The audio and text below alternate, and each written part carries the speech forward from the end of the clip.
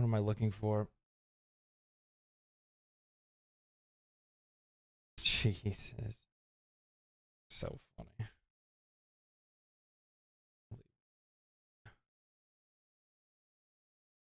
I need that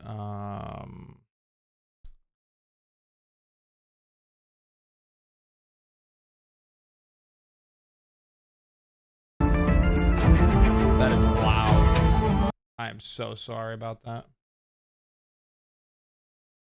I am so sorry.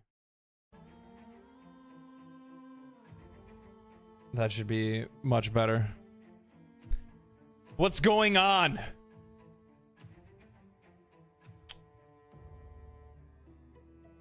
What are you guys doing? What's up, Ellie? Golem. Takamiki. Arrow. Anis.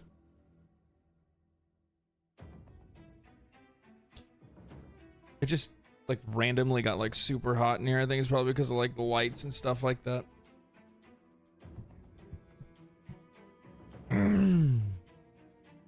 Hey man, hope you're doing good. Yeah, I'm doing good. Doing fantastic. Absolutely fantastic.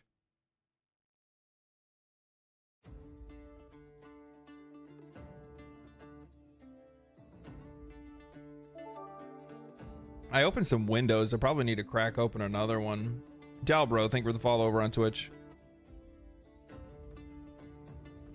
Just turned on a fan. Yeah, I have like a fan in the other room. The only problem is with fans is that like if I pull out a fan, the next thing I know, like that just becomes like a constant background noise that you guys have to deal with, and I'm not for that. I'm somebody that watches like other people, right? And when they have a fan on, it annoys the hell out of me. We had 2 pretty warm weeks in Germany. Now it's cold again. It's the way it goes. That is the way it goes. We got hot here fast. Yeah. I'll have to figure something out. It's not going to be as bad once I get like once I can turn on the AC, because I can have the AC kicked on in like the other corner, and then I don't have to like worry about it as much. I probably need to clean that thing out though. It's probably got cat hair and shit in it, and the filter and whatnot.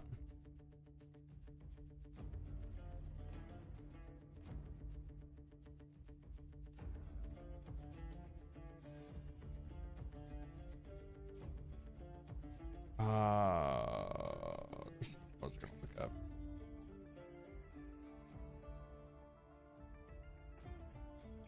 I was like on the fence today. Part of me wanted to record. Like I've just been in the mood.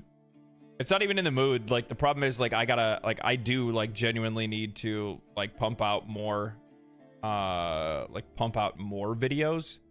And I need to do more like varied videos as well. If that makes any sense. Try to hit on a more like variety of topics and stuff like that, rather than just like obviously I'm gonna still continue to like hit on Helldivers 2. I have a video, like a short video I plan on doing that. I have a short video I plan on doing that this week. Then I have another video that's much longer that hopefully I'm gonna be able to get some time into recording this week as well. If I get it posted this week, that'd be awesome, but probably gonna take a little bit longer than that. Oh man. Salt dude.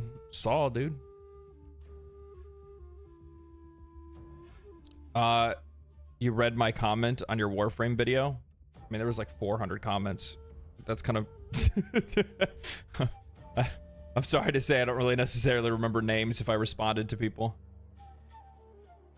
I do have to say, I do have to thank, like, it's awesome. It's just awesome having a really cool community, because I logged into Warframe last night and a couple people like, you know, had sent me friend requests and stuff, and a few of them also sent like gifts, which I really appreciate. It was super nice of them, like stuff to like help me get started and stuff in the game. Pretty cool. Really appreciate that. I can wait longer. The video, the better the quality. Sometimes. The problem is that like in a lot of occasions, I'm usually Oh man, like that can work and it can't work at the same time. I don't know, like Livino, thank you for the follow over on Twitch. That's like the weird thing with making videos, right? Is that I still haven't figured out how to make something non-relevant relevant, if that makes any sense. So, like, as an example, like Warframe, we'll use Warframe, right? So, like, even though Warframe has, you know, following, there's a, you know, good amount of people, I think that the video is pretty good. I think it was decent. There's definitely some stuff that I messed up on. Most of it's just like slip of the tongue more than it is anything else. I mean, it's just like it just happens. I don't know what to say. It just happens. It's part of recording. You can only edit and re-record so many times before you start losing your mind. But with that said, like, you know, if it's something that's not constantly being talked about or people aren't constantly searching or it's super popular, it's really hard to like get eyes on it. And the problem is that when you start doing something for a living, like it's a really difficult balance to try to find to be able to be in the position in which you want to make the videos about things that you want to make, but also have to realize that you have to humble yourself and realize that you're making videos for other people, not for yourself. You know what I mean? So like at the end of the day, we can be like, oh yeah, high quality content, you know, take longer to make videos, but it's like when you have to like, when you pay bills off of it, it goes in a different direction. You know what I mean?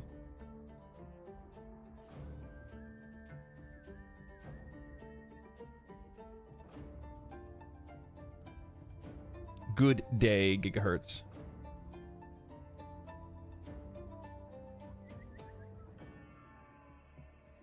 Yeah, well, it's not like it's not about content being genuine or not. It's about it being relevant. That's the problem. Like I dream of the day. I dream of the day where I can have I'll say it like this. I dream of the day that I can get to the point and work hard enough to be able to, I don't know, be someone like, you know, Nakey Jake, who can drop a video about Red Dead Redemption 2 years after the game, you know, has been out, and it's still something that's like relevant that a lot of people want to see. That makes sense.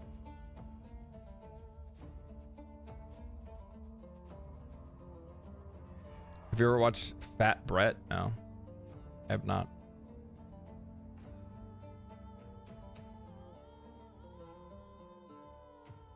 Do a Warframe's plays of the month video. Yeah, no. That's also the other thing too, is that you know, like a long time ago, this guy came in through the Discord. He's not the only one. There's a bunch of others that have asked me to do stuff in the past. They're like, hey, would you make a video on this?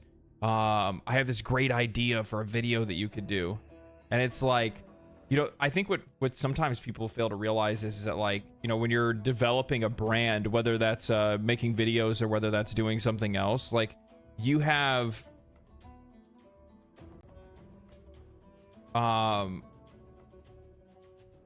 like, there's just certain content that doesn't make sense to deliver on your channel, if that makes any sense. Like, it would just be really, like, as I'll use like highlights, clips and highlights as an example. Like, it'd be really odd for somebody who makes video essays and talks about like current news and gaming and stuff to just start, you know, posting clips of like gameplay highlights. You know what I mean? Like, it's a odd contrast that really doesn't make sense, because chances are you've already kind of attracted an audience that's there to watch for, you know, a very specific thing. And yeah. No Clip doesn't have a a monopoly on interesting 1 hour retrospectives. Yeah, it's just the problem is that, like, say that the slippery slope is that, like, I wholeheartedly agree. But what happens when you invest, you know, like, let's face it, when it comes to games and making videos about games, I think there's like things that I think a lot of people don't necessarily really put into, like, keep into context. Like, think about like the hundreds of hours of research that you have to do before actually stepping into a topic to begin with. You want to have like solid experience playing the game really understanding and really like digesting that experience, doing added research for things that happened around the game, news that happened around the game. Then you put that all together, and then you're still just rolling the dice on whether or not people will actually watch it. Because like I don't think most people actually know this, but just as an example, like videos that get like 50 or 60,000 views, it ain't shit. Like you don't make a lot of money doing this. There are people on the high end that make a ton of money for sure, but there's other factors that are working it to their benefit that don't work to like folks like mine, if that makes any sense. And by the way, this isn't like complaining about money. It's just kind of talking about like the realities of like when you're trying to approach making, you know, making content and stuff like that. You get paid by the 1K views. No, not $15. I have no idea where you got that number. That is not true. It's such a big variable that's the problem, is that like a lot of people just assume that it's like, oh, 100K views, man, this guy got paid. And it's just like, maybe. It's all over the place.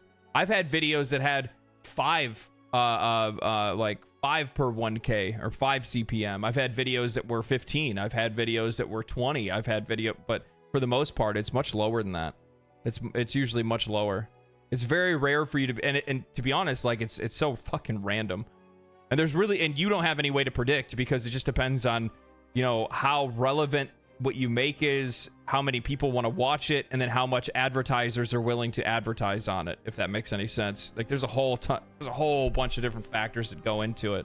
And there's no way for you to be able to say like, oh, I make X, like there's really no way to say that like you're going to make a specific amount of money a month.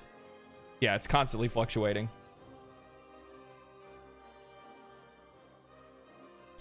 Asmongold, MXR have more than one channel, right? Zeppel HQ, yeah, but like that's the other problem too, is that I think what a lot of people don't realize as well is that starting a second channel for other types of content means that you have to start another channel. You have to wait for that channel to become monetized. You have to build an audience for that channel. I think one of the things that a lot of people take for granted too is like how difficult it is to get people to move from one space to another, or to subscribe to another platform, right? So just using this as an example, right? I like being transparent. I love talking about this kind of stuff anyway. But just using this as an example, my Twitch has been doing pretty good, and it's important to try to grow on both. I've been promoting my Twitch for a year. Okay? I've been promoting my Twitch for a year. I have 60,000 subscribers on YouTube.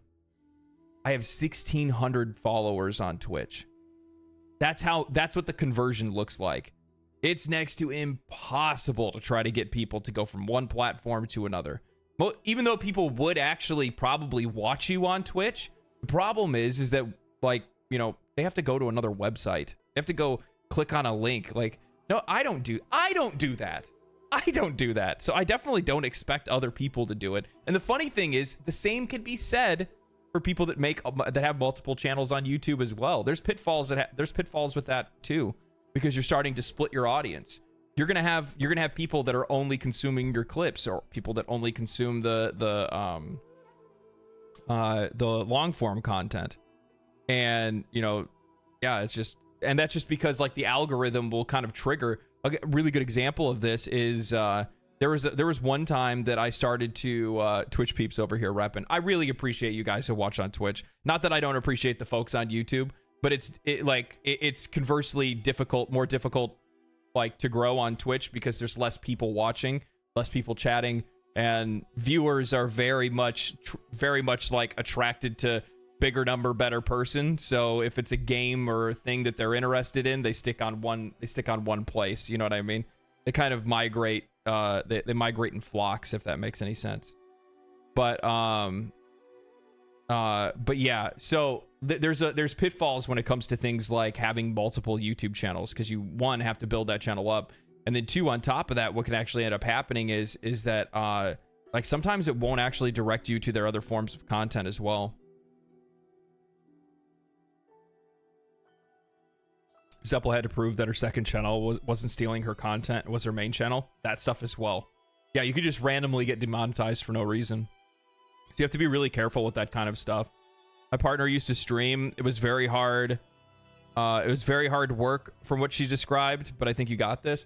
I'll be honest, this is the easiest thing that I do. Part of me, you know what? You know what you guys know would be the fucking dream. The dream would be that I stream 5 days a week and make one video a week. And I just put a shit ton of effort into one video every week. And then I have like clips and stuff like conversations like these cut from the stream and thrown onto YouTube. That would be awesome. That's the dream. That's what I would love to be able to do. But right now streaming full time isn't like as sustainable. But I mean, the idea is that I like. So this is the conundrum. I'll explain this to you. I'll tell you guys, right? So since I lost my job, you know, it's just been like pump out YouTube videos because YouTube is the best form of or best way for me to be able to pay my bills, to be able to kind of push myself to continue to, you know, stretch this and try this out as long as I possibly can and see if I can make a living from doing it because it's what I want to do. I want to do this, right?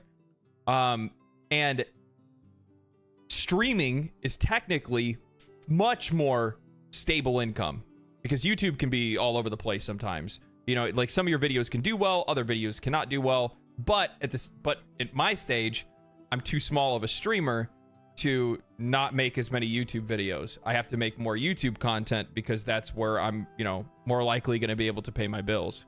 But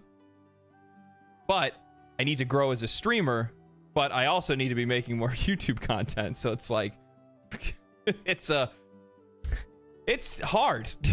It's hard.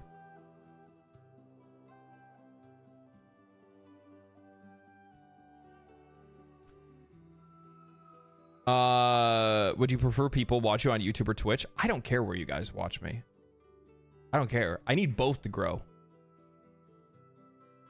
I want both to grow. Like the reason I stream on both is specifically because of the fact that it's literally for you guys. It's so that you can watch wherever you're the most comfortable watching.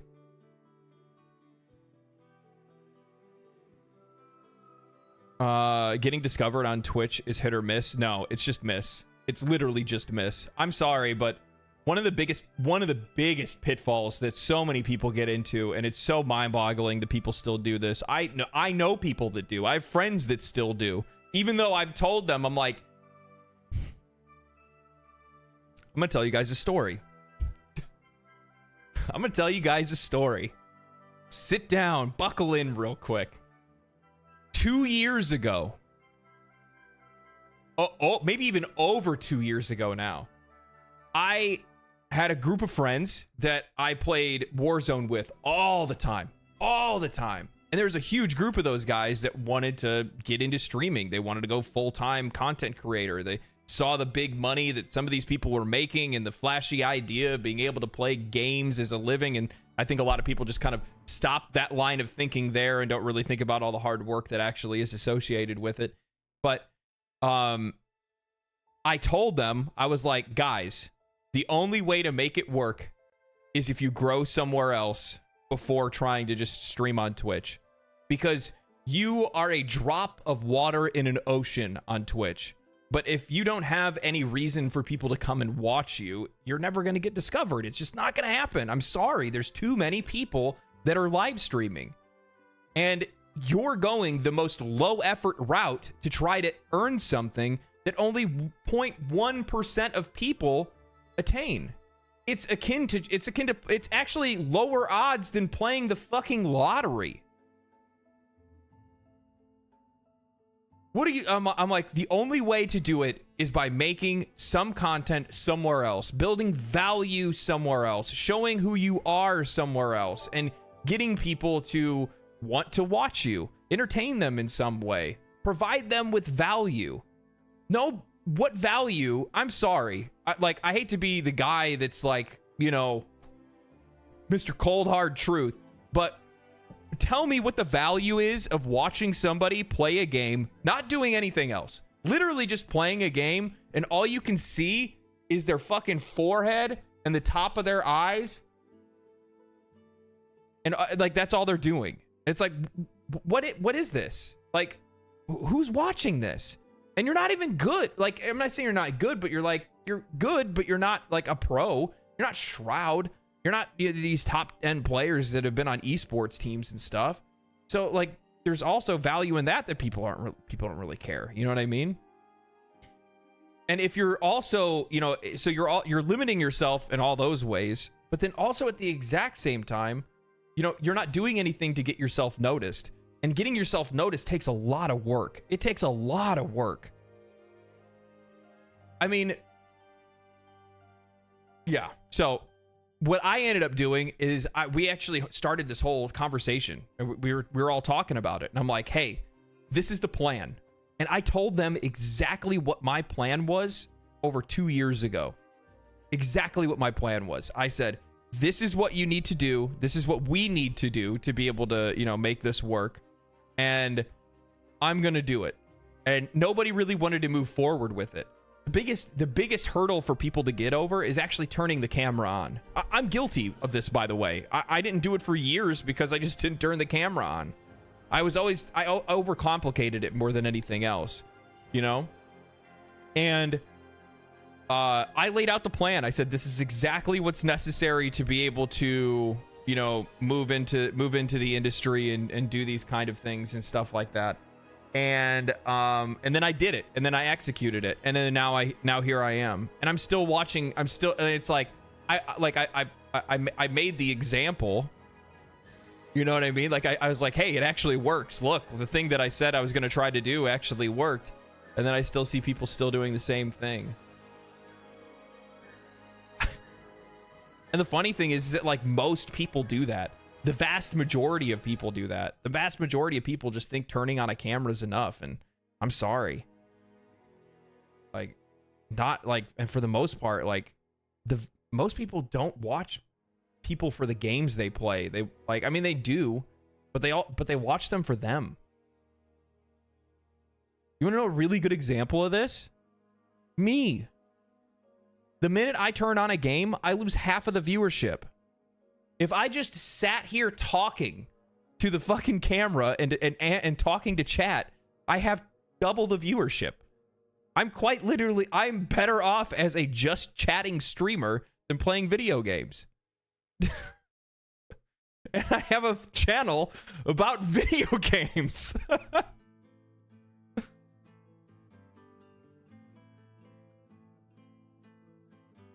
You're not just playing games on camera, you're recording, editing, making videos, interacting with chat in the room while trying to play. It's a lot, but you look like you're having fun. Oh, yeah, I have a blast doing it. Are you kidding me? I fucking love you guys.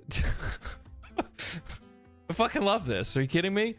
And the funny part is that, like, I really enjoy writing because I just get to fucking dial in, right? I just get to, like, develop thoughts and explore ideas, and it's a use of creative energy and stuff like that. But at the exact same time, I equally love this just as much because, like, this is like, it's just pure fun, right? Like, streaming is just pure fun.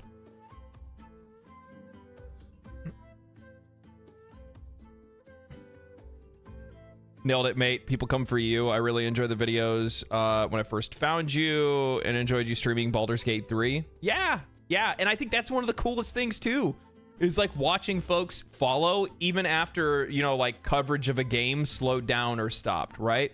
Like, I love Baldur's Gate 3. I'm probably going to make a video on Baldur's Gate 3 again at some point. Whatever that video will be, I have not come up with it just yet. But, you know, we played it. I mean, some people are still playing it, but it's done. You know what I mean? Like, there's other things to talk about. Now, Helldivers 2, I think, is a bit of a different story. I don't think I personally don't necessarily by the way, I missed notifications. I'm so sorry, guys.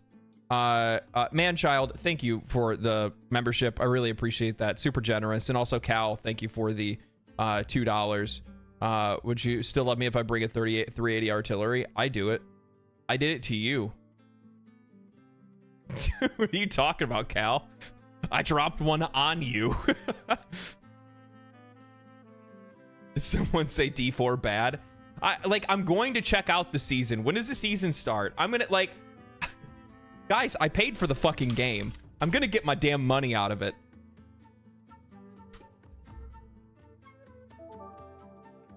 Season 4. Zebra. It's the first time I probably ever said Zebra Fountain. Thank you for the for the follow.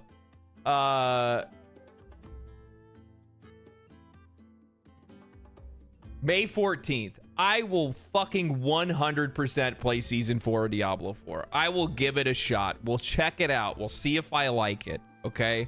We'll see if I like it. You know what the funny thing is like I said, Dire, screw Diablo. I basically give it up on Blizzard. Here's the thing.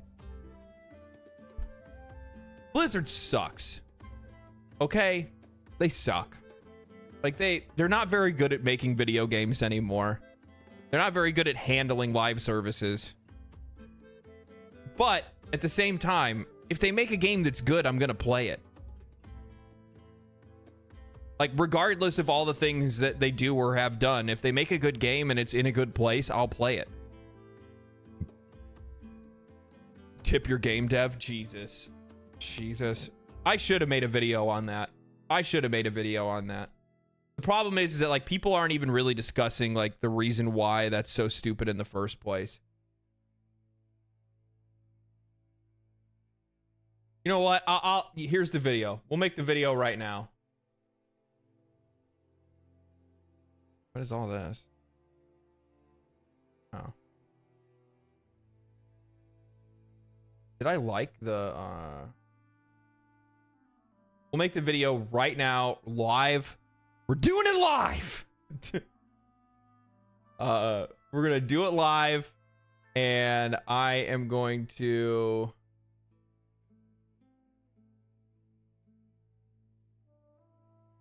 Where is it at? Okay. Here it is. So we talked about this briefly before, but I'm actually going to talk about it genuinely. Okay? So here's the thing. Let's get some good mood music going. Driftwood. Yeah, what's this? What's the next one?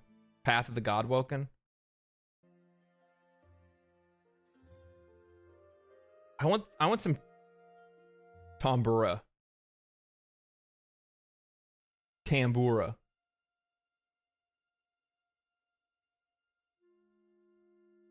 Oh, how about Dancing with the Source? There we go. All right. I need some mood music. Okay. All right. Here's the deal.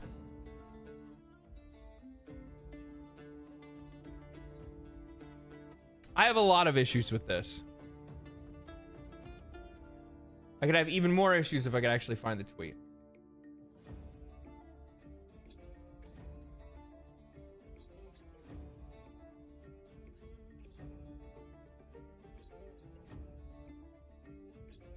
All right. Ex-president of Blizzard Entertainment, Mike Ybarra, tweeted out saying, "I thought about this idea for a while. As a player, since I've been diving into single-player games lately, when I beat them, there are some that just leave me in awe of how amazing the experience was. At the end of the game, I've often thought I wish I could give these folks $10 to $20 because it was worth more than my initial $70, and they didn't try to nickel and dime me.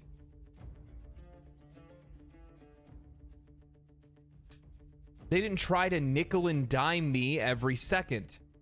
Games like Horizon Zero Dawn, God of War, Red Dead Redemption 2, Baldur's Gate 3, Elden Ring, etc. I know that $70 is a lot. By the way, those were all $60 games.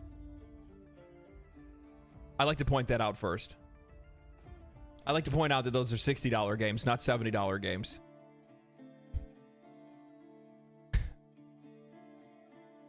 Some games are that special. I know most will dislike this idea, smiley face. By the way, I realize we are tired of tipping and everything else, or and everywhere else. But I view this as different from the pressure of tip-type scenario many face and giving feedback on. And then he's talking about tip pressure, you know, when you're standing right in front of the person, they flip you the monitor around and they say, you know, leave me 10 or 15%. Okay. So my first problem is he mentioned $60 games and then talks about how $70 is too much. Well, $70 is too much. And the idea of us trying to give even more money is just preposterous. And I realize, like, some people are pointing out, like, well, of course you can, Mike Ybarra. You got all this money and stuff like that. It's not even that. It's not even that. It's just that games in general are too expensive. And also at the exact same time, when you're saying that I want to give them an extra $10 or $20, and these games are filled with fucking microtransactions, what are you talking about? All these games have skins, day one DLC. You can pre-order them early for 3-day early access. There's all kinds of different ways that these companies are already squeezing money out of us to begin with. So why would we ever feel like we're in a position in which we want to be able to give some of those specific games and how they're monetized more money than they actually have? And then even more so, like, the lack of awareness in saying that these games don't nickel and dime me every second. You ran a company that did that with all of your games. Now all of a sudden you're a fucking champion for games that are well monetized because you don't work at the company anymore? Mask off much, dude. Holy, that is so beyond frustrating. It's gaslighting. I'm just like one of you gamers. No, you've been ripping us off no different than any of the other ones are. What are you doing coming out here talking about nickel and diming me like other games? Who are you, Mike Ybarra? Look in the mirror. What? Players wouldn't have... I'll be honest. Actually, he's not wrong. Like, tipping in video games would be sick if it wasn't for the fact that these games were so unfairly monetized to begin with. Most of these games are priced outside of the reach of so many consumers that the idea that somebody even says tipping 10 or 20 bucks for a video game is insane. It's insane. Games are too expensive. The premium editions, the ultimate editions, the $130 Star Wars Outlaws and things like that. You have developers that are selling games that are no different than indie games being released for $15 or even $10, and they're selling them for $50. Ubisoft, look at Prince of Persia. We talked about that last week. Like, what are you talking about?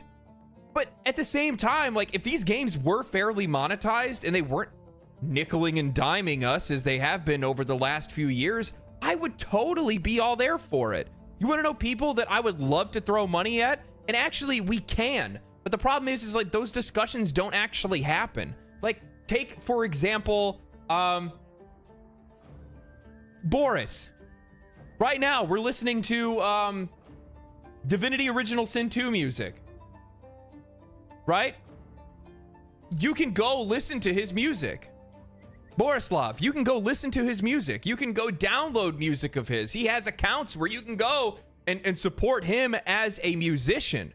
That is something I wholeheartedly do. I listen to his music all the time because it's some of the best music in video games. Same thing goes for Masayoshi Soken. If I could buy his music, I would. And yeah, obviously we can buy merch and things like that as well, but the problem is that stuff's taken the backseat over the last few years because all of these companies rush to the $70 price tag while at the exact same time never giving us more value for the money that we spent. And also on top of that, like, the amount of microtransactions that's in some of these games, and most people now are at the point where they even defend it. Look at what happened with Dragon's Dogma 2. It's okay for us to say that it shouldn't be there, but then some people just start saying, well, you don't need it. I don't care if you don't need it.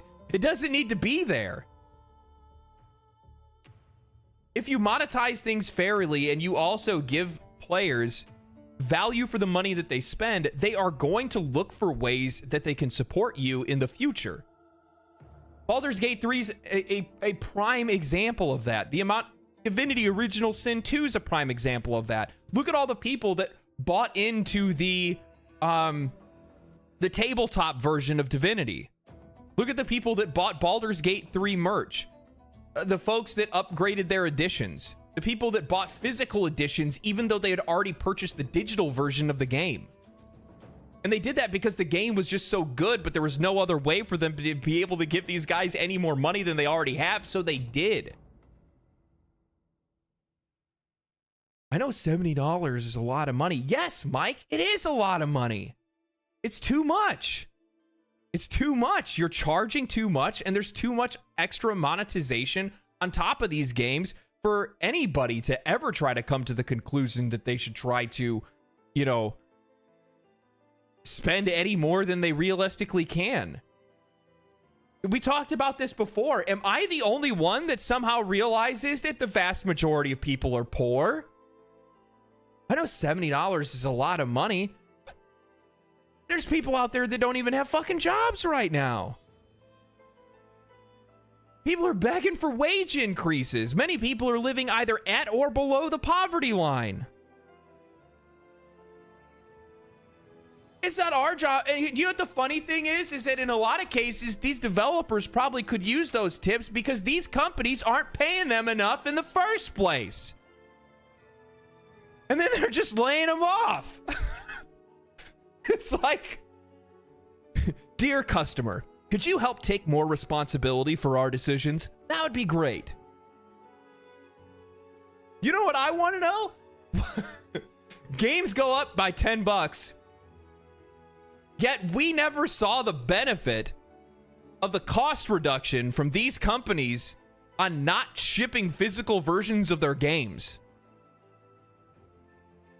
What happened to that discussion? What happened to that? These companies have been saving insane amounts of money when it comes to manufacturing and shipping and merchandising. A huge amount of money has been just completely taken off of their shoulders, and it somehow vanished in thin air. Nobody ever talked about it. They just ignored it. Everybody somehow just doesn't realize the fact that, you know, for probably what, the last 5 years or more, the vast majority of people have been digitally downloading their games because it's easier, it's faster, it's more approachable, and it requires a lot less space. It's convenient, so people like doing it. However, we never heard anything about how much money these companies have been saving by not printing discs, making boxes, making marketing material, paying to be able to get shelf space on some of these at some of these game stores or at Walmart or wherever else. We never heard about that. What happened with that? But it still has to go up to $70.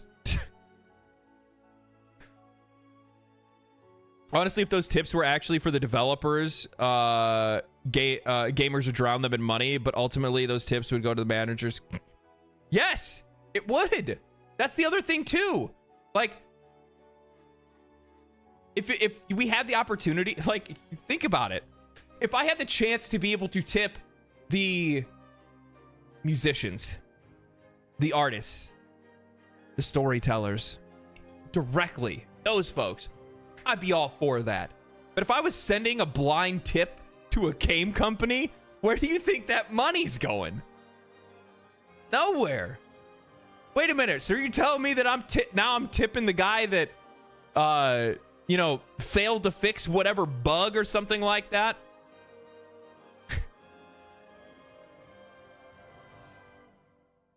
It's just absurd. You know, I watched Asmongold talk about it, and he was talking about, he's like, it's just the wrong time from the wrong person. And I'm like, no, yes, actually, it is that. But also at the same time, it's just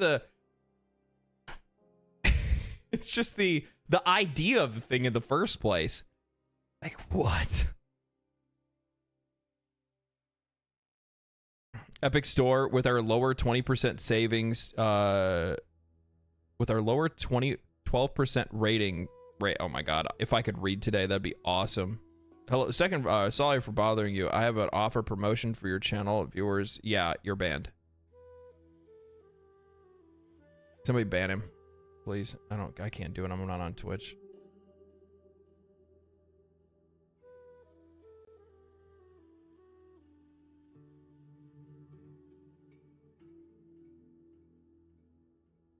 There we go. Easy. I had to switch over to Twitch to ban.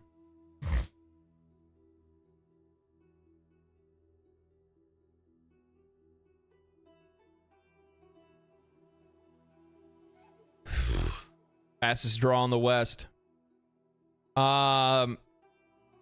I remember when game disc got scratched, damaged. My only recourse was to buy another copy. With digital downloads, I could just re-download it. Yeah, there's that too. There's like more. There's obviously more to it than that. There's more than just you know, there's more than just the convenience. Epic Store, with our lower 12% rates, the savings to developers will be passed down to the consumers. With lower cost of games years later. Exactly. So did Epic Store actually say that? Did Epic actually come out and say at one point that, you know, with them not shipping, you know, physical copies, that they would be passing those savings down to the customer? That's really funny if so.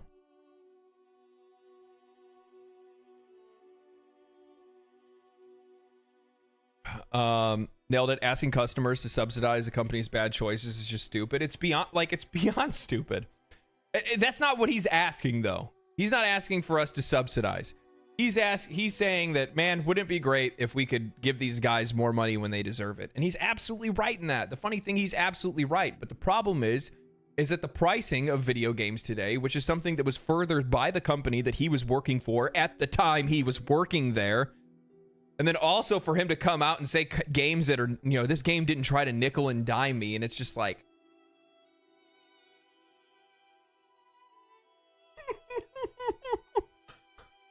World of Warcraft? Diablo 4? Diablo Immortal? What are you talking about? You're not the person to be talking about this. You are not the guy. You are not that guy.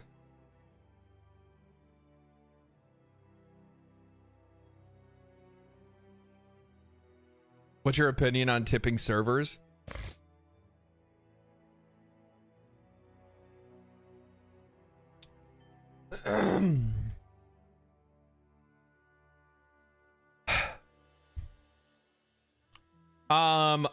I wish it was treated like an option rather than it was the, you know, primary way that those people make money. I wish that servers and here's the thing, in some states, servers do, by the way, get paid a fair wage. More than that, actually. In a lot of cases, you know, in some states, in some cities, they get paid well above minimum wage. And yet that results in higher costs for the, obviously higher costs for the restaurant, which means higher costs for the food, which then also means at the exact same time that now all of a sudden your gratuity would be an even higher percentage, right? And I think that's also the other thing too, is that like percentages of gratuity have been normalized rather than it being something where it's just like, you know, if you want to tip somebody, you know, give them what you can, you know what I mean? Like what's realistic for you. Instead, we are pressured by percentages that are printed on the receipt. Oh, that's so frustrating. That's so frustrating. And the funny thing is, different restaurants you go to, the different number you'll see. I see some places start at 20%. 20% gratuity. Check the box or write your own.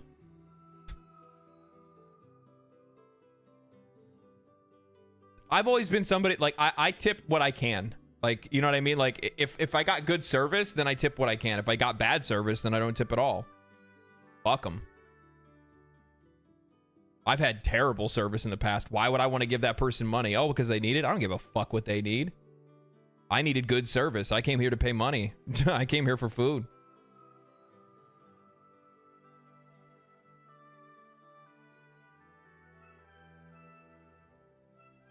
Bad service is $1 and a penny. Yeah. Hey, newbie here. Just discovered your YouTube channel through the Warframe video. Thought I would check out your Twitch, and lo and behold, you're live. I am indeed live. Thank you for watching the video, and also thank you for stopping by Twitch. And also thank you for the follow, Snyder Tiger. I missed that one. I'm sorry. I was on a rant. That happens sometimes. Don't judge me for that, okay?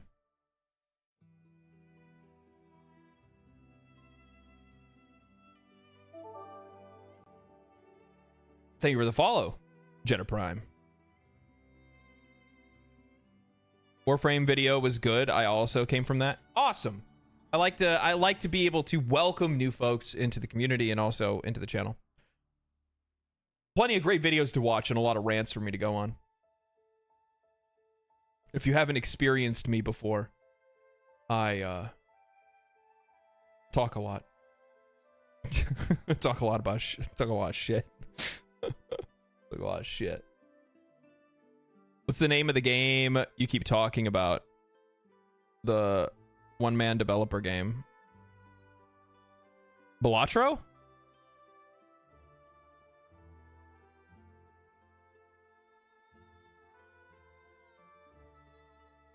Yeah.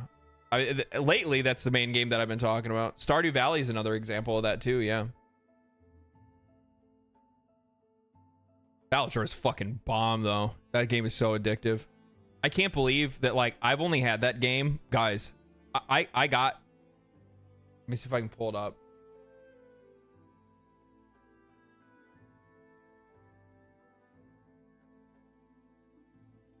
I got this game. It's hard for you guys to probably see it. I got this game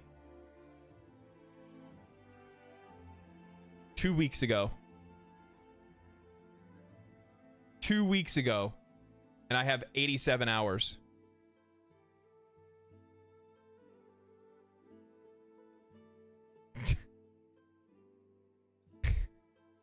$87 hours. Like it's already quickly chasing Helldivers. It's already beat. I think has it beat out? It's more than Dragon's Dogma 2.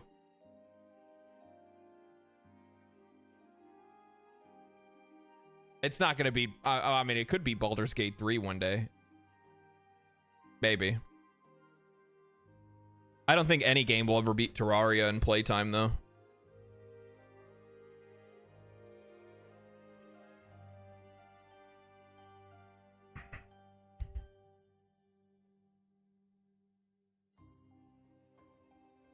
Keeps the gambling addiction in check. Either that or it's like starting. That's actually really funny. So I didn't realize this, but Balatro, whatever you want to call it. They actually ended up having to rate the game PEGI 18. They had to rate it mature because it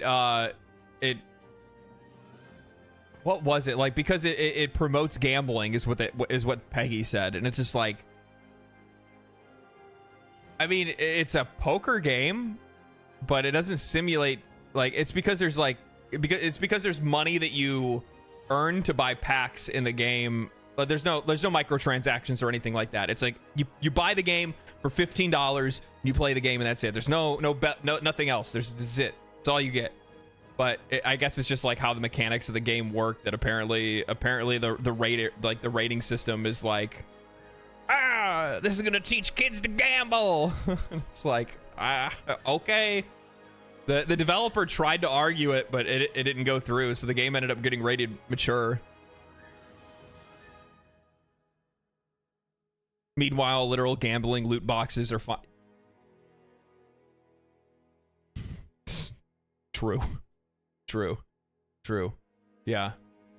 Madden, FIFA, NHL, the NHL games, the basketball games, all of those have like loot boxes or randomized packs, and those are for everyone. I think even the NBA game at one point in time had like a literal roulette wheel. And they're like, for everyone.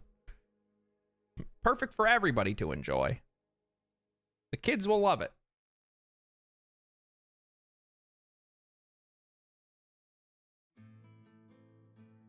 I love paying money to have a weighted system designed for me to spend more money. Yeah.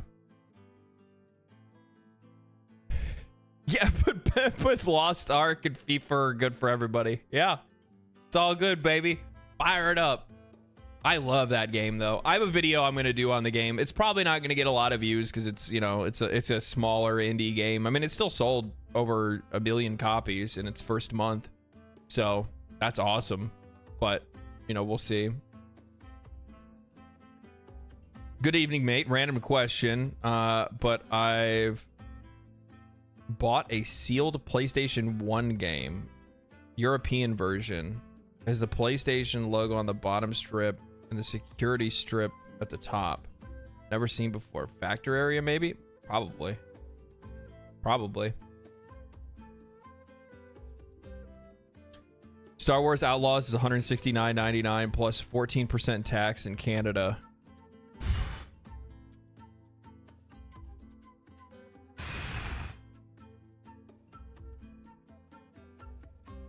So being like a dead horse with the fact that I paid $77.99 for Baldur's Gate 3 and $44.99 for $79.99. Did you buy Baldur's Gate 3 on console? So I'm pretty sure it wasn't Baldur's Gate 3 unless you got like the deluxe edition, digital deluxe edition. I think that would be like $70. That's what it was.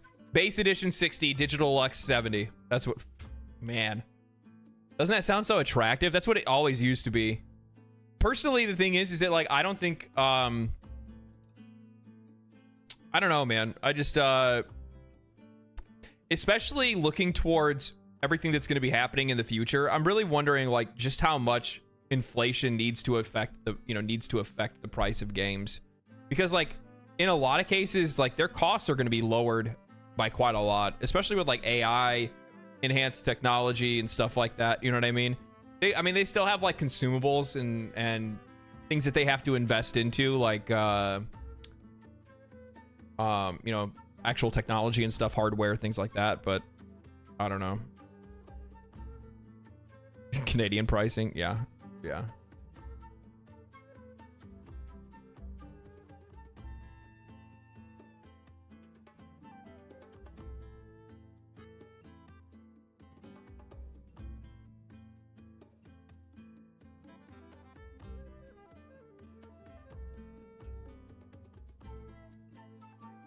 By the way, the voice actor playing Astarion plays a character in Warframe later on in the story. Really? Warframe devs loved Baldur's Gate 3, so they just had to. That's super cool. That's really cool. Where am I at right now in Warframe? I'm on Demos. I'm in Demos, I think is what it is. I just cleared out all of my nodes on Mars, and then I moved to Demos. Yes, that's what it is. And then like I had, so for my Warframers in chat, educate me. So somebody gifted me Forma, and I found some Forma doing missions and stuff like that. What the fuck am I supposed to do with it? I don't get it. I think they said it's to like you can like basically like re-level a Warframe or something like that. I don't know. I need more frames is what I need right now. So like I leveled up Vault to 30 and then I put it away, and I need more weapons. And more weapons. Like I don't know, I got booty weapons. I got booty frames. I actually really like Vault. I've been playing as Rhino. I don't really like it. It's really boring.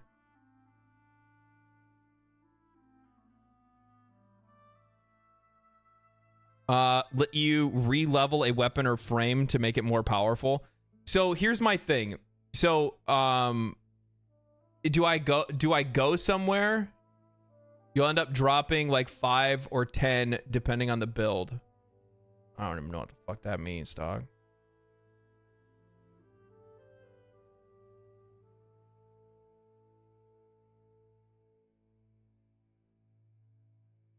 In your mods of the frame or weapon. I don't know, I'll have to look at it. So I guess like one of my questions is that like I only have 2 frames. If I were to invest any of that if I were to invest any of that into like would I really want to invest that into Vault? Like it's such an early frame. Wouldn't you rather like save that stuff for primes? Save Forma for Prime? Okay, so I'm right. Okay. That was my idea. I was just like, what about my Orokin cells? Like the Orokin reactors? I used one on Vault. I probably didn't need to. It doesn't look like they're like too hard to make though. It just takes like some Orokin cells and some like other stuff. I made one and I used it on Vault.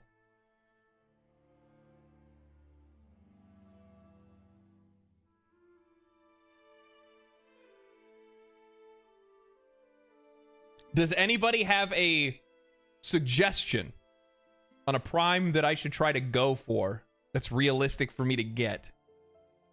I am in a guild or a clan, and they have a dojo with most of the stuff already unlocked. So I already have that going on. Neza? Okay. I have I have the stuff. I just there's parts, there's materials that I'm missing. Rhino is a good starter. I've been playing Rhino. Rhino Prime. Is Rhino Prime easy to get? I just don't like his abilities. Like, it's just boring. I mean, I get that it's probably good. It's probably a good solo frame more than anything else, because you have, like, what? A defensive ability, a roar to give you damage increase. So, like, I mean, it's good. Really, the frames aren't that much better than normal ones? That says your fave. Yeah. Wait until you get to Steel Path and you feel, if you feel the game is too easy. See, so my friends, by the way, I was having this conversation with my friends the other night, and my friends were getting upset with it. And by the way, there were also people in the comment section that also took offense to it as well. And it's just like, I'm sorry for me stating the fucking obvious that I'm 30 hours into the game and I'm one-shotting everything. It's very easy right now. And I get that chances are the game is going to get more difficult later, but that's it's okay for me to say that I really like a game and then to also point out the things that I don't like about it. And personally, from my perspective, I think that that's really bad game design for you to go from all I do is walk through the entire game until I smash my face into a wall. Like, it's so much, like, it feels so much better when games gradually get more challenging. At, like, you know, rather than you literally walking into a wall and then you need to figure out how to jump over that wall or break through it. You know what I mean? Personally, that's just, for me, it feels better. For me, I don't think that's very good design. The difficulty comes with self-imposed challenges. We did a 3-hour extraction runs for your guild ranking. That's crazy. Is Warframe easy now? I thought you could adjust the difficulty pretty easily. If there is a way to adjust difficulty, I haven't found it. I just keep pushing nodes. I must say personally, Dragon's Dogma 2 got bashed but it's a great game. I don't have any gripes with the game. I think it's a banger. I love Dragon's Dogma 2, but ooh, Amazon Prime. Yeah, where's the Amazon Prime? Dragon's Dogma 2 is a great game, but it's also a great game that does have some really, like, boneheaded mistakes. I don't know. I've kind of said my piece when it comes to Dragon's Dogma 2. Like, I love the game, but it's also a game that just, there's a lot of things that I wish they had did different. I shouldn't say it like that. It's not a lot of things. It's just that there should have been more monsters. There should have been more variety. There should have been more mini bosses. There should have been a better end game. And also, there should have been all right, actually, one big thing, especially when it comes to a game like Dragon's Dogma, the loot or loot system should have been way cooler than what it is. Should have been way cooler than what it is. Just buying everything that you want from vendors, and like, I don't think any of the like the items that you find in chests, I don't even think any of them are better than what you would buy from the vendors, especially once you get to the end game. I'm pretty sure all of the end game equipment is just purchased from a vendor. Super limited inventory space is really bad too. I don't know. That part doesn't really bother me. Like, I don't mind having like some like realism features, you know what I mean? Like carry weight and stuff, but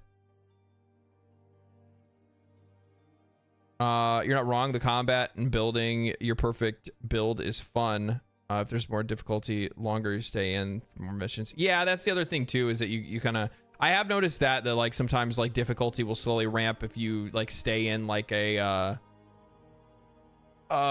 survive mission or something like that, or a defense mission. But the problem is that like, you know, when you're one-shotting everything, you just dip out.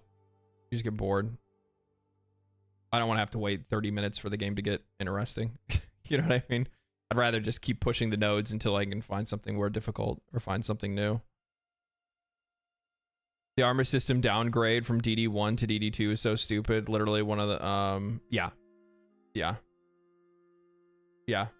That's the other thing too, and like no transmogging, none of that stuff, no like layered equipment system from, you know, brought over from but I mean, like, it's like I said, it's nitpicks more than anything else. I think overall that Dragon's Dogma 2 is an absolutely fantastic game. I just have nitpicks. And the problem is that I think that's coming. I think nitpicking is something that's becoming more and more prevalent in a lot of games that we play today because of how much we invest in the game, because of the price of the game. If the price of the game was lower, really good example of this. Helldivers 2 has its problems. It has a fair share of issues. A fucking ton of them. They got a long list of things that they need to fix. But it doesn't really bother me because I spent $40 on it. And because of that, because of that, man, I just don't know. Like, I just don't view it the same. Like, for some odd reason, like, mentally, I just don't get into that nitpicky, oh, I'm so upset about this, you know, mood over things. I don't. But an issue that is minor in comparison to issues that are in, you know, Helldivers 2 as an example, will drive me insane in a game that's $70. I'll make a video about it. Demon Dogs, what's up?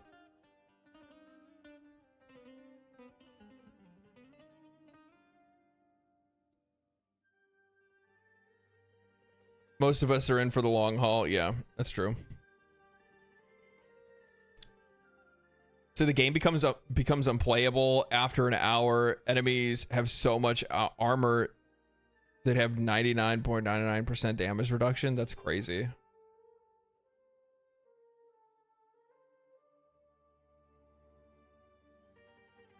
Helldivers 2 problems. Last mission, a Titan corpse ragdolled me and launched me 300 yards across the map. I see no problems.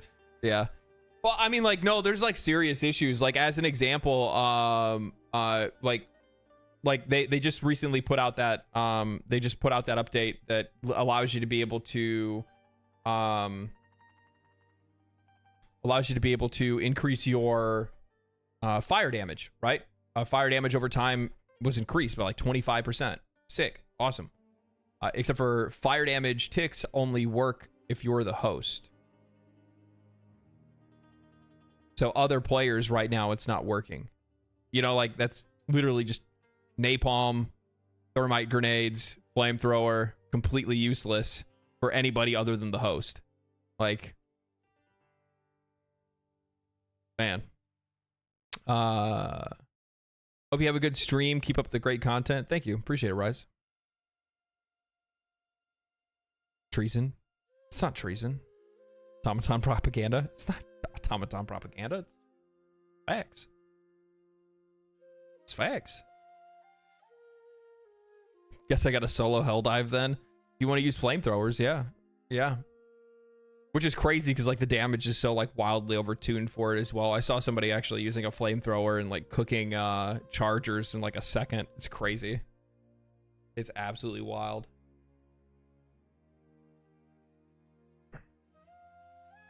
More fire damage is great against bugs. Forerun, incendiary, or breaker. Yeah, for sure.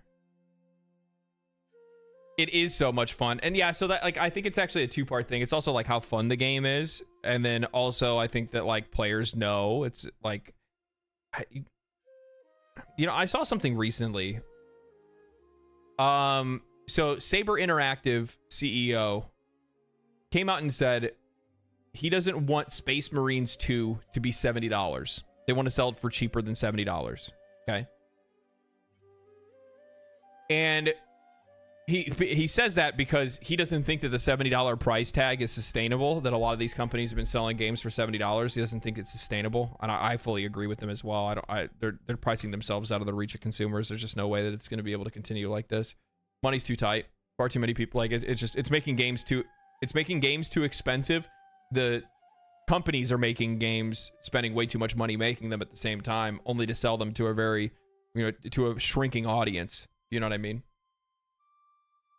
And but part of that is that they're worried about selling games for a lower price because they're afraid that players will view lower priced games meaning lower quality.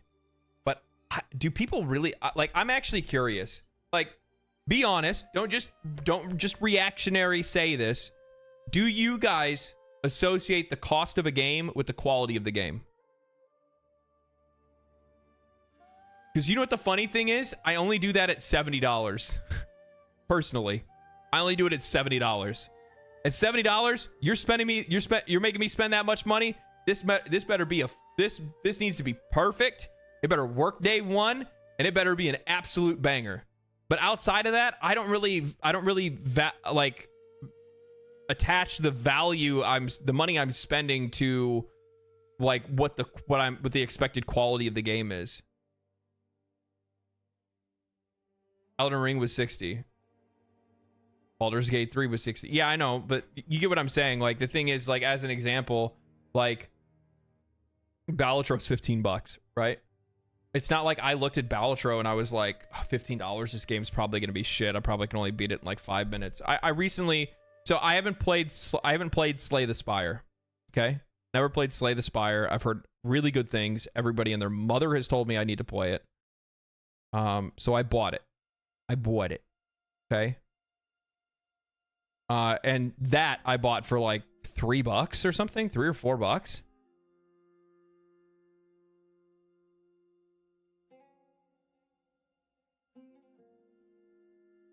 I expect more depth with a $70 game over a $30 game.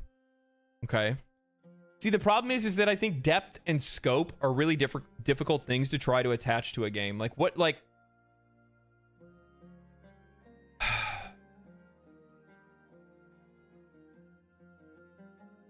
So I guess my problem is that like one of the issues I run into when I have these kind of conversations is that there are games that are $30 or less that you can get 1,000 hours out of because they have infinite replayability. Whether that's a roguelite, whether it's a crafting game, whether it's a survival game, whatever it might be, right? Like hundreds and maybe even thousands of hours of gameplay that you can get out of these games.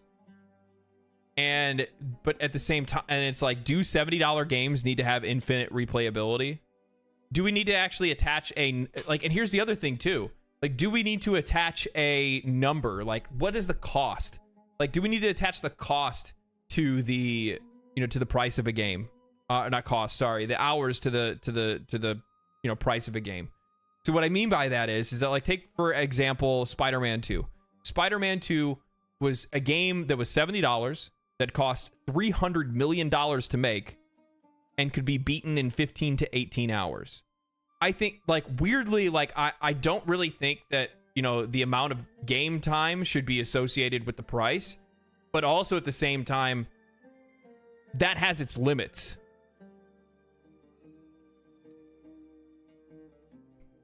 Like, that has its limits for me, right? Like, I can say that, like, game time shouldn't be associated with the price, but what if you can beat the game in 5 minutes? What if you can beat the game in, 5 hours? I just can't see myself feeling like that was a worthwhile purchase.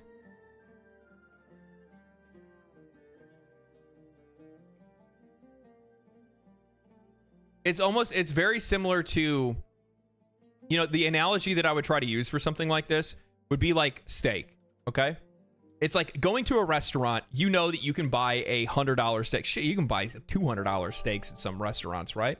So if I go to a restaurant to do that, every time I order, this is just me personally, right? This is just my personal opinion. When I go to a restaurant, ordering a steak almost feels like the most wasteful thing to ever purchase from a restaurant. And the reason why is because I can make it at home, cheaper and would probably taste just as good. It's the perceived value proposition from buying a steak at a restaurant that just has never really worked for me. When I go to restaurants, I buy things that I can't make myself. Right? When I go to a restaurant, I go to buy stuff that I can't make myself. That's what my opinion is. So, you know, that's why, you know, when it comes to a game and then the time that I can spend in a game, you know, that's where like that value proposition gets really weird for me, because it's like $70 for a fucking 15-hour game. Meanwhile, I spent $40 on this game and I've played it for 100 hours. Like, I would rather go play those games instead. Why would I want to pay? Like, I said this before, like I'm not a big Spider-Man fan, but I like Spider-Man. I like Marvel. I'd be interested in playing the game, but I sure as the fuck wouldn't play it for $70. Final Fantasy 16. I paid $70 for that game and played it because, well, I knew that I was going to get a fair share of hours out of it. I knew it was going to be a high quality game, and I did. I got all of that. You know what I mean? Hey man, coming from your Warframe video on YouTube, glad I was able to catch the stream. Thank you, Python. Appreciate that. Also, thank you for the follow. I actually missed 2 of them. Dresden and Python. Thank you guys for the follow. Appreciate that.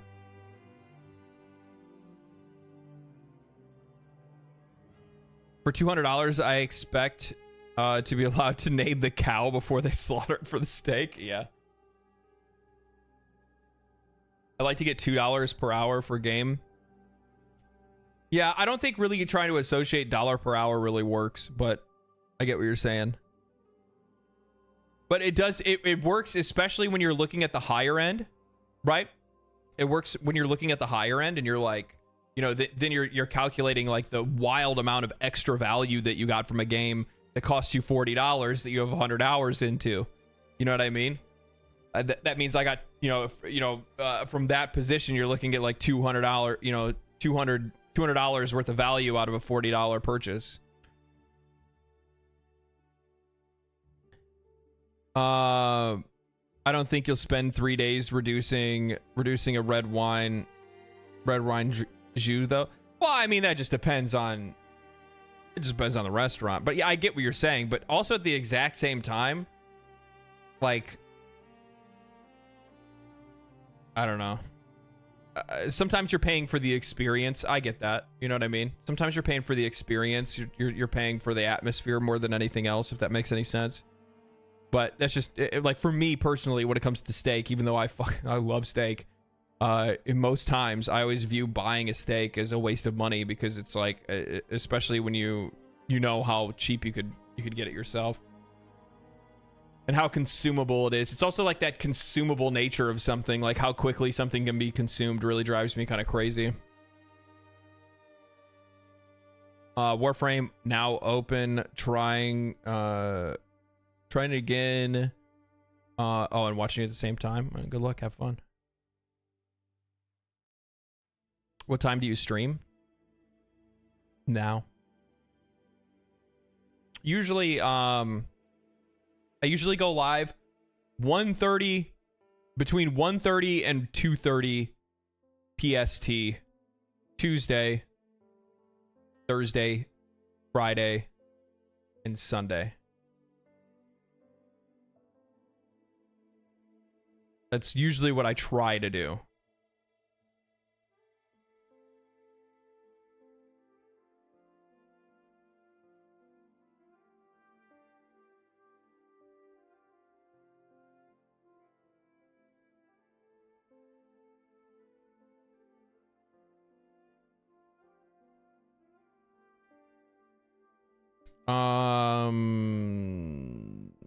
I missed somebody else's question too. Did you watch the Fallout show? Yeah, I've been watching it. I think I'm like 4 episodes in now or something like that. Very, very cool. They did a really good job. Genuinely, they did an absolutely fantastic job. I'd love to see more video game adaptations like that. I'm glad that video game adaptations of like television and movies are like now like good. Like, for like, not all of them obviously, but like some of them are getting really good. And it's also like they're starting to realize the value in that. You know what I mean? because there's a lot of inherent value in being able to take those IPs and bring them to the silver screen. Like, people are gonna watch that shit. People are gonna, and also on top of that, like, it works both ways. You're gonna get people that are in, you're gonna get people into the game through the movies and TV, and you're gonna get people into the movies and TV through the game. So it's like really, it's a really good cycle for entertainment.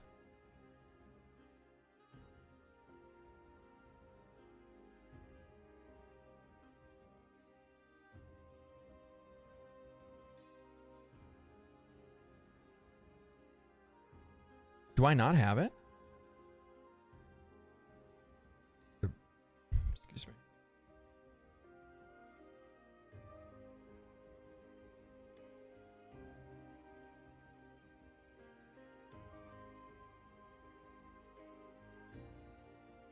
Which, by the way, I don't know if you guys know this, but they do have the they do have a I think there's a Fallout sale right now. Fallout New Vegas on Steam is $2.49.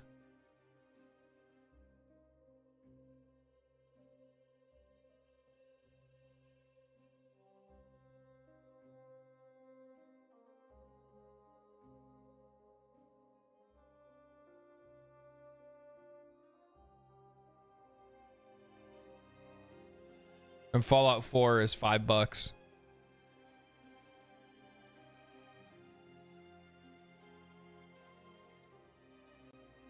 Is there anything else that's like really good? What isn't El Paso everywhere? Wasn't that really good too? People really like that. What is that? Third person shooter cinematic. Like Max Payne or something?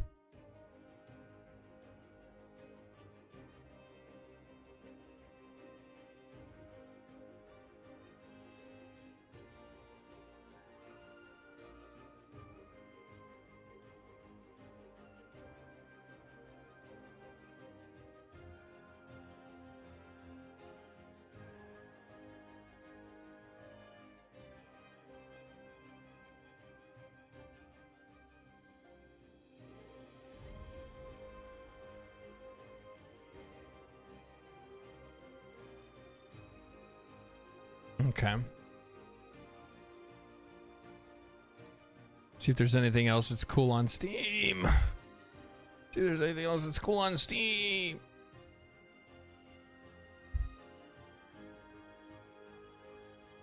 Squad, Rust, Ready or Not, no.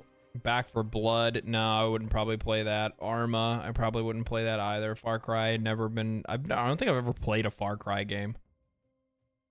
I don't think I ever have.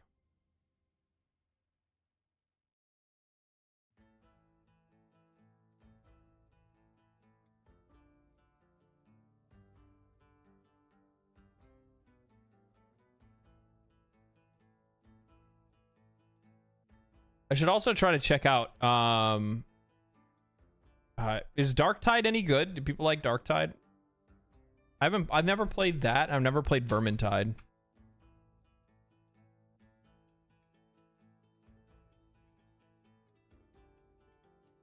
It's mixed, so we'll stay away from that. Back in the old days, you bought, oh shit. Whatever, throw that over there, I guess. Back in the old days, I just lost your. Back in the old days, you bought your game and you had to find stuff out for yourself. It took more time. Now you just Google when you need something for max efficiency. Yeah. I will say this. Though I've like asked you guys a little bit about Warframe, I have not actually looked up anything on the game at all. At all. Genuinely, I've just been playing it, hoping that the game is going to lead me in the right direction and give me things to learn. Same thing goes for Balatro. Like, with all the time that I put into it so far, I haven't looked up anything. I haven't looked up for like strats on what people think. I've watched other people play, but I haven't like looked specifically at like how to do this or how to do that. And I think that's kind of just a better way to play those games. Like, it gets your that's probably one of the reasons why I love Balatro so much in the first place. I'm just so hooked to it because it's like, it feels so rewarding to discover how something works on your own, and then put that into into work. Dark Tide, Ready or Not, GTFO are a really fun co-op. I have GTFO. I played that a little bit with some friends a long time ago.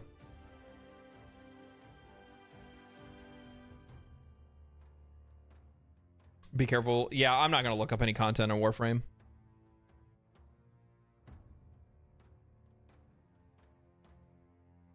Yeah, somebody actually commented on my video today that was like, man, what's up with all these people posting like my first time playing Warframe videos? Did Digital Extremes pay them or what? And I'm like, that'd be fucking sick. They need to give me some money. I'm totally down for Digital Extremes to fund my play. They can pay me in platinum. Thank you for the $2, Cal. Appreciate that.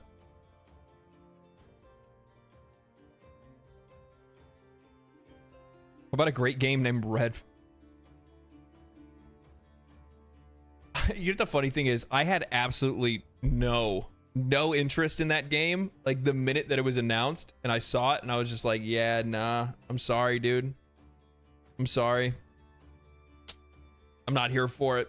You know what I want to play?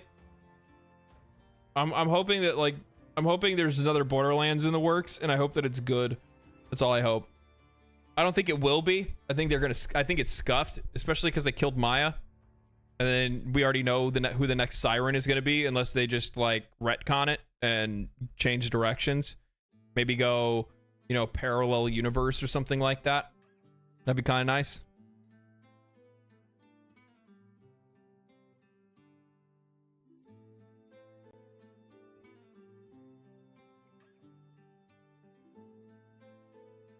I'll never forgive them for killing Maya.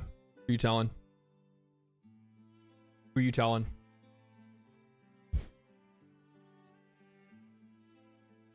And it's also like the way that she went out too. It's just like, bro, for this little rat. And then what are you gonna do? Are you gonna make me play as her in the next game? Like, nah, dude. Because like I play Siren. Like I love playing Sirens in Borderlands games.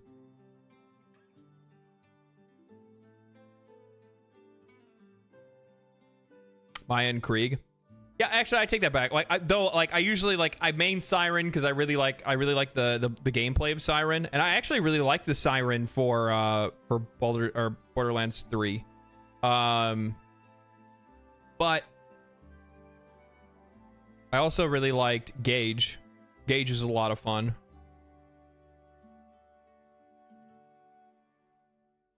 Borderlands 2 was my Warframe before I started playing Warframe. That's actually probably going to be the truth for me as well. Like, dude, I can't even tell you guys how many hours I put into Borderlands 2. Like, I farmed that game.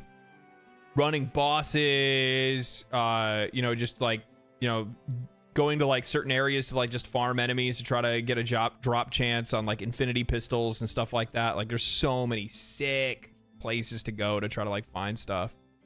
Warframe can be a slog when you first start out, but once you hit the second dream quest and the cinematic quests afterwards, the game really shines. Thank you for the $5, Reaper. Yeah, I'm looking forward to getting further into the game.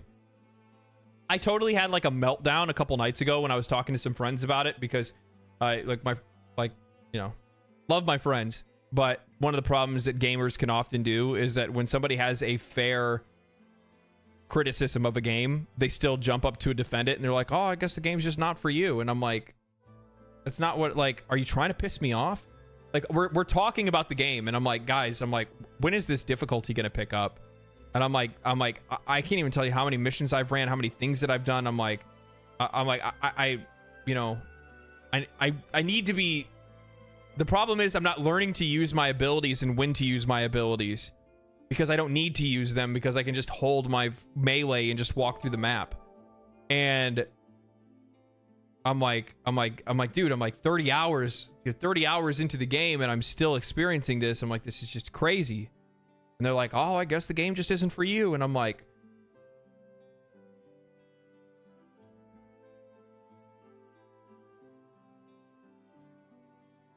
do you want me to strangle you?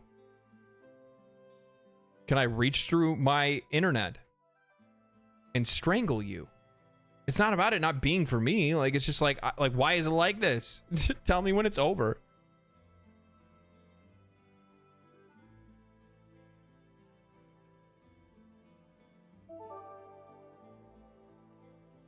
And then they tried to make the comparison to say that it's like, you know, like Diablo. Yeah, well, you know, it's like Diablo. You don't want all the monsters like super hard to kill. And I'm like, no, because even Diablo does a better job at like slowly ramping up difficulty. They increase the tankiness of monsters. They make monsters hit more. They give monsters more abilities to make them more difficult to deal with. Which, like, the crazy thing is, like, I've seen more like enemies pop up that are like heavy units or whatever in Warframe, but I haven't like seen enough to like really like stop me.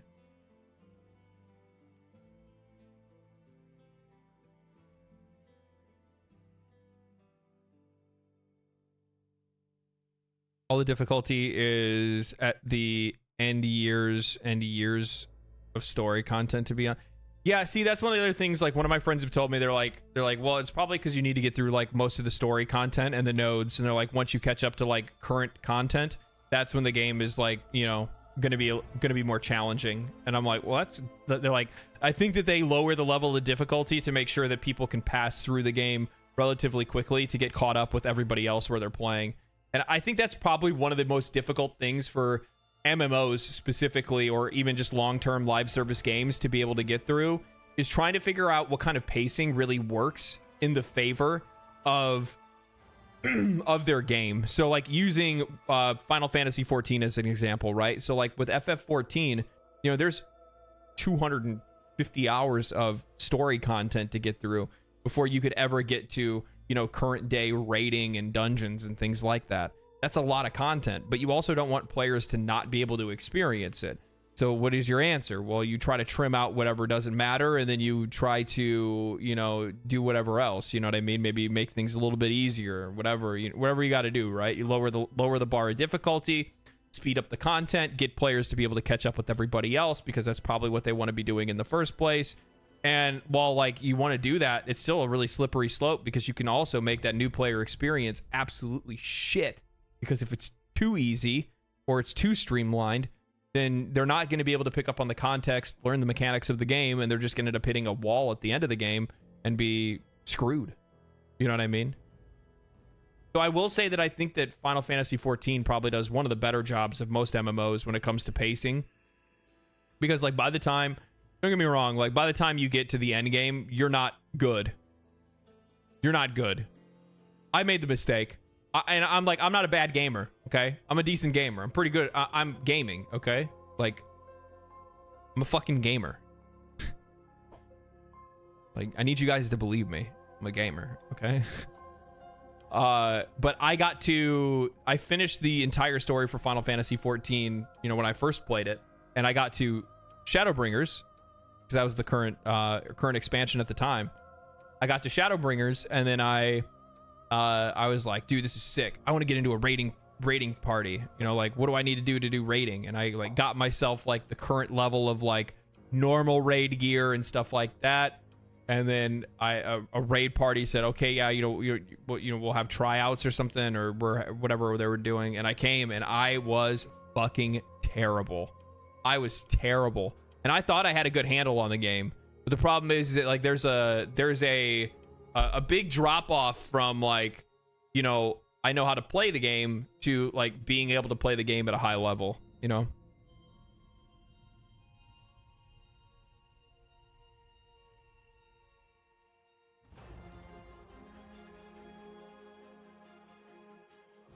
Warframe started out as a stealth shooter and evolved into a horde mowing ARPG.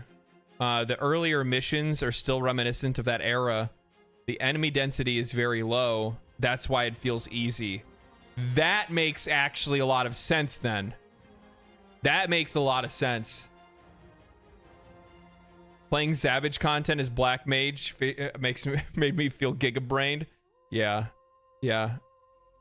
My God. Ellie, you know, I was in the last phase of Ultimate Weapon Ultimate, and the group broke up. It was so weird. You know what it is? Because like guys, I'm just gonna say it. The vast majority of Final Fantasy XIV players are head cases. They're head cases. They're all fucking psychos. In some way, shape, or form, they are crazy. Like, I have not met very many normal people that play Final Fantasy XIV. I love the game, by the way. Love the community, love the people that I've played with, but the vast majority of the people, even those people that I love playing with, are just riddled with, like, mental health issues and all kinds of different stuff. And it's like the amount of anxiety exuded by people that I've played that game with is it wild. Where I'm sitting there like we've been practicing Ultimate Weapon Ultimate for like months, right? Or not months. What am I saying? Like a couple, 4, 5, 6 weeks. I think maybe 4 or 5, something like that. It was like anywhere between like 4 and it was like 4 weeks. Could have been less than that, honestly. 3 days a week for like 4 weeks. We were right there. We only had one more set of mechanics to get over. We were pretty much done. Our DPS was great. Our healing was great. Our tanking was great. Everything was all solid. And then randomly, all of a sudden, the like raid leader's just like, we're just not going to be able to make it, guys. I know I'm not a good raid leader and this and this and this. And I'm like, everything's fine, dude. We're chilling. We're playing a video game. I just don't want everybody to hate me, and I just don't think it's gonna work. I just don't think we're gonna be able to make it, and you know, this and this and this. And then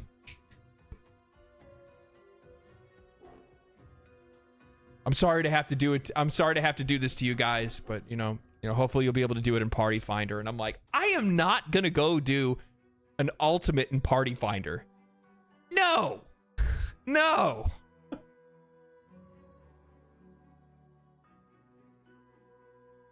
With my luck, I would join that Party Finder and it would be all Burger King crowns. It would just be me and 7 mentors.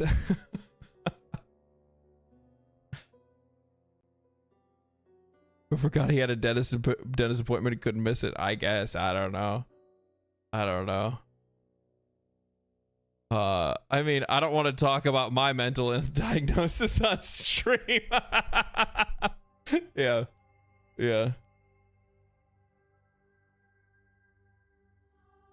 Well, I mean, I think, yeah, I mean, probably everybody that plays MMOs has some type of mental illness. Let's be real.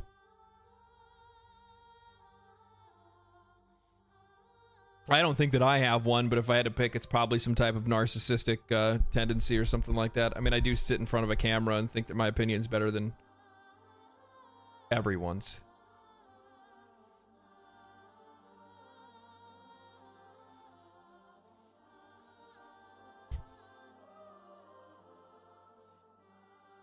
It's kind of human to have something going on. Yeah. I think it's because of the environment that Final Fantasy XIV creates, the atmosphere that it creates, that people are a little bit more comfortable being much more open, and they're comfortable with sharing with strangers or getting closer and making, like, you know, having closer relationships on the game. And then as a result, people are more likely to like explain what's going on with them. So it's really easy for you to be able to get kind of a picture into people's lives.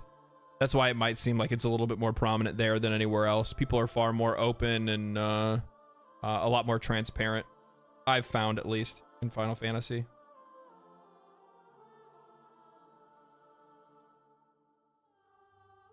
Which is worse, Final Fantasy XIV or Genshin? They're not even the same game. One's a gacha and the other one's an MMO.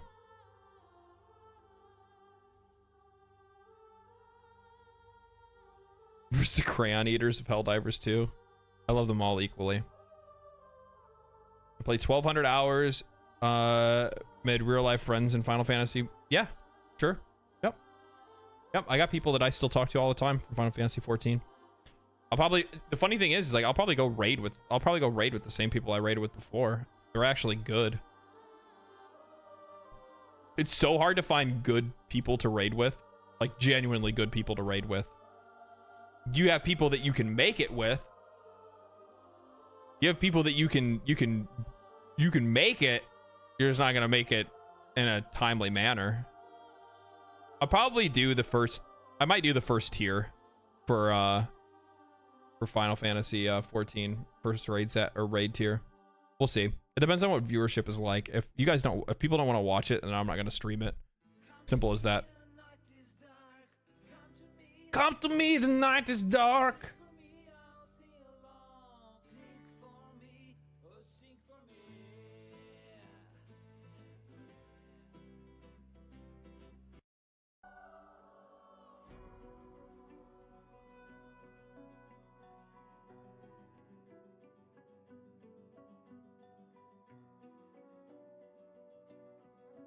What game will you be playing? What do you mean?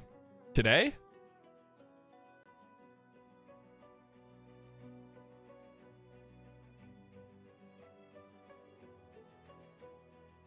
I don't know, actually. That's a good point. That's actually a good question. What will I play today? I don't know. Maybe I'll throw it up to a vote. Maybe I'll throw it up to a vote today. I'll put up fucking, you know,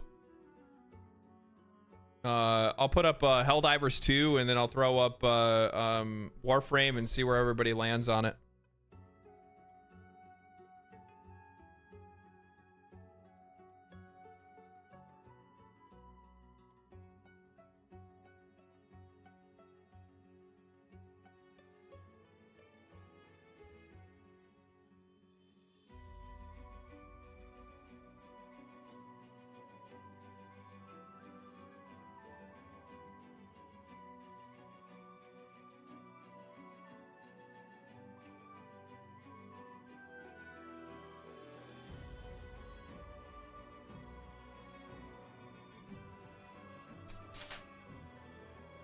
Needed a snack.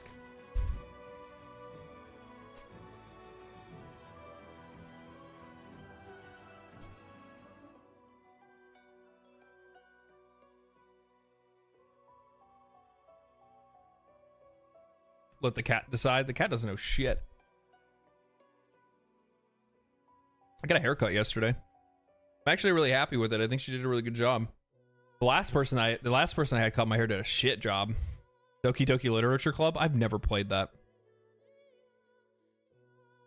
I know what it is. I just haven't played it.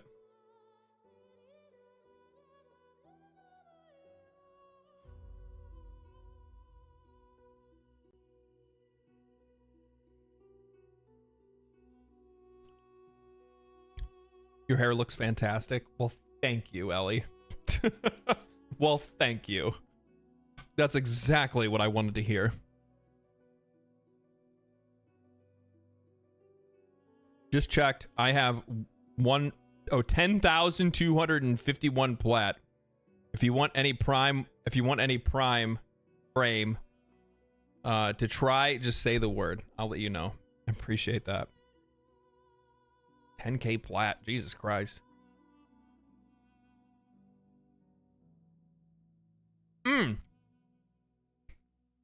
I do have another Warframe quest. I have another Warframe question.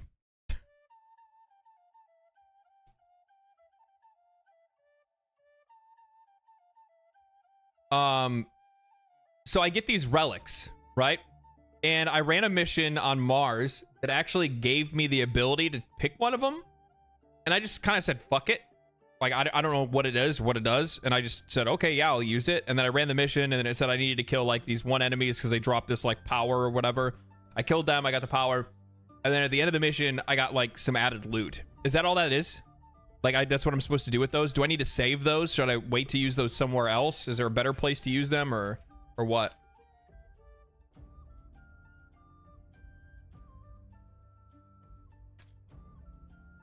Helldivers, Fun and Factory Strider. I actually do need to get some Factory Strider gameplay. It's actually a really good point.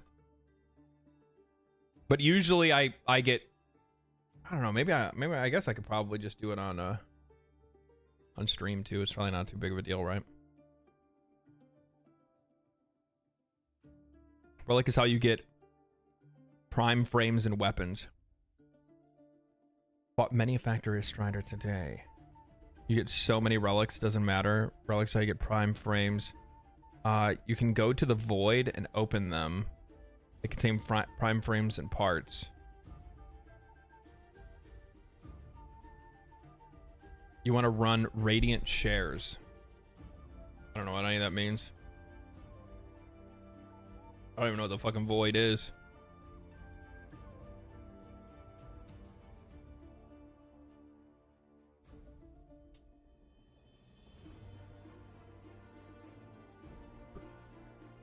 There's a segment of the ship that shows you the relics and the parts. For each one for the frame, the part you can look at. Yeah, so I did get a prime piece. I got a part of a blueprint when I actually ran it.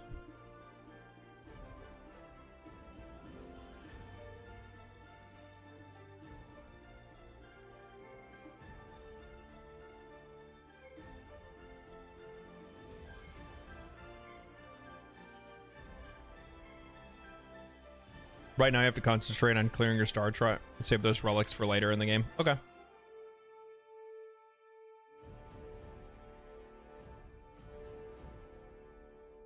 I'll believe you.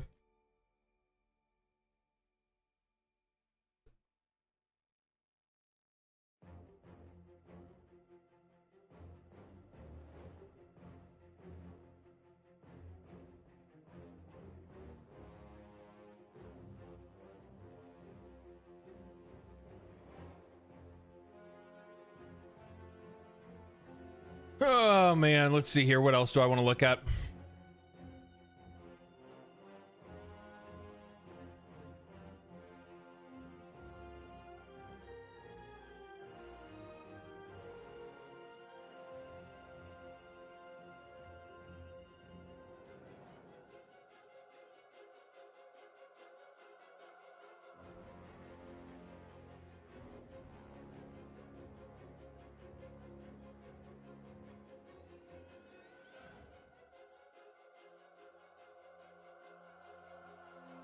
Damn. EA is putting the Dead Space 2 remake on ice. They're not going to be making Dead Space 2 because they didn't like what they saw from the sales of the first remake.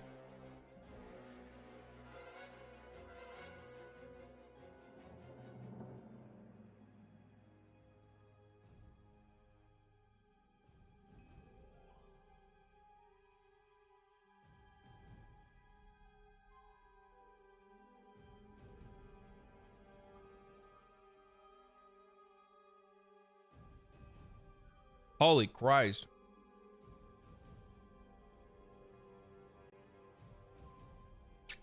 Homie just had his fucking moment.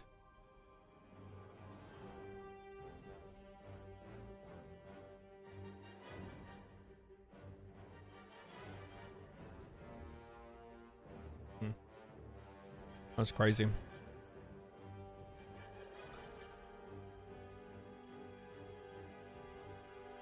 It's always crazy seeing somebody with like 20,000 subscribers or like less than that get like, you know, 3 million or 4 million views on a video. Like that shit is fucking crazy. I still have yet to get 1 million views on a video. Not yet. What? Dead Space remake was amazing. It was really good. I actually really like the Dead Space remake, but the only problem is that well, it didn't make enough money. Like, Dead Space was really big when it first came out, but I'll be honest with you, I don't even think it needed a remake. I think the original Dead Space still looked good.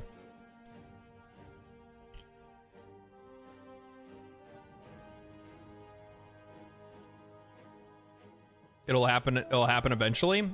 I don't know, man. I don't know.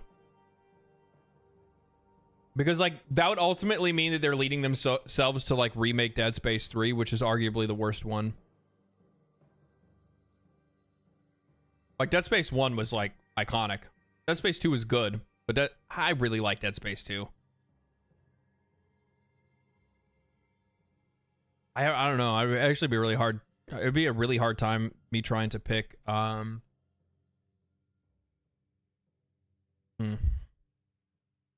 I have a really hard time trying to pick out which one I would actually like, which one I like more. I need to start doing React content, man. I need to have other things to talk about. I didn't really do like normally. So normally before I go live, I usually have like a bunch of tweets lined up or different articles and stuff. I'm gonna be real. I just like clicked live. I was playing games before I well, actually I was finalizing a script. Practiced reading, and then was doing like extra research on the side to like try to get another video ready.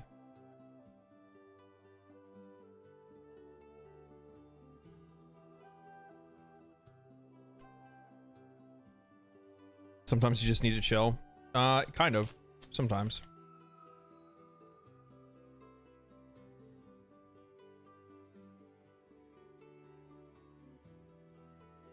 After completing the Nightwave challenges, will be a great thing too, as some of the rewards and inventory slots, but crucial items from the store. Oh, so I probably should have waited to ask people. I didn't wait. I think I bought like 3 weapons, if I'm not mistaken.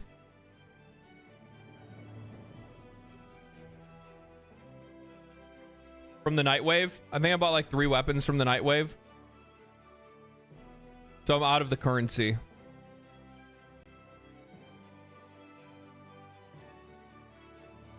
There are also maybe free codes to... So I was looking at like codes and stuff that you can get for Warframe, but everything that I saw was... everything I saw was...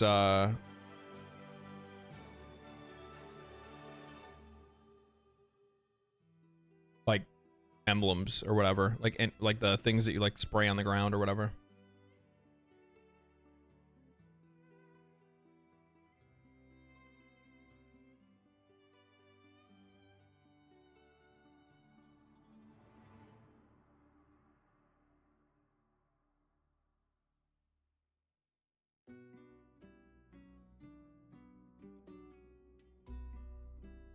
Let's take a look at this. Helldivers 2 dev warns players not to fall in love with data mined content that might never come out. Some are ancient leftovers. Some are things that will pop up in the game. Helldivers 2 community manager, our community, has demonstrated a ravenous appetite for new stuff. Guns, stratagems, suits, helmets, and boosters. Arrowhead has kept the update hose spraying for the last 2 months.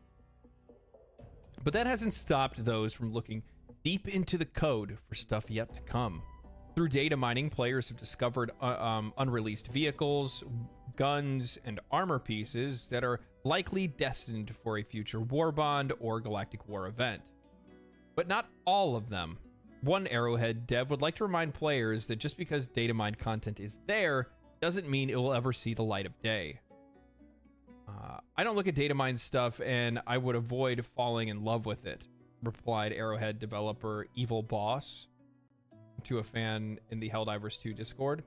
Some are old leftovers, and some are ancient leftovers. Some are things that'll pop up in the game.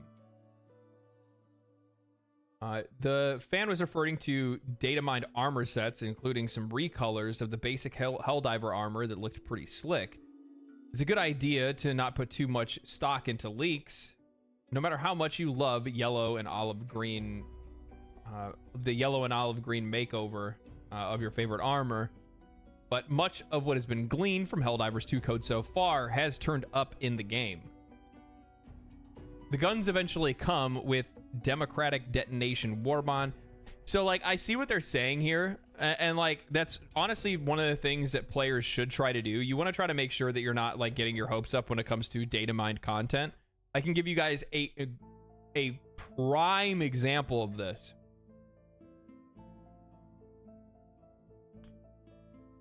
I'll give you guys a prime example of this.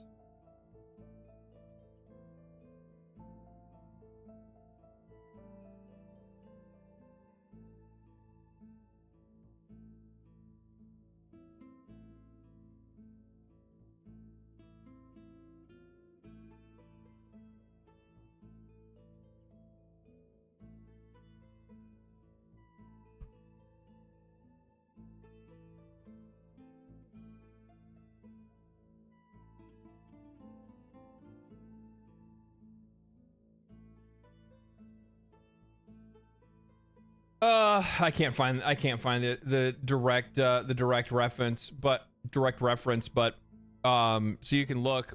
They had data mined They data mined from Baldur's Gate 3, Act 3 Upper City, right? So like there was an Upper City area that was being developed, where there was going to be stuff for us to go to. It even had its own map and all that kind of stuff, but it never made it into the game, and it probably never will make it into the game.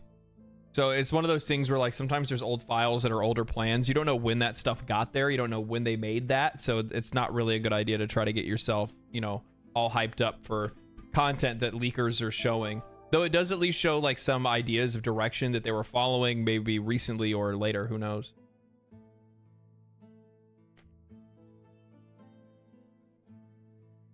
Also, Intangibility and Cruisinator, thank you for the follow. Appreciate that.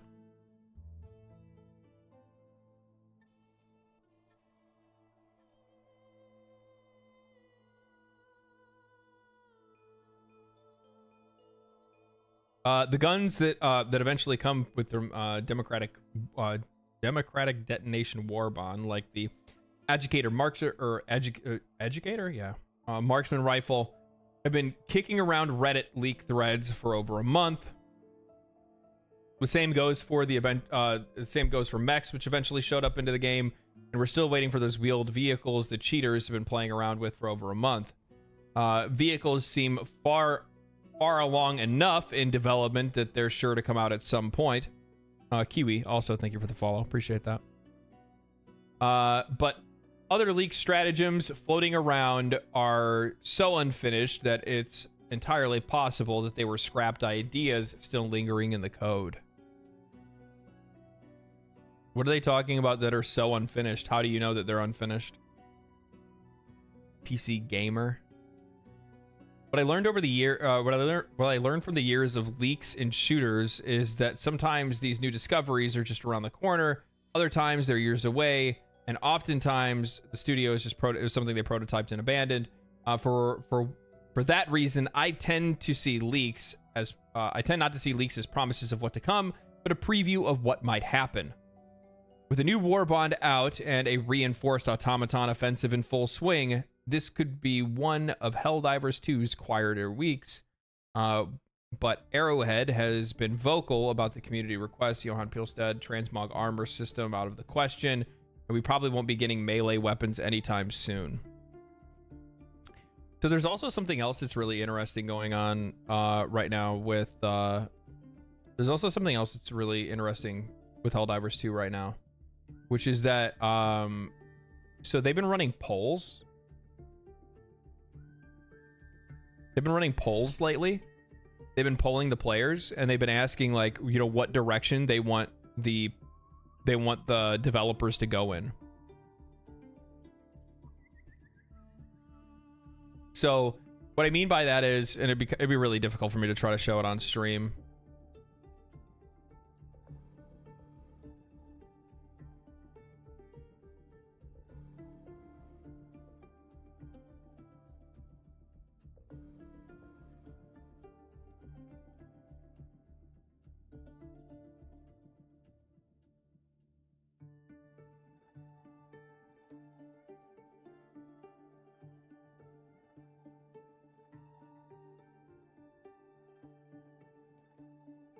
I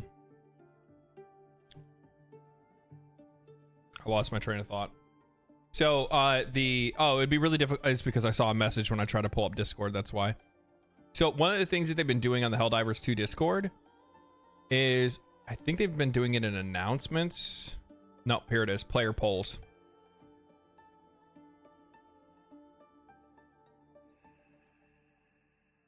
I don't know how well your guy. I don't know how well you're gonna be able to see this. We'll see. So I have these player polls right here. Okay. And it's like, in general, how do you feel about the current state of the game? Great, having tons of fun. Good, I still play often, but enjoy it less than before. Poor, I don't have fun in a majority of matches. Bad, I'm not having any fun at all, and I don't play anymore. I mean, I'm great, having tons of fun. Right? Vote.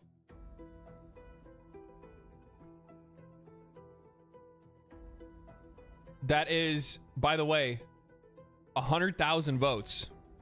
That ain't nothing to snuff. That's not nothing to snuff at. That's actually really strong polling.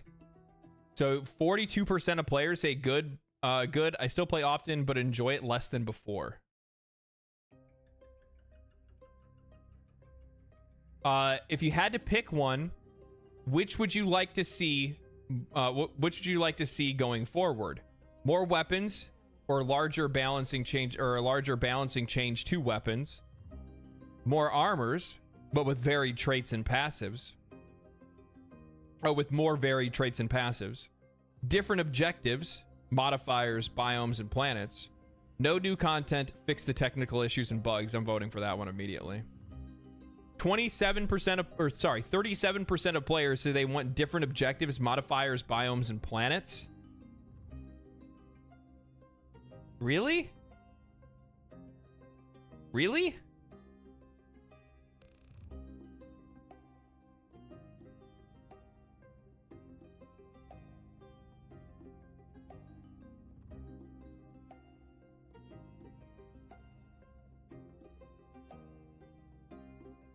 Yeah, like I like different objectives. But we've already been getting those. So the part that I don't like, I get where they're coming from. So like more varied objectives. So like as an example, they have the whatchamacallit. They've had the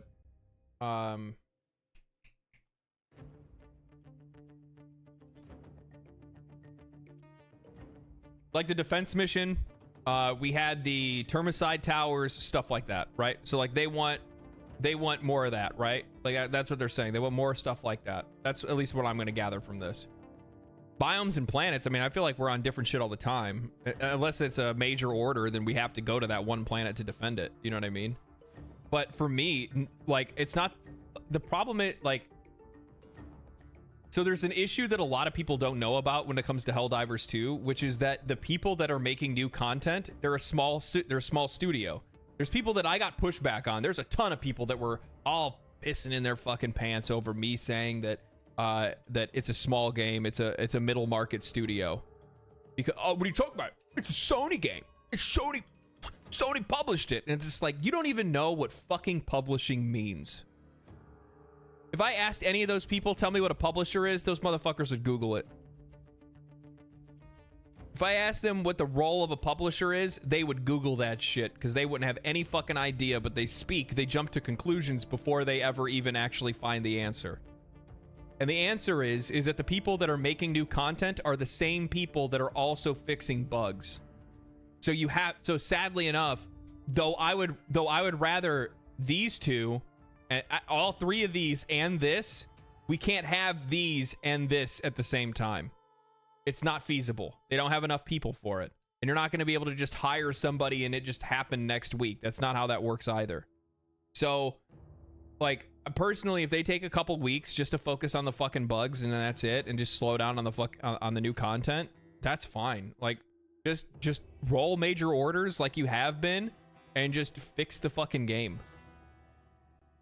Because let's face it, like their bugs and issues that they have are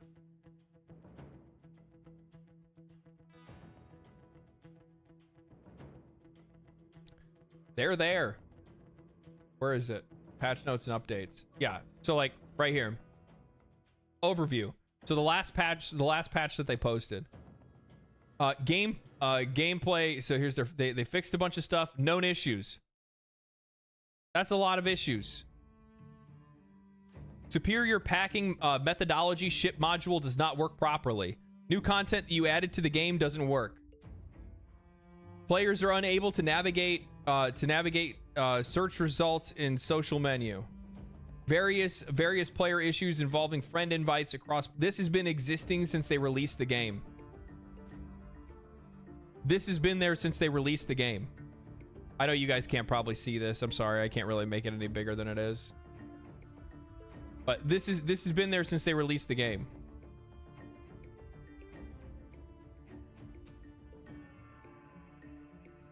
Damage over time effects only apply when it's dealt by the host. That's literally a slew of weapons and abilities that have not worked. Just generally don't work. Players may experience delays in metal and super again, something that has been in the game, an issue that's been in the game since the game was released. Enemies that bleed out do not progress personal orders or eradicate missions. That's crazy. Certain weapons like the sickle cannot shoot through foliage. Scopes of some weapons like the anti-material rifle are slightly misaligned. Arc weapons sometimes behave inconsistently and sometimes misfire. Spear's targeting is inconsistent, making it hard to lock on to larger enemies. Stratagem beam might attach itself to an enemy but deploy itself to the original location. Explosions do not break your limbs except for when you fly into a rock. I mean, they don't have to fix that.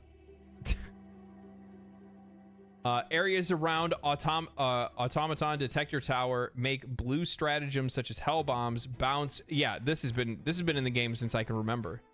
Planet liberation reaches 100% at the end of every defense mission.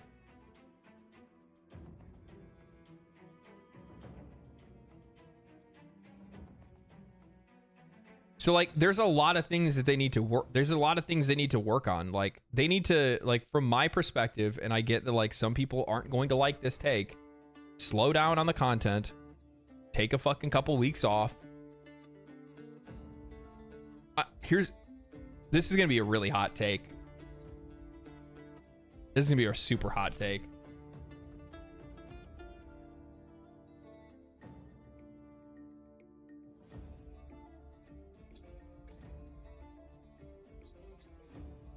It's a big test for the game to do it, because if not releasing content weekly is the only thing that's keeping players in the game, that's a big problem. And it's easy for us to say stop with the content, focus on the patches, because like they have content that they have to deliver. They probably have some type of contractual agreement with Sony for like microtransactions and stuff. I'm sure they get a cut of the microtransaction money and all that stuff. You know what I mean? But I mean, if your game can't survive without having content weekly, then, you know. But that's kind of how the game is. I think the game's kind of built on that, because like the actual like loop of playing Helldivers is very repetitive. The moment-to-moment gameplay is what sells it. It's just super fun to play with friends. It's just super fun to play. Like actually just like controlling the game and playing the game is always really fun. But if the game can't survive on just that alone without added content, that's a problem. And I think that's what they're afraid of. I think they're afraid that if they dial back on content and they don't just continue to drop things at the crazy cadence that they have, that they're going to watch a lot of the player base leave. But at the end of the day, you're going to have people that are going to leave because they're just going to get fed up with the issues. It's like a damned if you do, damned if you don't situation.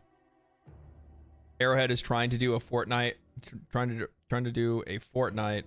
the vastly smaller dev team with weekly new content. They're trying to do something that I don't think any other developer has done. I don't really know of a whole lot of games that have released content with the kind of cadence that Arrowhead Studios has. They quite literally have been releasing content almost every week. Almost every week.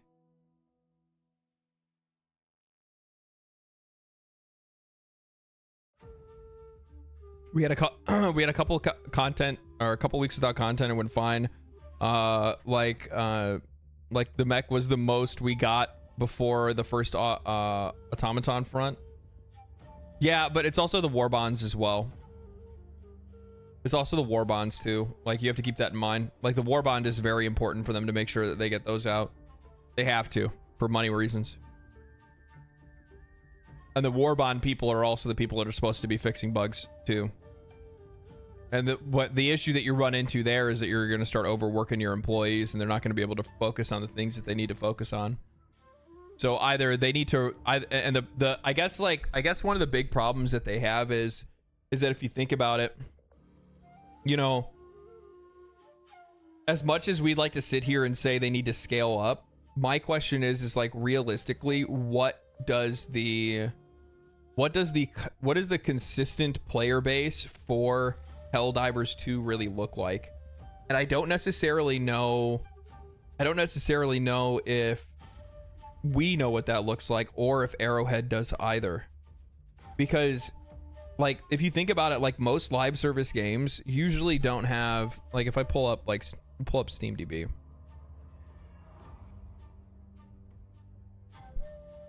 So, like, most live service games,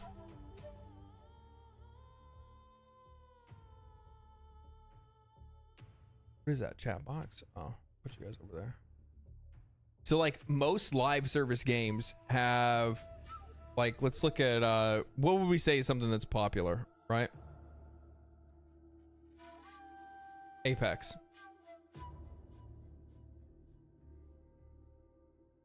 Legends. Apex Legends. So we look at Apex Legends.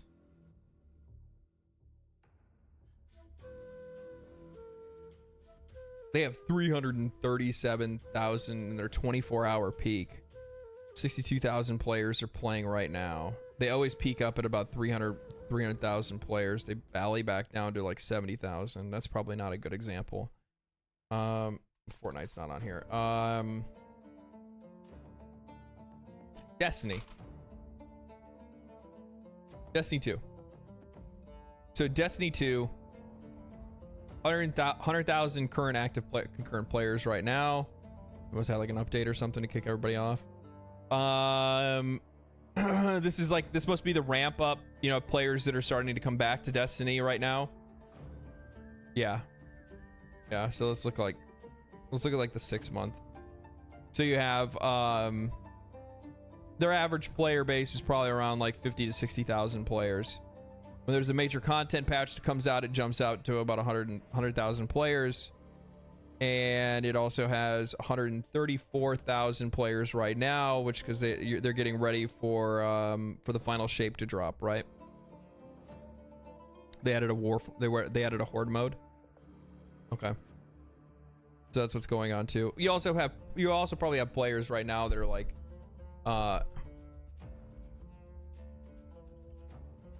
you also probably have players right now too that are like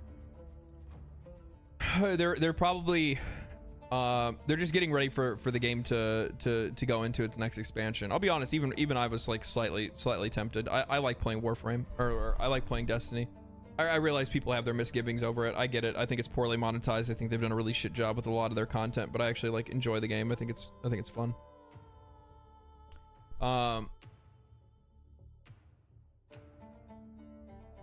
So with that said, it sucked you back in. Yeah, it'll do that. It'll do that. With that said,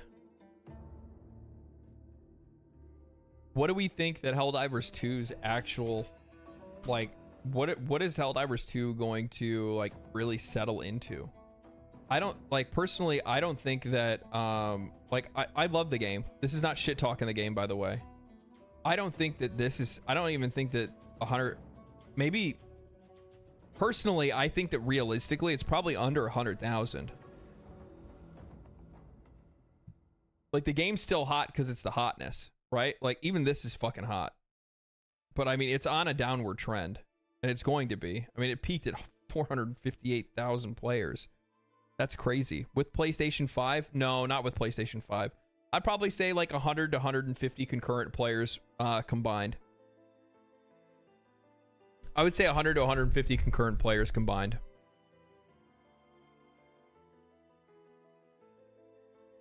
Maybe higher. Concurrent, by the way. Concurrent doesn't mean total. Like, we're saying, so we could say like daily active users. Now, daily active users for the game is probably going to be much higher than that. Daily active users could be anywhere from like 200 to probably 200 to 300,000. Check Warframe stats.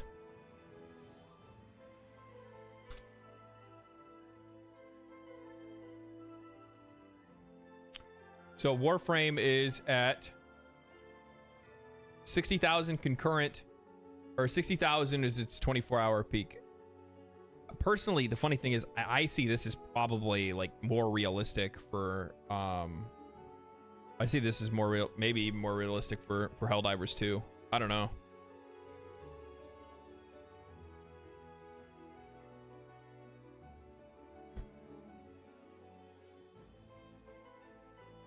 Yeah, I don't know.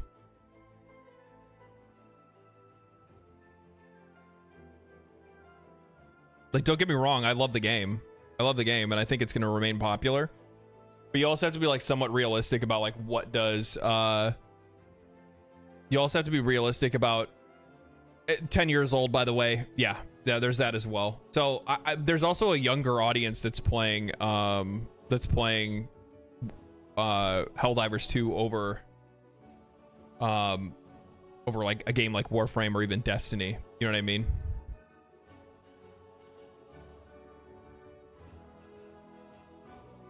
That's just Steam on all platforms. Yeah. So like there's that as well. Obviously Warframe is gonna have a lot more players, but I don't know. It's that's that. So the reason why I'm bringing up the player numbers is because like they have to figure out how much do they want to ramp up. Sorry. Do you want to have, you know, can they afford? Is it smart enough for them to hire people on to be able to handle the, you know, all the like bug fixes, and then also have people that are specifically there just working on content? Do you know, can they afford to do that? Is it realistic for them to do that while also probably working on developing whatever their next game is at the exact same time? So that's where things get a little bit difficult. You know what I mean?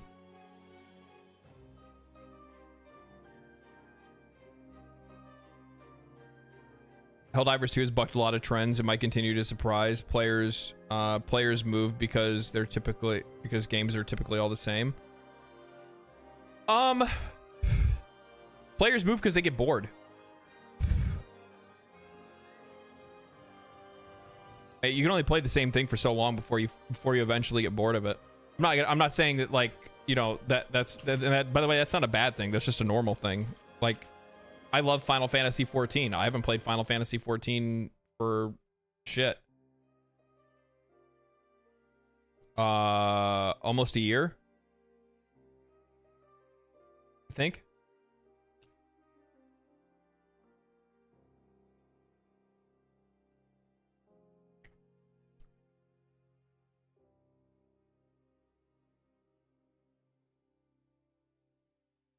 Third-person Magicka game would be cool. It'd be really interesting if they just made like double live service games. They made like a fantasy magic one, and then they have their Helldivers. If they add more people to the team, they have to take some people out of the current team to train them. Yeah, exactly. So like there's a bunch of different like inner working things that go along with that make it even more difficult as time goes on. You know what I mean? So it's not as simple as it sounds.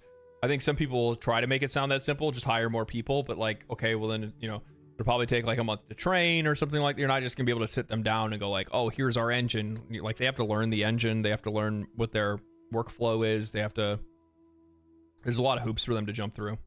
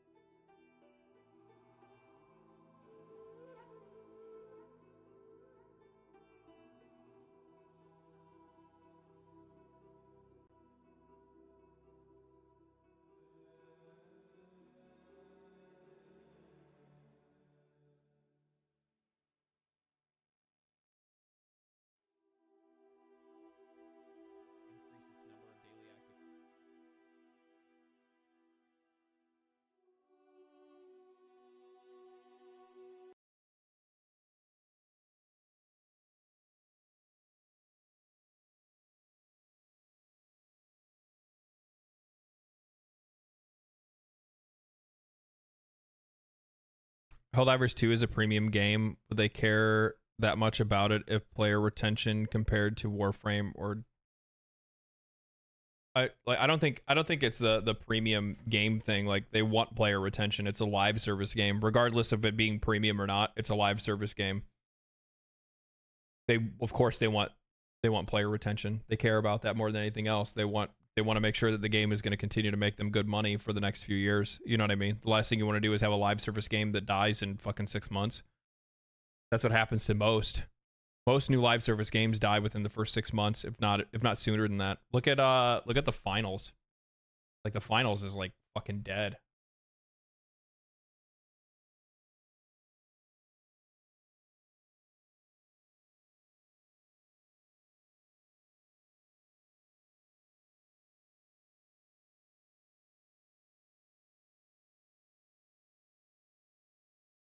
Yeah, finals is fucking dead. Look at this.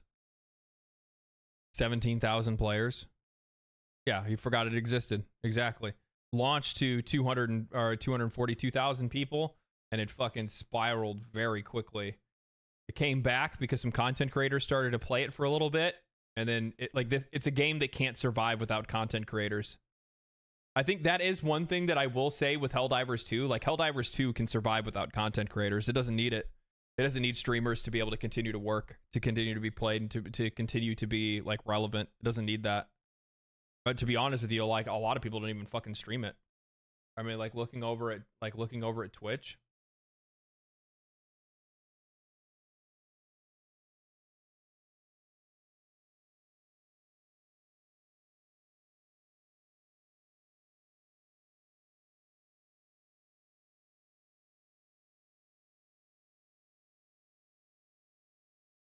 Seven point four K viewers.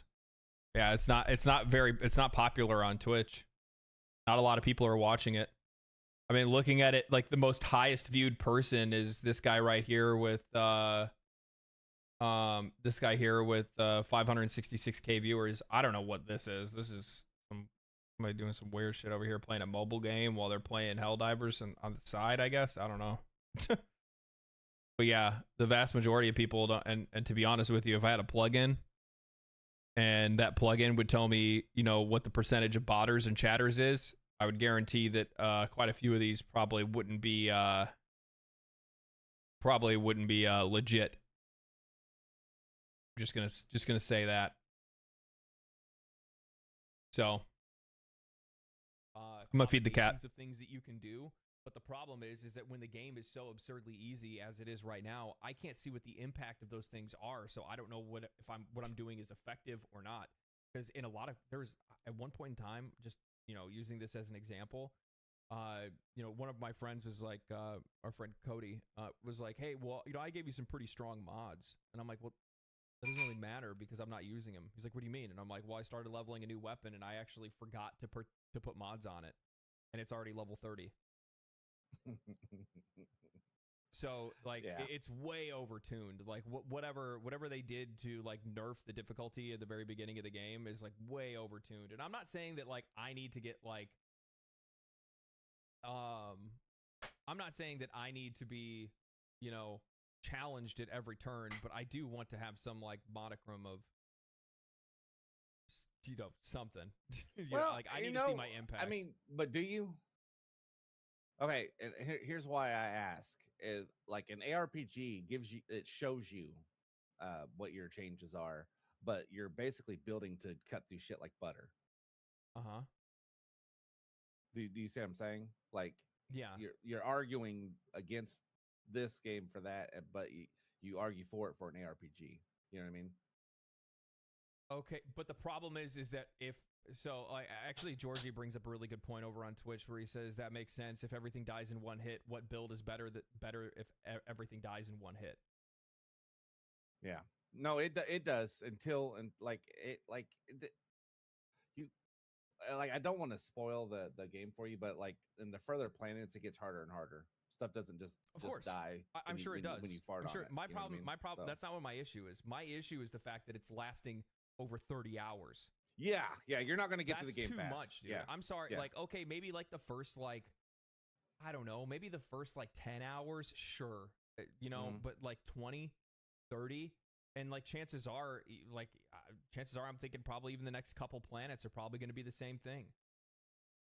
You know what I mean? And I'm not saying I need everything to be a bullet sponge, but one hitting everything in the game for fucking 30 hours, I'm just going to say it. It's boring. Yeah, it's boring. It's just like, dude, like, So like, and the funny thing is like I've died a couple of times, right? But I have no idea why. I have no idea. It's usually bosses that kill me. You know what I mean? Like, because Yeah. they'll have some weird mechanic that's not telegraphed or specifically. So yeah. So I mean that's the thing. Like I guess when it comes to that, those are the only like real like sticking points that I have is like that, and then the fact that the one thing that actually could make the game a little bit more difficult and more interesting, which is me having the ability to level up new stuff, right? Like level up, like get new warframes and stuff like that. That's the one thing that could really switch it up. The problem is that 30 hours into the game, I just now got my second mech, my second.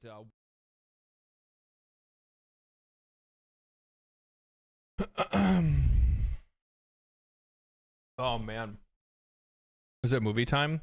Is Ian trying to get into reaction content this way? Empty chair on his. So funny. Yeah.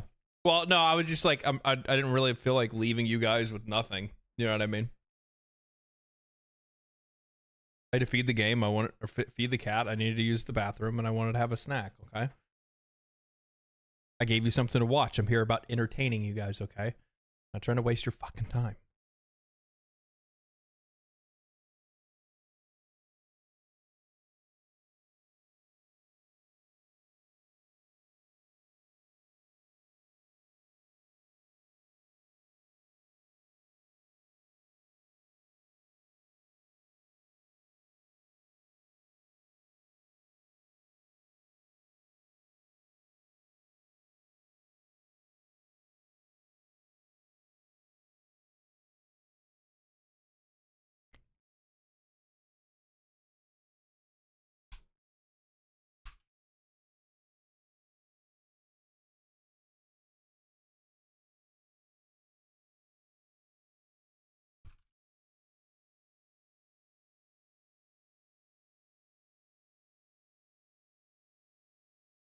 There you go. I put up a poll on YouTube. And I'll do the same on Twitch, and I'll just count the votes, I guess.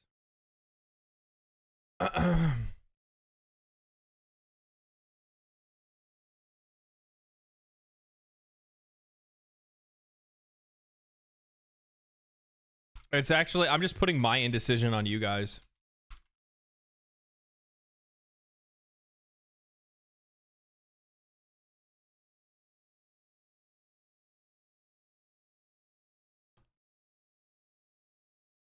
There you go. Polls are up. Get to voting. I already have a really good idea what it's going to be regardless, but...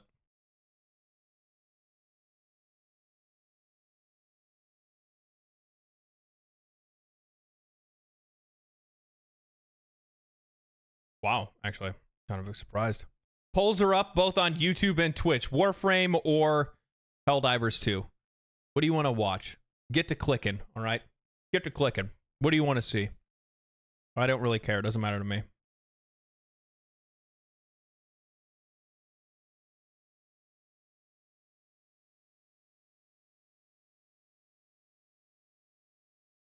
What do you want to play, honestly? Either one. I like both games. I don't feel like if I had to play like the only thing that I would play, like what do you want to play, honestly? Balatro. But it's not a good stream game.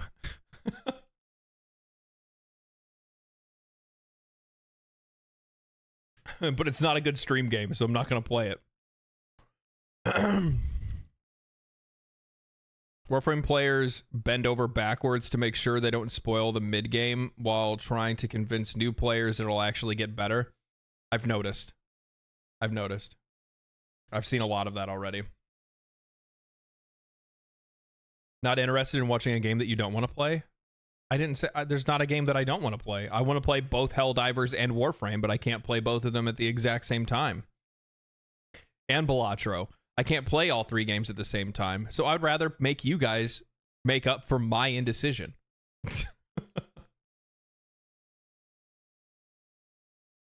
This is what I wish I could do when I'm asked what we should have for dinner tonight. Where do you want to go to eat? Well, let's poll the audience.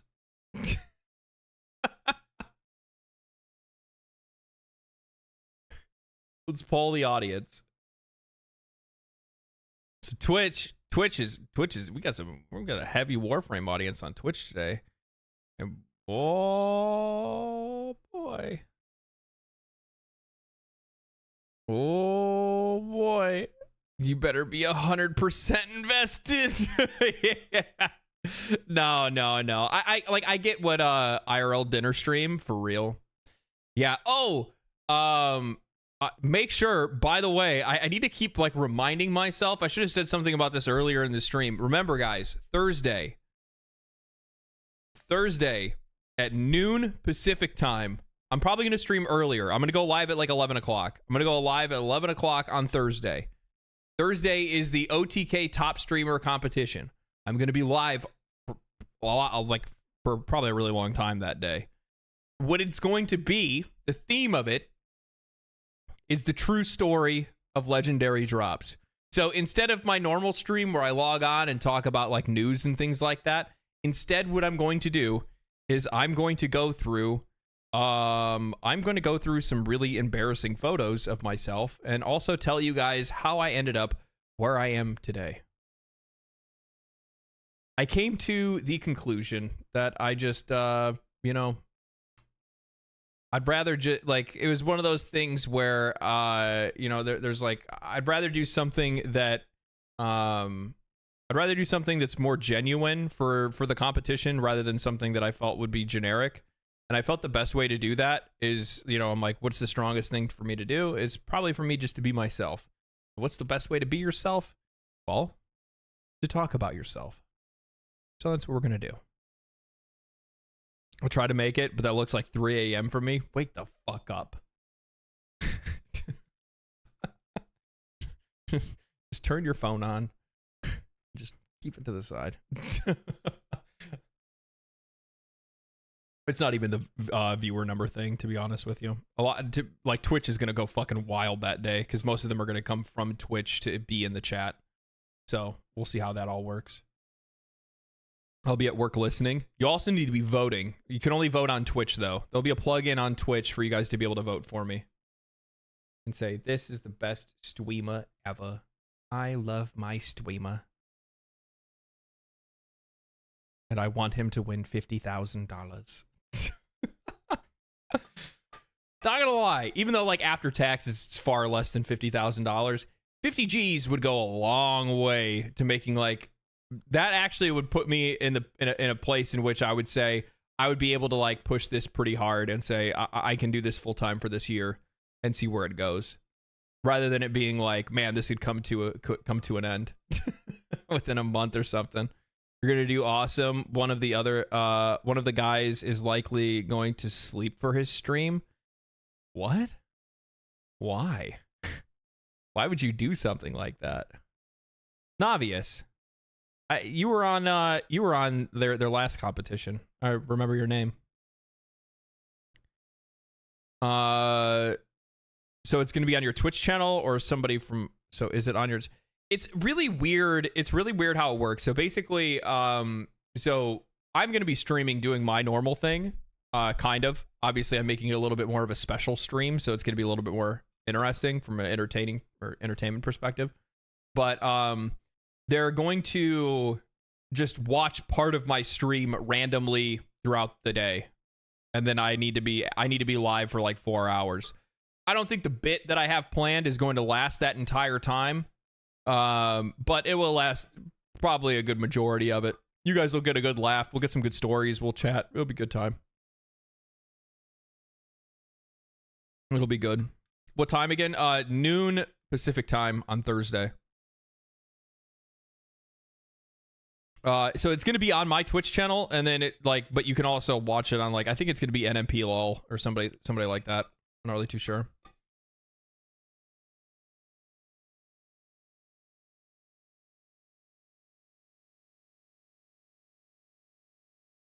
Exactly. Wake up, samurai. 3 p.m. Eastern. Yes, it is 3 p.m. Eastern. 2 p.m. Central. There'll be an announcement today in the Discord. Yeah, there'll also be an announcement in the Discord as well. If you guys haven't joined the Discord for whatever reason, make sure you do. I love our Discord. I really love our Discord. Like some of the conversations and some of the, like it's just it's not what I expected it to turn into, but it's fucking great. It's fucking great. Oh man. Sounds like a plan. Josh, you don't need to wake up at 3 o'clock in the morning. If you guys can't make it, you can make it. It's not a big deal. I'm not tripping about it, okay? I'm not tripping about it.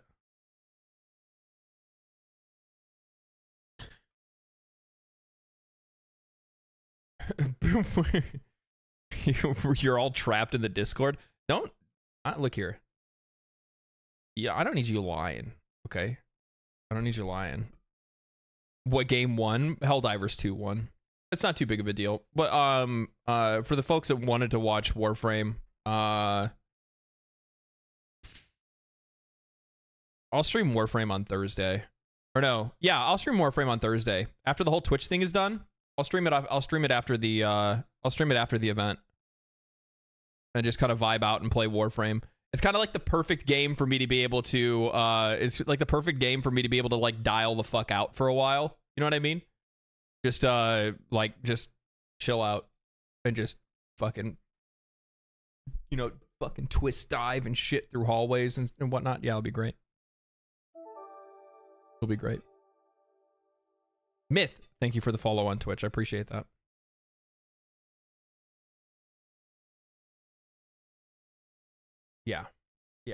Yeah, it'll be good. It'll be good. Plus, on top of that, like I like Helldivers is fine anyway. How long have we been streaming for? 2.5 hours. Yeah, like Helldivers is fine. Plus, we can do some co-op shit. I need to get things unlocked in that game anyway. I need to get things unlocked in Helldivers. Helldivers. Helldiver. What is this? I'll hold on to that later.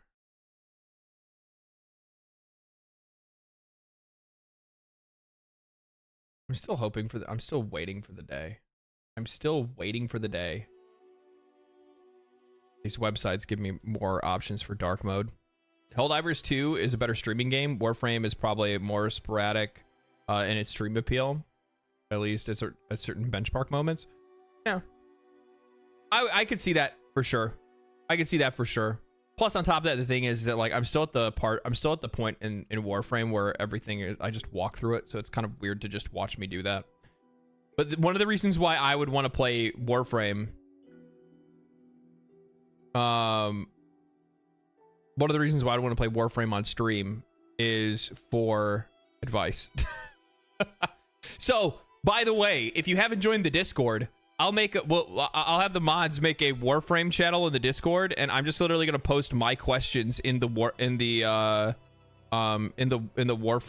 chat in the Discord, and then you guys can answer it for me. You guys will be my game FAQs. I have the Warframe. What's a good one to get next? I don't know. How do I join the disc? You pray to the dark gods. You desperately beg for their attention to give you access into the halls of Valhalla!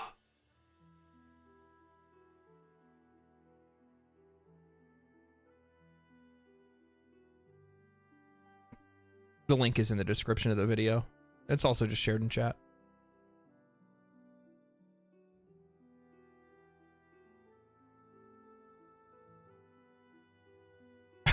Ian, you just want to support/help group with Warframe. I mean, you're not gonna call me out like that. Damn. Why you gotta call me out like that? Commences praying. Your prayers have been answered.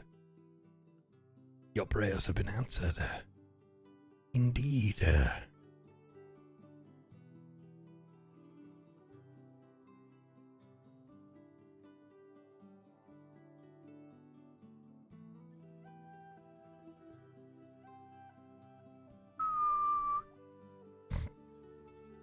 $3K hours? Psycho.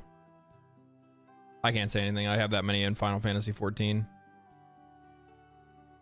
Now do Macho Man?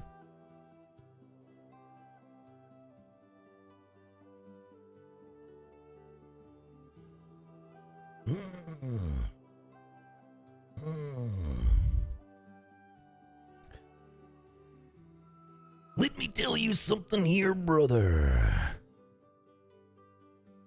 Don't you fucking tell me what to do.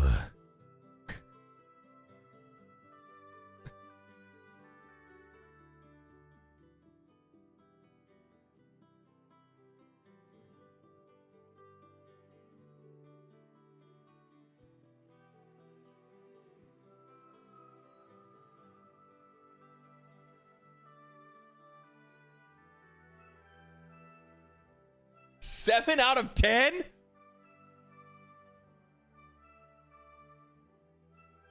Wow.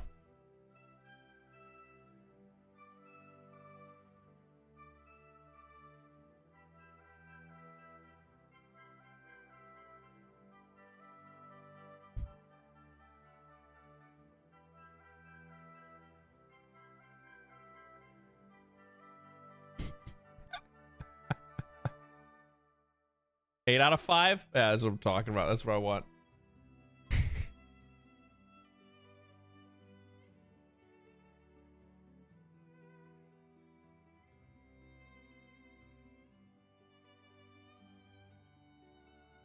You just sound like you're constipated while trying to push it out. Wow, that's rough. And that's also what Randy Savage sounded like too. Let's be real. He was always so goofy as shit to watch when I was a kid too, because like none of the things he'd ever say make sense. He would come out on stage and be like, "I'm funky like a monkey. There ain't no sky's the limit and the space is the place." Like shit's like what? Cream of the crop. Yeah.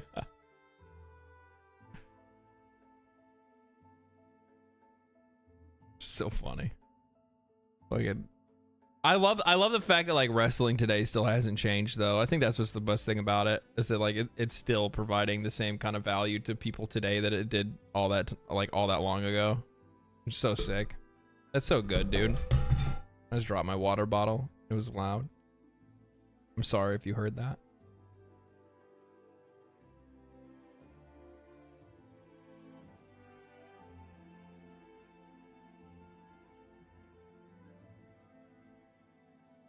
All right, I baited you guys. We're going to play Baldur's Gate 3. No.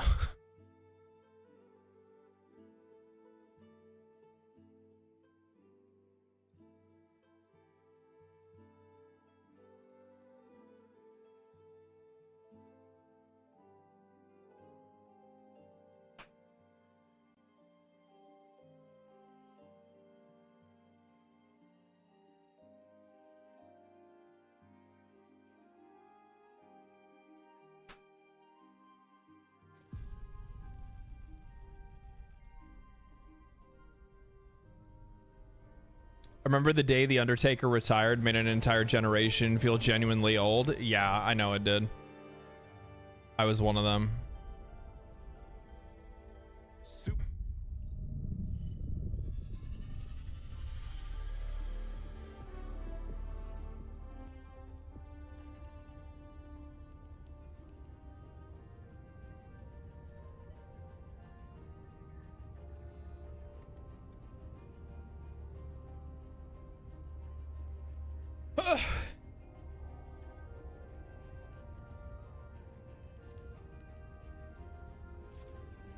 Allied destroyer has joined squadron.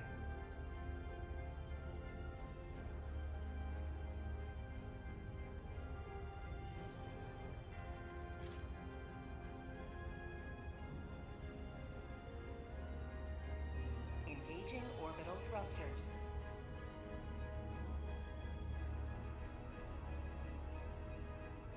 Orbit synchronized.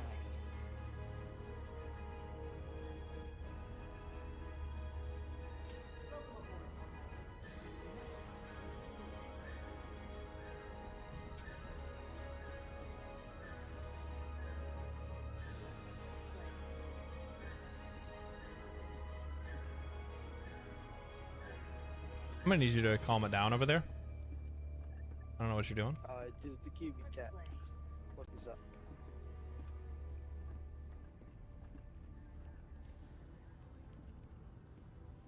All right, wishing you luck on your dives. I must take a break and cook soup. Why aren't you making me soup?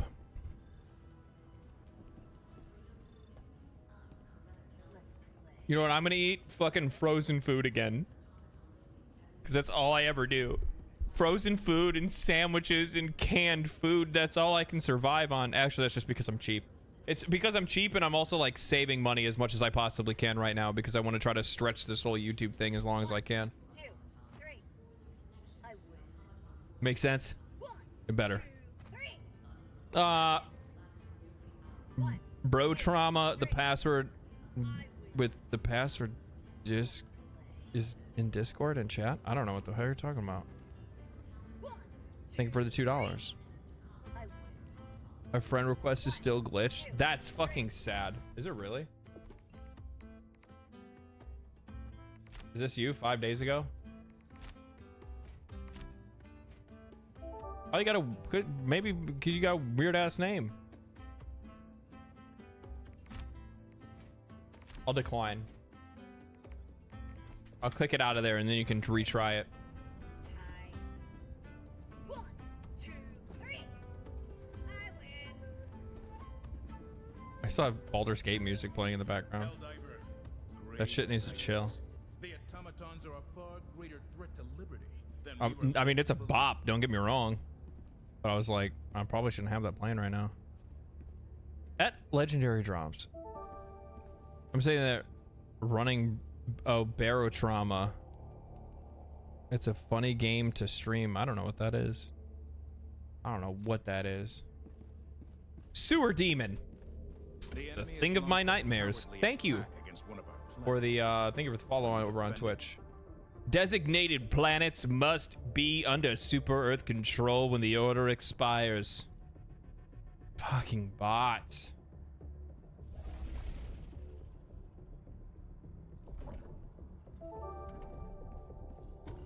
I don't know about you guys, man, but like I'm ready to go fight some Find an bugs. opening and break their hold.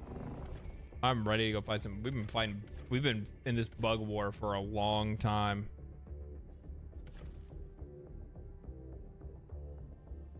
Reduce their numbers, evacuate civilians. Oh, that's not that bad. Okay. Initiating We got this. LL jump to We got this. the Marfark system. We can fight them. We can fight bugs. No, we can't. I need to put my time into the fucking major order, otherwise I feel guilty when I get rewarded for it. Successful. Otherwise I feel guilty. And I'm like, I just they give me the medals and I'm like, I don't deserve this. What about here? What about here? Here?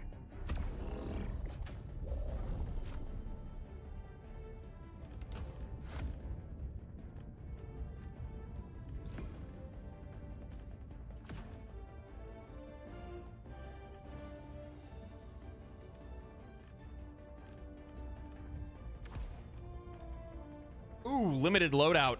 Rough. Send friend code? Yeah, I can do that in a minute. Also, Lena, or Linamax? Limix? I don't know how to say that, but thank you for the prime. I really appreciate that. Have you played BioShock or Portal? Am I a fucking gamer? It's like asking if I know what Mario is.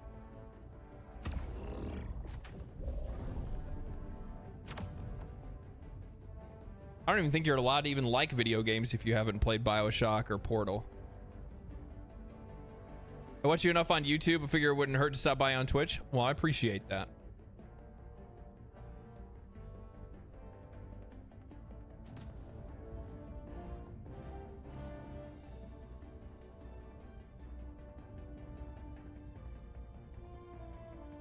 Launch initiated.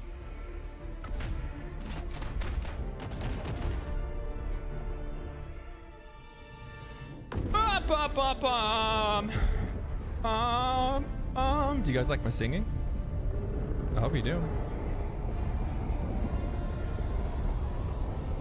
It's very in key. I could never figure out how to fucking sing. I just couldn't do it.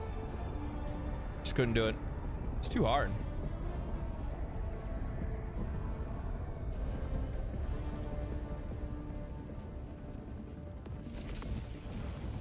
To our left, detector. Let them come. Let them brawl. Let them face the insurmountable might of the Helldivers. Calling down support weapons. Sure is icy.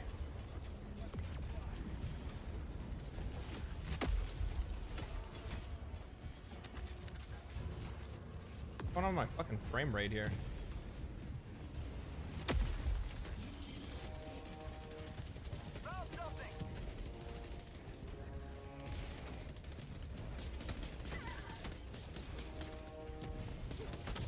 Something. Oh, that's why.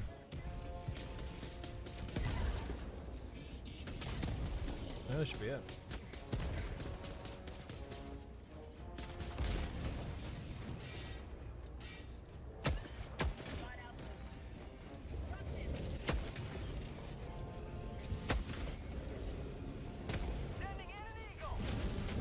Nope.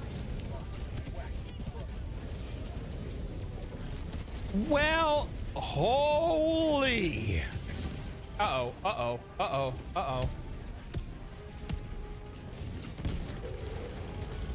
Was that enough?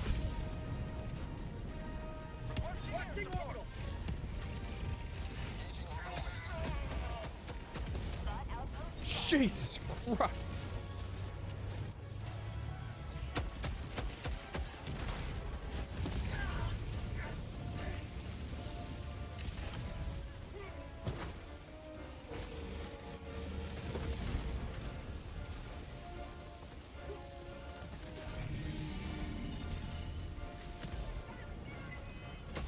I like that it roars. Fucking worth.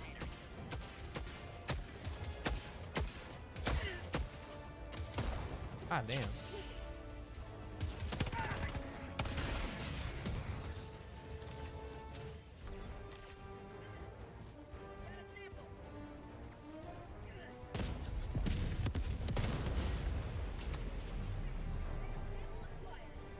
Better than the Savage? What's better than the Savage? You've been enjoying the new walkers being everywhere now? Yeah, I know.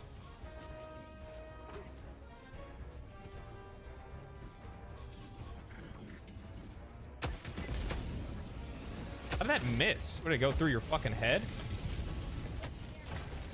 Uh-oh. Reload! Warning, you are in range of enemy artillery.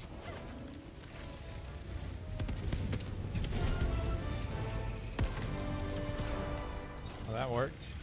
Where's the enemy artillery? Ah, there's another one. Where's the weaknesses on these guys?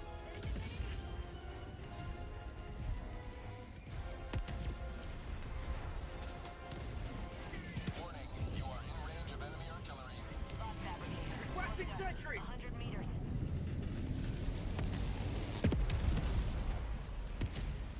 Sending down sentry. Warning, you are in range of enemy artillery. What am I in range of?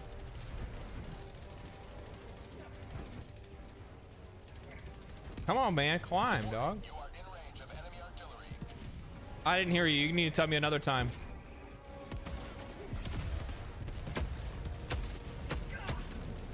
Warning, you are in range of enemy artillery. Yeah, I don't know. I don't know what he's trying to tell me. I don't know the meaning of the word. Warning, you are in range of enemy artillery.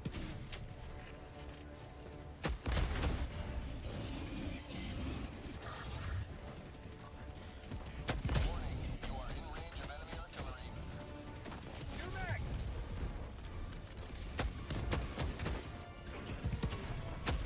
No, I don't think so, motherfucker. I saw you going for that. Warning, you are in range of enemy artillery. Oh, I'm out of nades.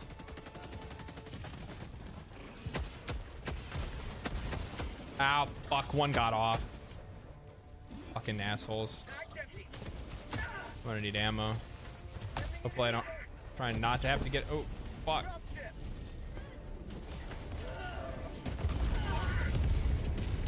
Oh, I got ammo the easy way. I got ammo the easy way.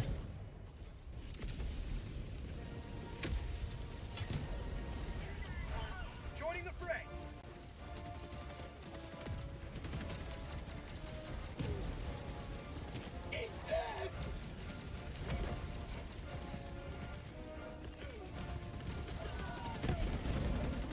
Falling in a hell bomb. Heavy on my position.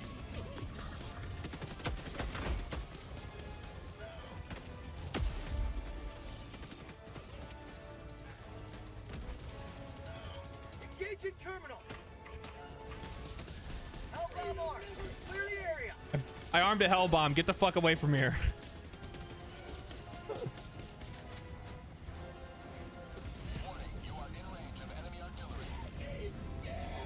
That'll fix the problem.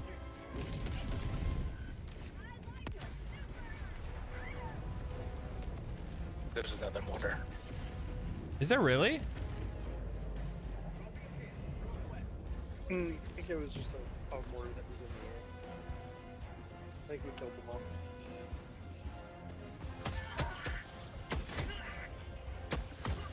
Ow, motherfuckers.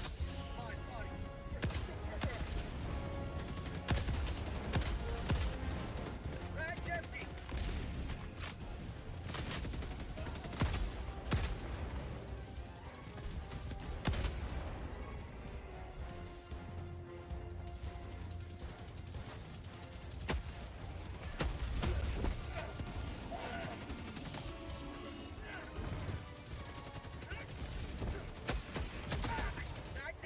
Come on, man. I'm about to go back to the fucking Liberator or something, man. Like, I mean, I like this gun a lot, but fucking ammo capacity is so bad.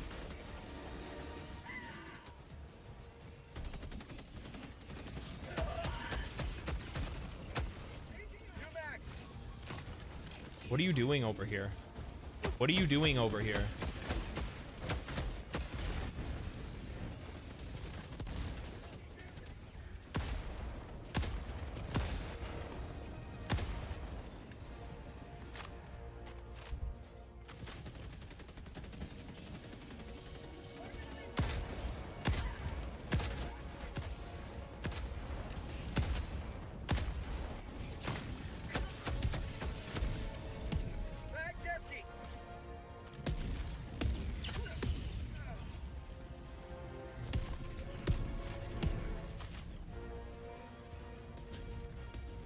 Yeah, I like the Scorcher. It's just the ammo economy sucks.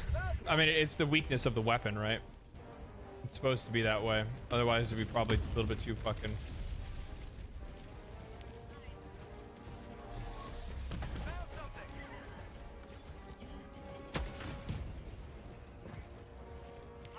I got a bunker here. Alright.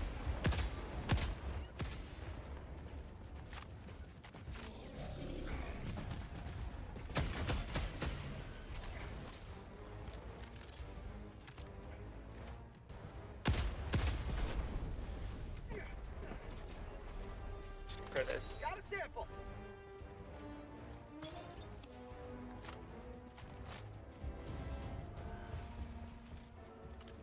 Tagging map.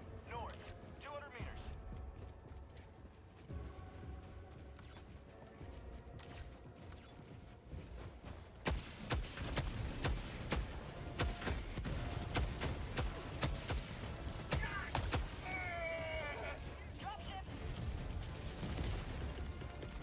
Throwing supply beacon. Dropping supplies on me.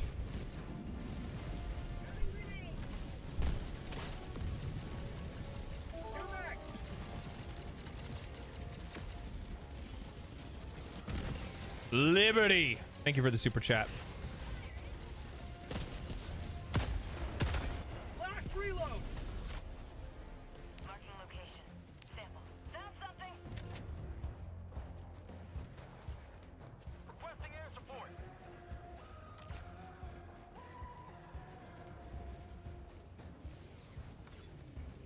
Probably best that we're split anyway. Less patrols that way. Mission at 30 minutes remaining.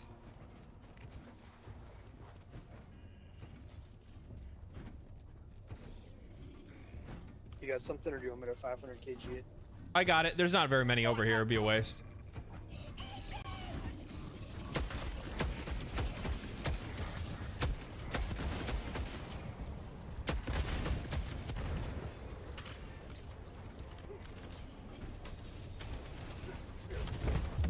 Oh, I'm dead.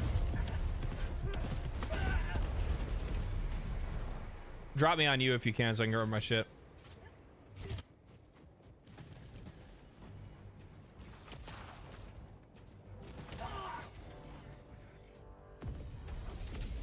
Holy shit.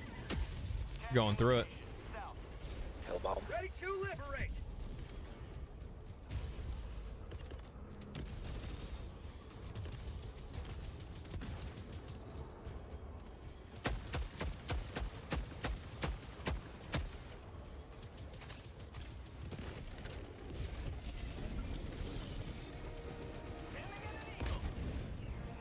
Are we killing this thing, or are we running away from it?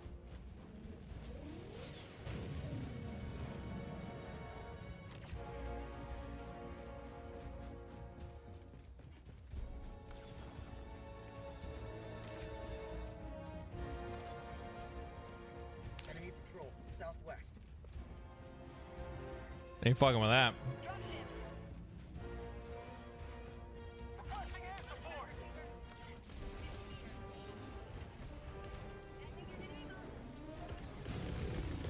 Orbital inbound. Warning, you are in range of enemy artillery.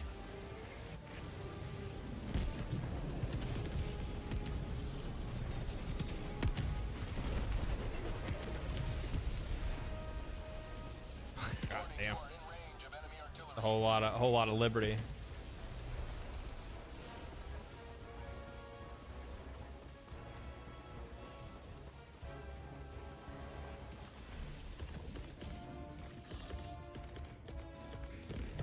Calling in Warning, you are in range of enemy artillery.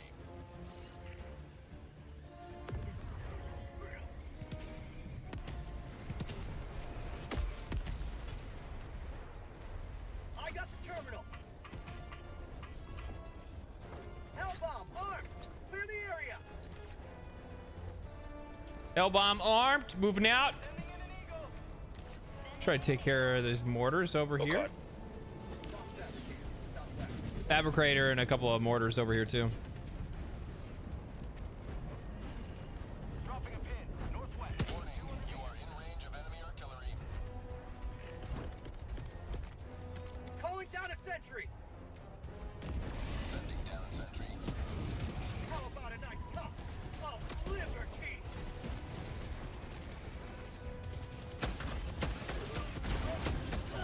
Oh shit, I got fucking lit up. Calling in reinforcements.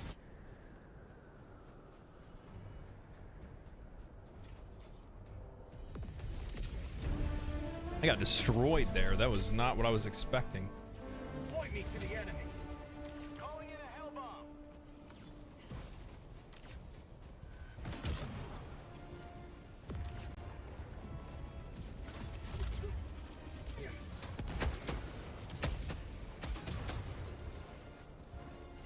Hell bomb armed. Clear the area.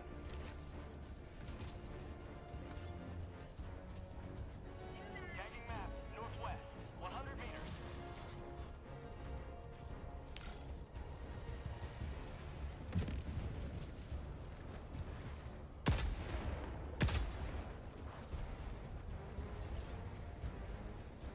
I only got 2 and 3.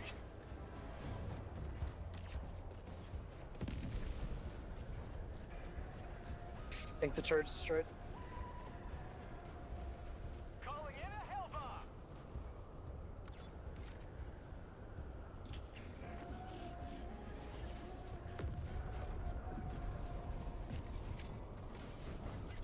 I'm gonna 120 that base. Go for it. Hell bomb armed. Clear the area.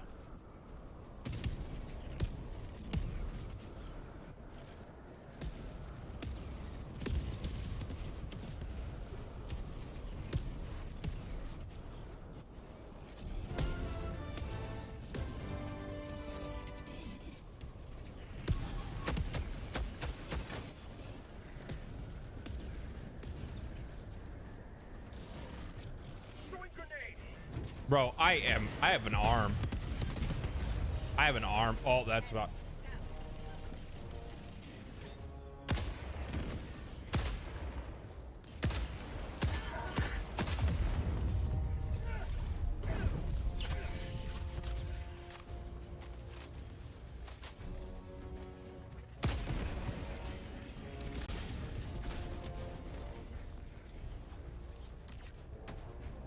Slowing down objective equipment.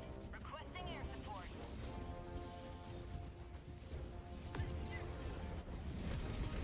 Why?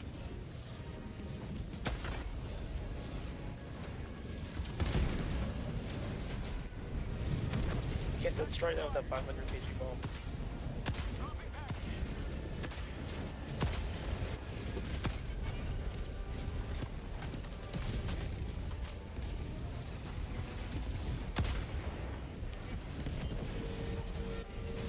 I really need to shoot his legs, right? I think you guys told me I can hit the legs. Run.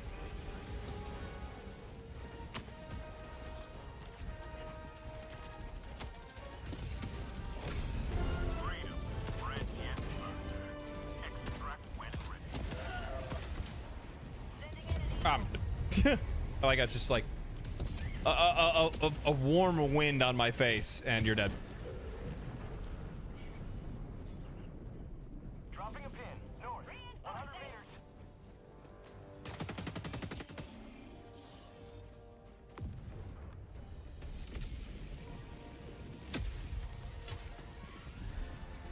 Helldiver, reporting to the front. Watching sentry.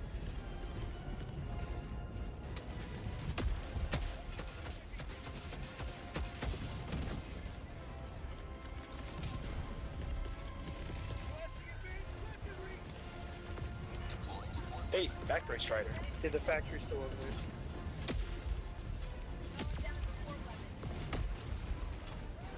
Requesting air support.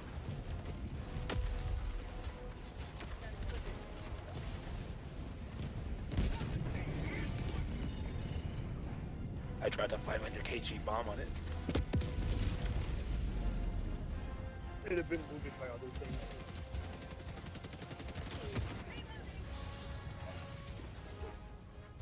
Rare sample collected.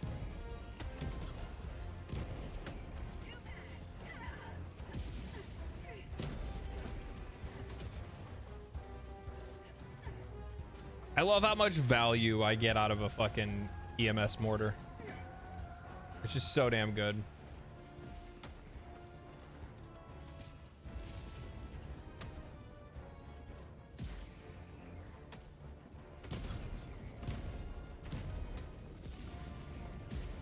I peel away from the kitchen duties to inform you that the eye is the best weak spot for Hulks.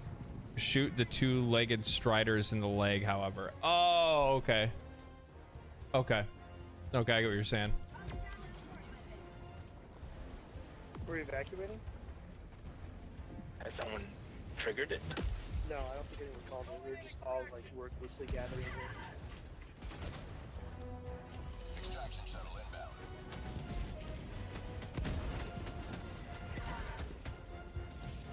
What was that?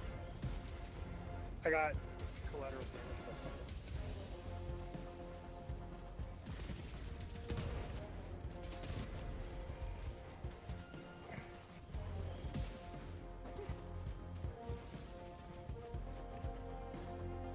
Who's got the auto cannon? You want to go full auto? I got the backpack. ETA T-minus 1 minute, 30 seconds.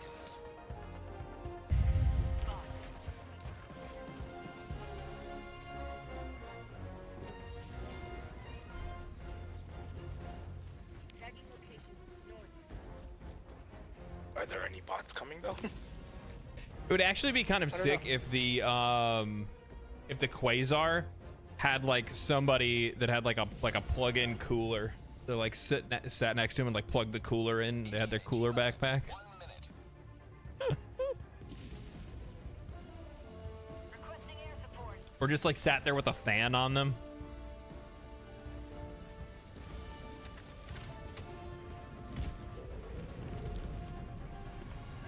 There was one Devastator over there. he's dead now.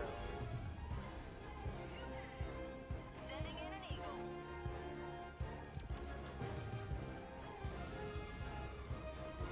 ETA T-minus 30 seconds.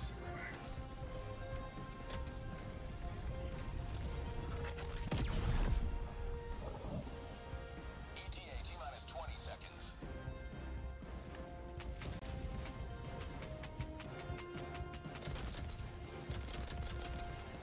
ETA T-minus 10 seconds. Clear landing zone.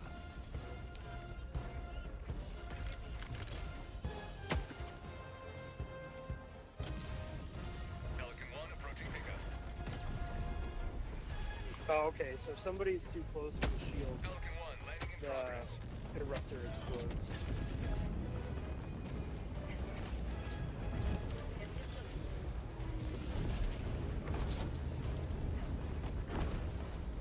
Countdown initiated. Stand by for takeoff. Extraction complete. Pelican 1 beginning ascent. The slow is nice. Everything's nice about the EMS mortar. EMS mortar is hands down, bar none, the best. Actually, I'd probably say orbital laser is probably the best stratagem, but for me, EMS mortar is my favorite one to take. It's always a constant. It's never not useful. I like the Eagle's airstrike. Eagle airstrike's pretty good. Yeah, Eagle airstrike's pretty good too.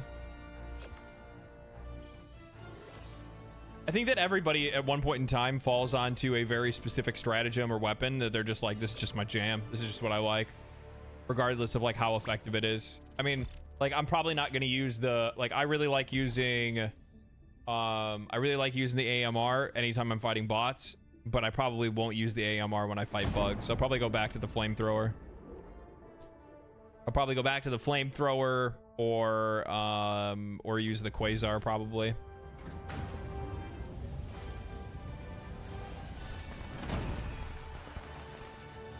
Man, you guys need to take a shower. Dirty ass motherfuckers over here. Dirty. A triumphant return. You say to me? Say it again. Ian's the only one not covered in blood. That's what I thought.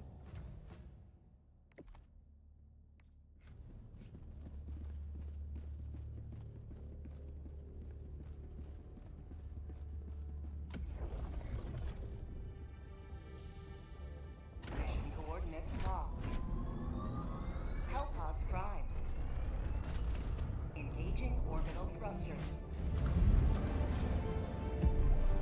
Bum, bum, bum, bum. Orbit synchronized. Just need a tide pen? Yeah.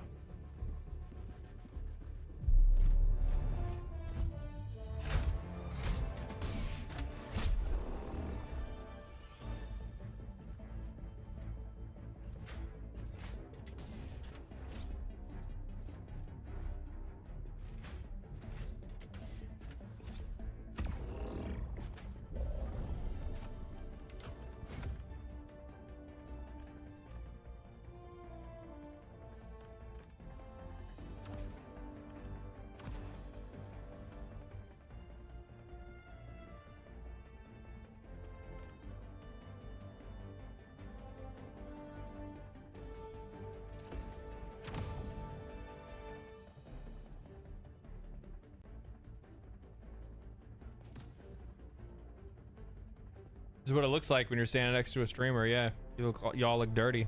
Yeah. Second class. Second class citizens, that's what it is. Get down, Mr. President.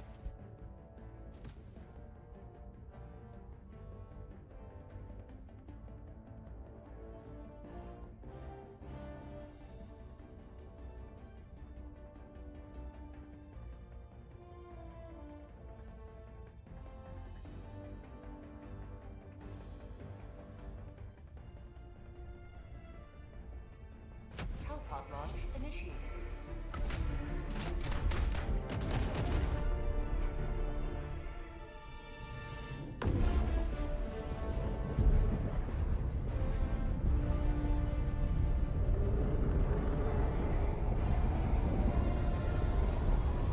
bum, bum, bum, bum, bum, bum. Helldivers is not picking up my audio. Wonder why. Wonder why. Maybe it's because you don't deserve to be heard.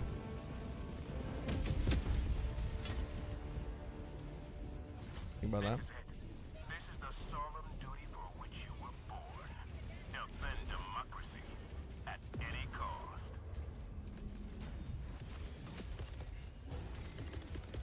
Dropship! Calling down supply! What? That's not what I clicked. Calling down a support weapon! Found something! Now I'm jammed all of a sudden. That's so weird.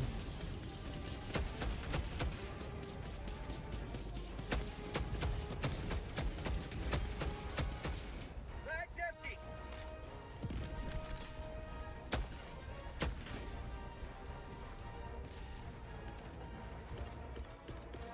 Requesting advanced weaponry!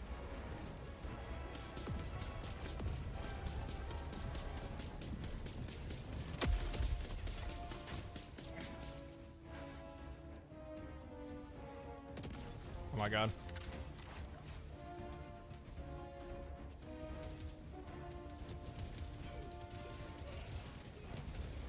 Requesting tap pack. Requesting advanced weaponry. That hit, right? Yeah. Oh! Sweet liberty!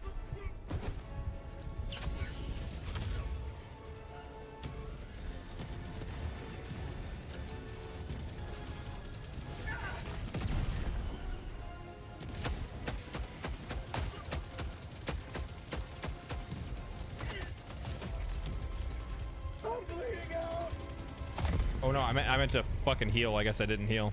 Calling in reinforcements. Kaiju number 8 seems pretty good so far. That's an that this season 2? Man, this season for anime is fucking stacked. Ready to liberate! Oh lord, Mushiko Tensei, Konosuba,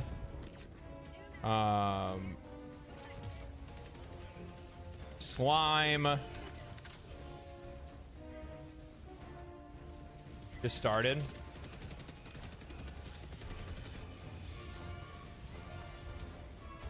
Found something.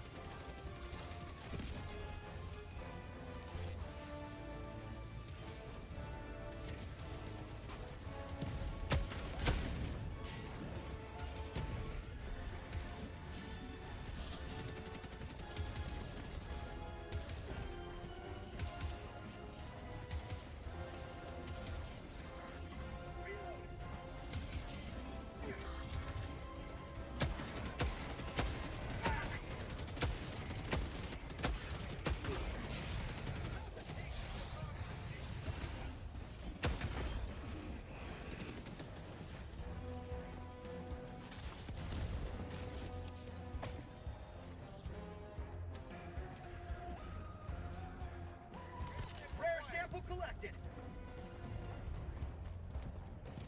Alright, let's take this motherfucker out.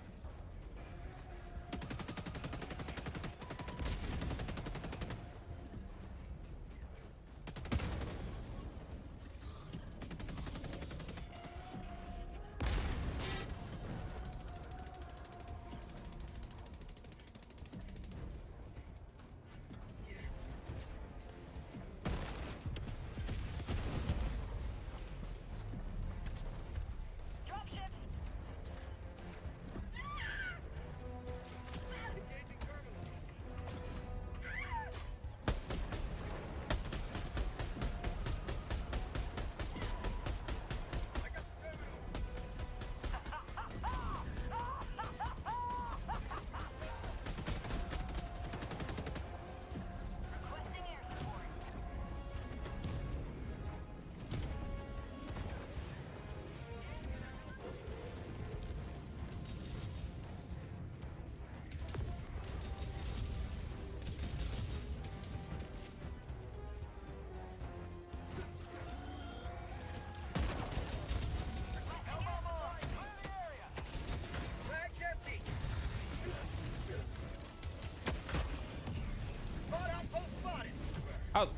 god. Tagging map. Northeast. 50 meters. Sending in an eagle.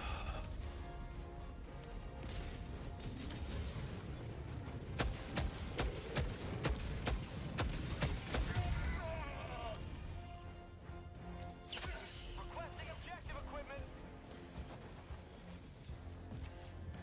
Re-monster. That sounds familiar. Have I seen that before?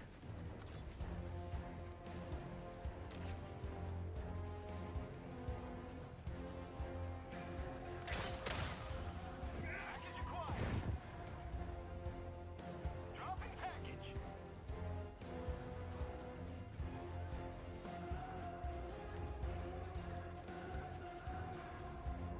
Manga? I don't know. Maybe I probably saw like one of those, like, you know, sometimes you'll see those like YouTube shorts and stuff like that. People will always do like the like manga reading YouTube shorts where they show like they show the images on the screen and like read the frames themselves and stuff like that.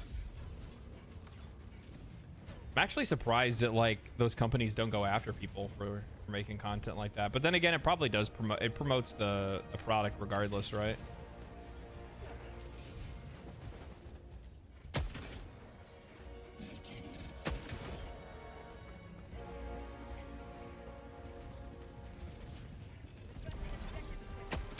Mag's empty.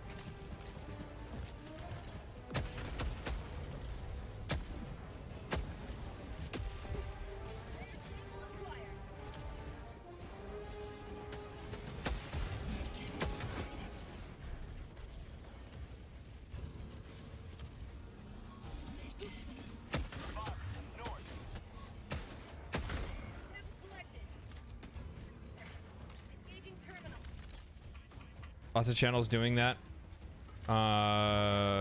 Do for TV shows and movies too, pushing the TOs for sure. Yeah, I've seen that as well. There's like YouTube channels that are completely dedicated to like recapping a movie, like literally just like, you know, this happens, and it's like an AI voice. So and you see it has like 400,000, 500,000 views, and it's just like, why are we like this?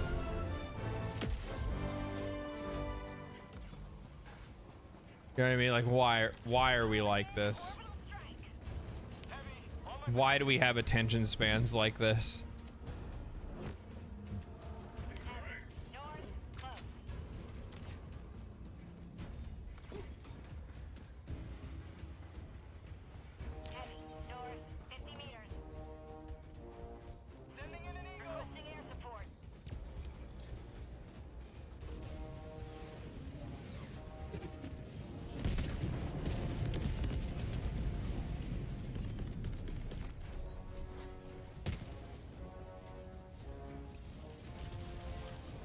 Requesting orbital.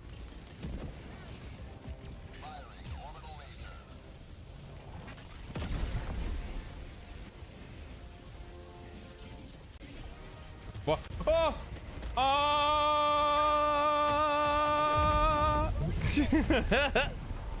I watch those.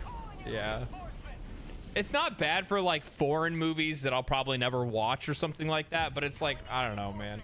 Like, we don't even have the attention span to actually watch movies anymore. We'd rather hear somebody explain us tell us about the entire thing in a 5-minute video. Why'd you guys send me over here? Left homeboy all alone. In the shit.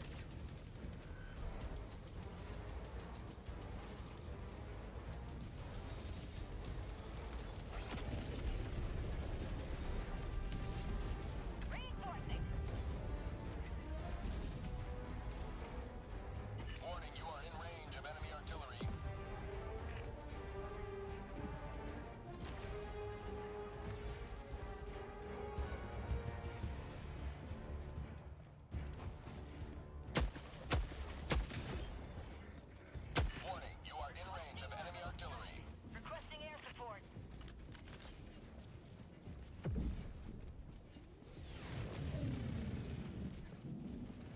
This guy's taking a fucking bath.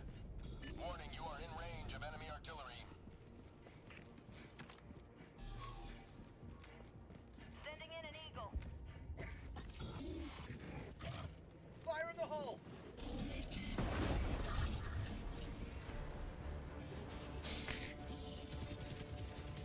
You didn't see shit. Okay, don't fucking pretend like you saw anything. They're like, our friends were taking a bath.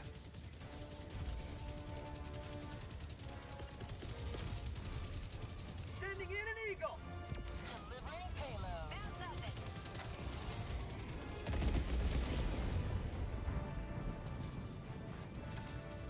it. Unreal. They're chilling, literally. Package acquired. That water's gotta be cold as fuck.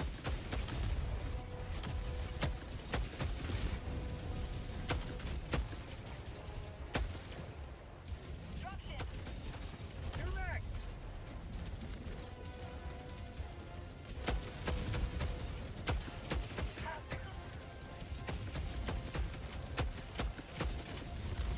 Requesting air support. Mag's empty!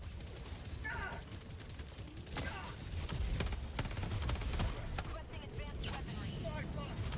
Report super burst!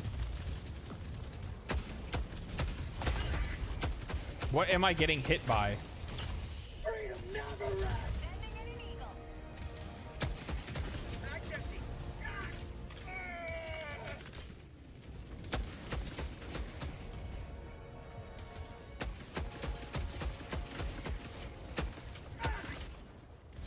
Hit.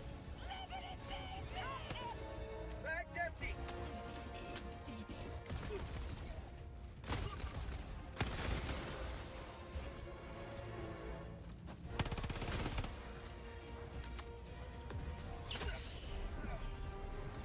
Requesting air support.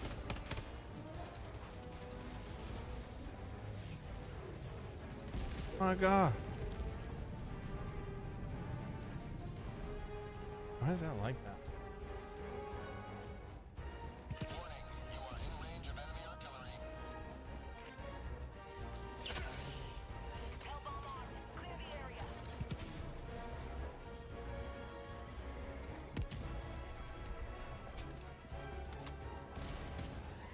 Warning, you are in range of enemy artillery. Enemy patrol, southwest. Tagging map. West. 300 meters.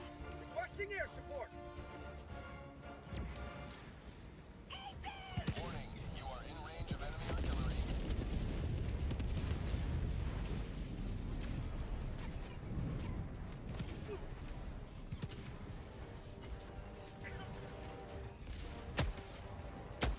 Warning, you are in range of enemy artillery.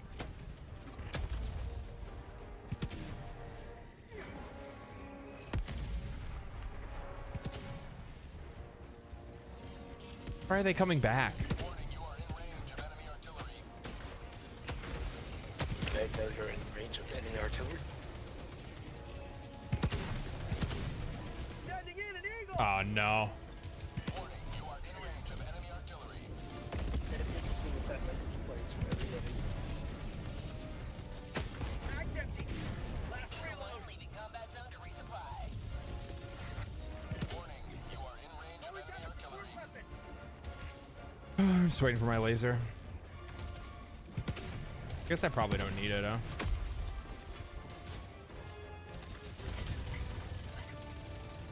Warning, you are in range of enemy artillery. Actually, I probably do. Well, Calling in orbital strike. Calling in a hellbomb! that's not where I want that. Moved on its way now.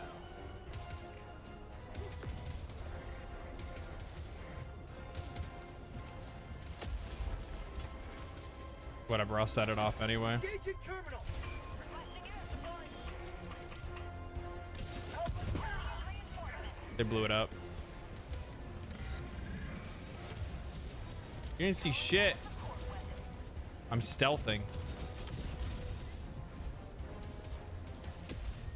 Warning, you are in range of enemy artillery.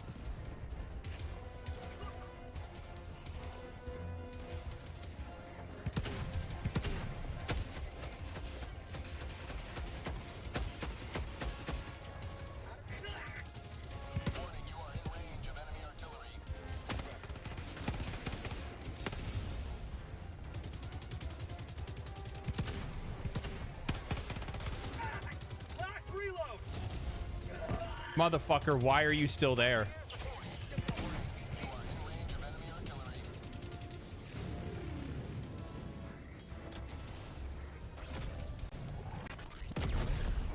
That Hulk snuck up on me. Oh, there's another pack.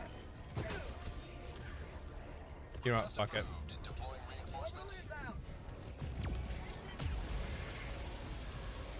I don't want to call in anything else.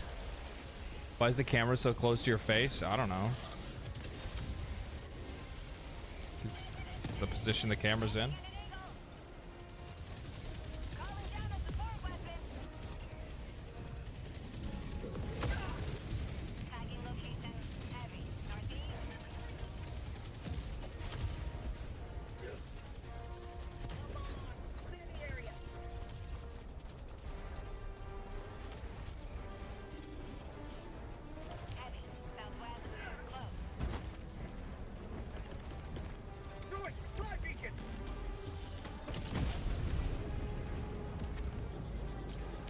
Great face. Thank you. Just try to make use of it. He somehow missed. He's the Hulk that killed me after he just snuck up on me.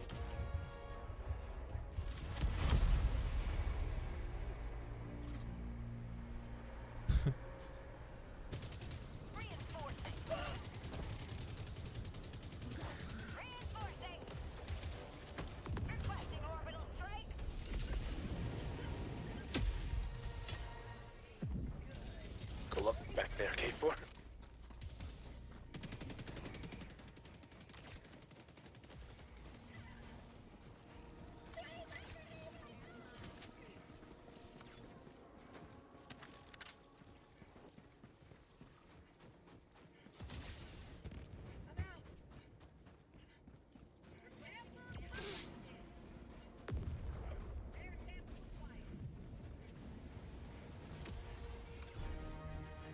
Ian, what are you doing? Gaming.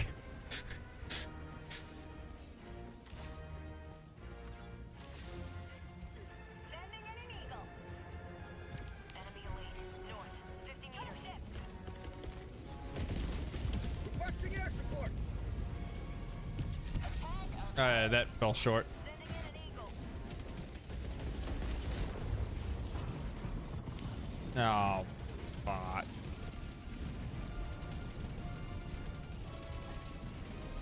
I'm going in.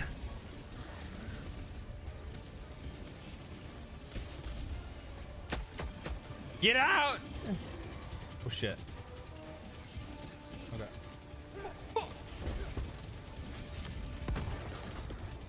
Sending in an eagle. Support weapon. Here comes the cavalry.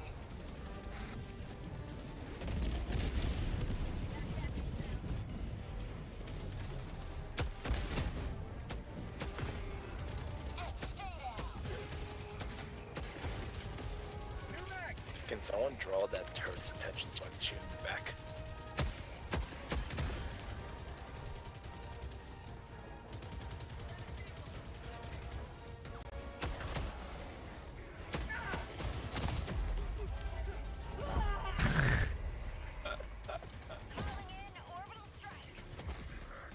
Ah. Now this is hell diving. Yeah. Just fucking.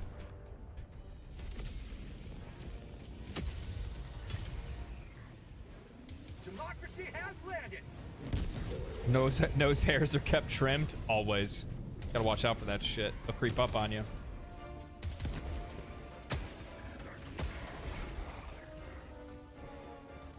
Heavy. Northwest. 50 meters.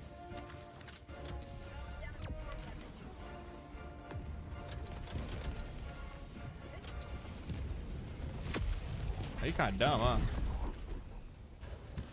You're kind of. You guys are coming, 'cause there's You're so kind of much dumb. at this point. I'm killing it as fast as I can, but there's only one of me. Eagle 1, leaving combat zone to resupply. I want to hit to you, but there was kind of a turret looking at me.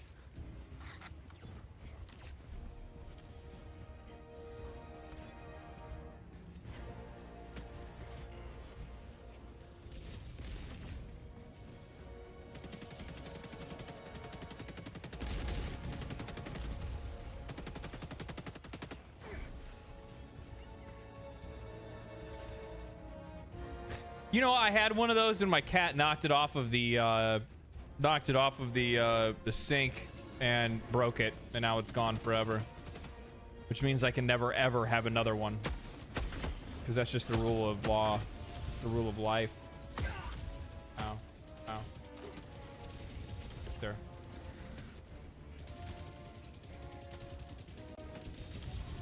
Yeah, you know what? I don't even want to deal with your bullshit. I don't even want to deal with your bullshit.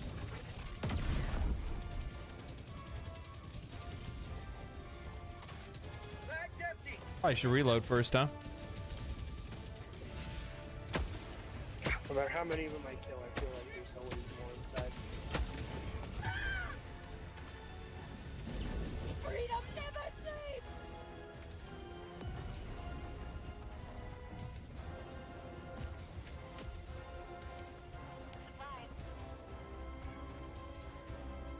I mean, I think I don't buy stuff like that because I, like, you guys know what it is. I zoom myself up too much. Like, you know, it always just kind of comes down to you, like, forgetting to buy something again.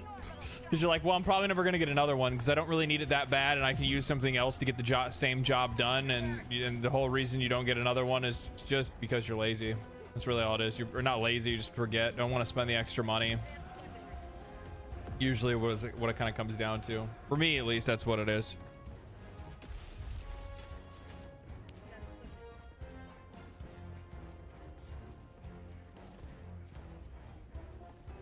For me, that's what it is.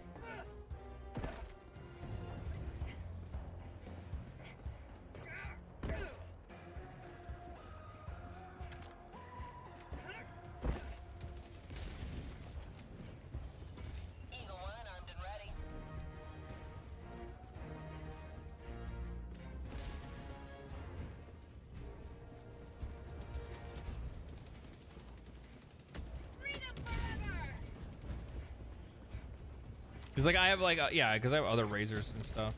What is it? Escort citizens to Shuttle Bay? Oh, my bad. I'm clocked out.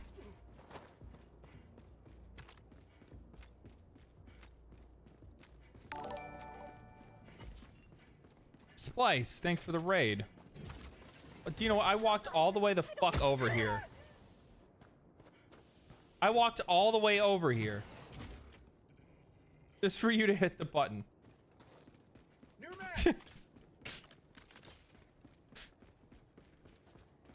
Move. Move. Move.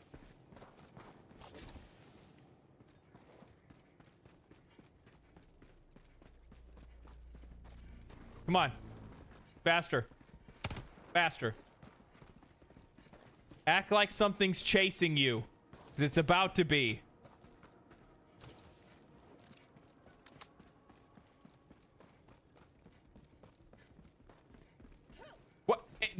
I saw you walking.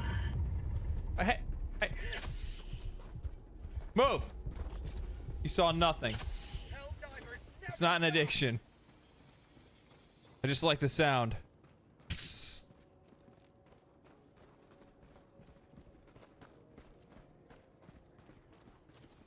Faster. Faster. Act like they had never left their house before. Oh, we have all the civilians we need. Oh, perfect.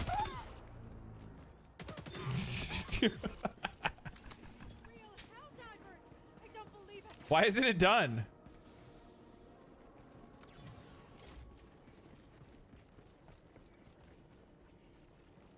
Because you killed them before they got in. No. We're at 30 of 30. Oh, I see what you're saying. Like, it counted them, but they weren't already in yet. Makes sense.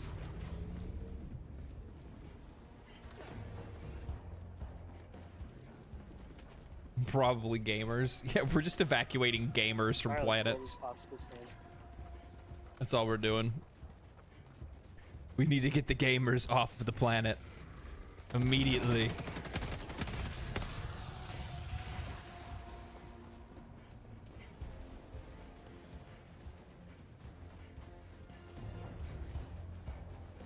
Last reload. My life for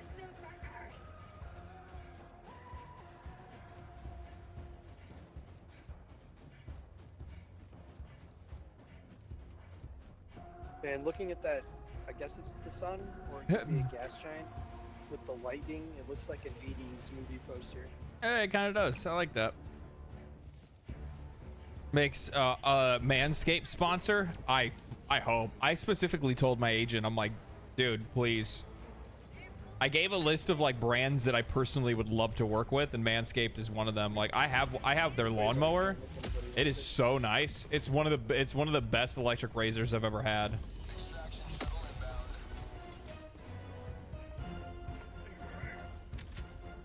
I'm using Resupply, Eagle Airstrike, Quasar, an orbital laser.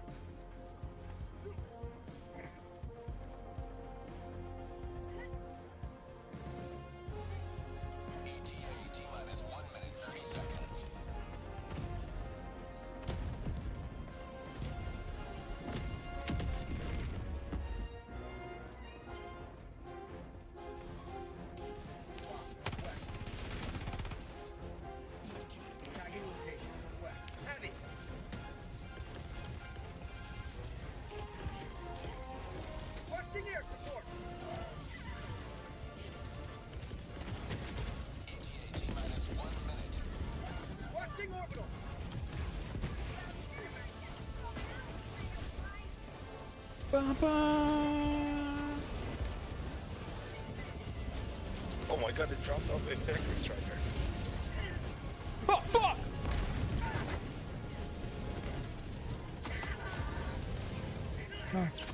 Oh, I'm so fucked here. This is not good.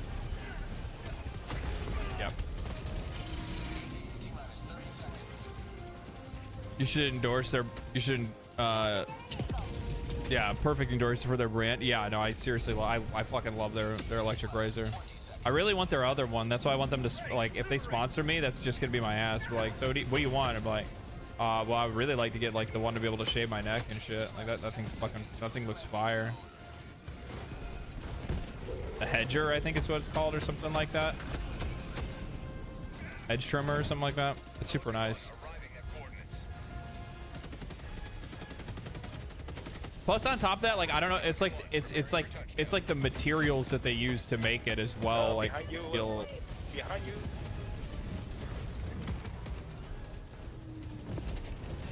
Like it feels solid in the hand. And you guys know what I'm talking about. Like I've had like Norelco's, I've had all kinds of different fucking brands, and like none of them ever really like they feel cheap in the hand. You know what I mean? Like plasticky. Like they feel like if they drop, they break. Right?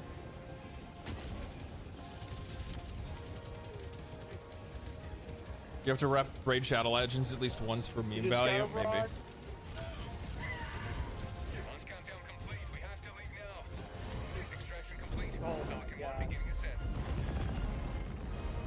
The rockets keep throwing me around everywhere.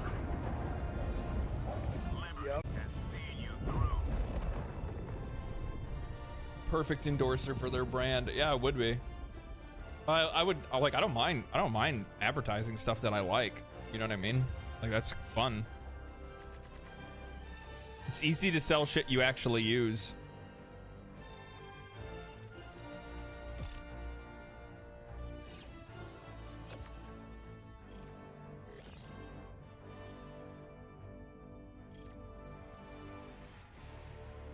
Outstanding patriotism.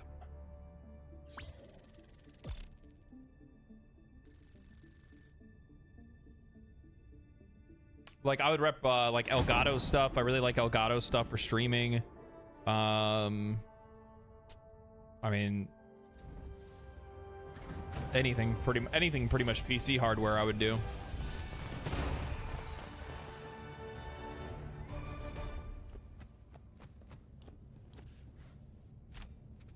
I think I figured out my mic. I don't know if the automatons were ever technically alive, but they're definitely Hey, Kiwi's dead now. alive.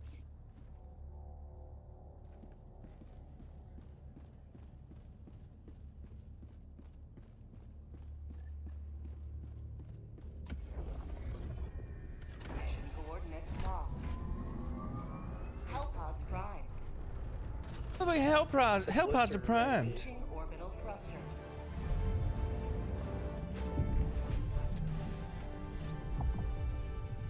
Orbit synchronized. I dropped a 500 kilogram like on your feet leg, and I was screaming at you, but no sound. Yeah, that's fine. I got away from it.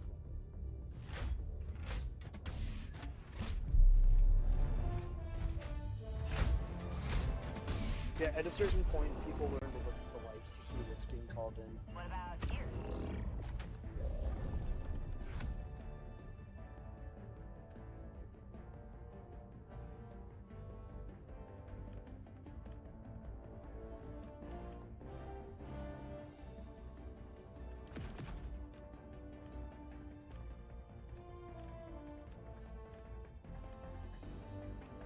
Is this a defense?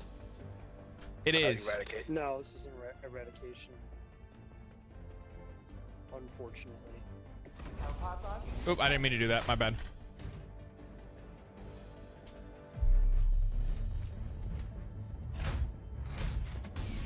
This is defensive. Put my hand down on my mouse and was like, nope.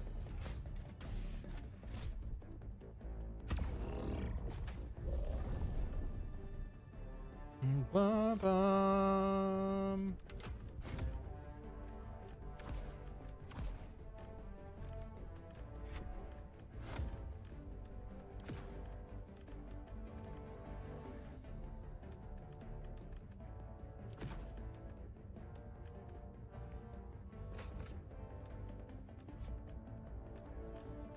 Should I run sprint or hellpod?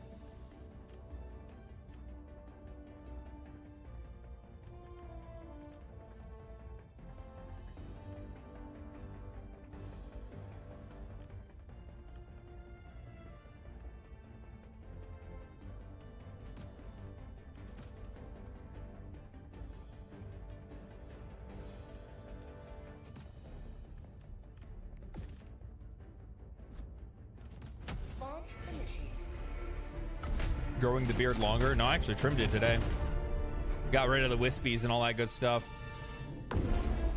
It's pretty much about the length he's gonna sit at. I'm not really gonna get a little longer than that. I don't want to have like a fucking like, I don't know, that would just look weird on me. Cause I'm not like a big guy. Like I feel like bigger beards look like if you're either like, you know, like a bigger guy, either like muscular or fat or whatever, like those typically look better, but like then about this length is usually pretty good for me. Less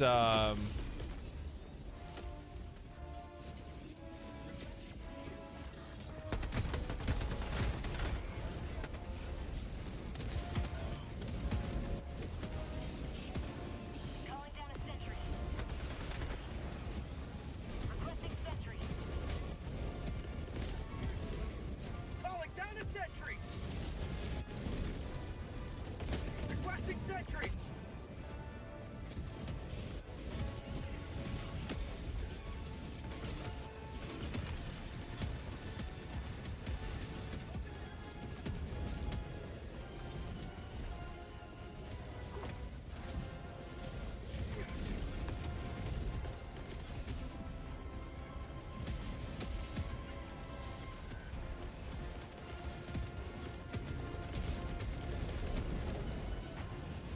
Orbital inbound. Calling in reinforcements. oh, Whoever Steve. needs mortars, that's people. Orbital inbound.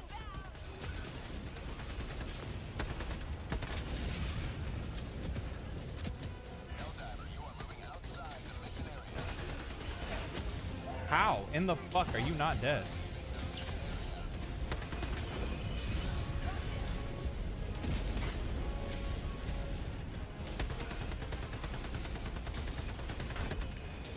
You're back.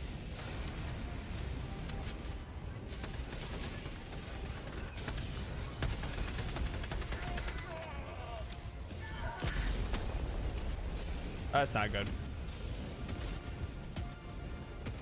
That's not good. Oh, okay, somebody help me. It's the perfect mission for Tesla towers. Yeah, Tesla towers do work pretty well here too. Heavy. Gain 50 meters.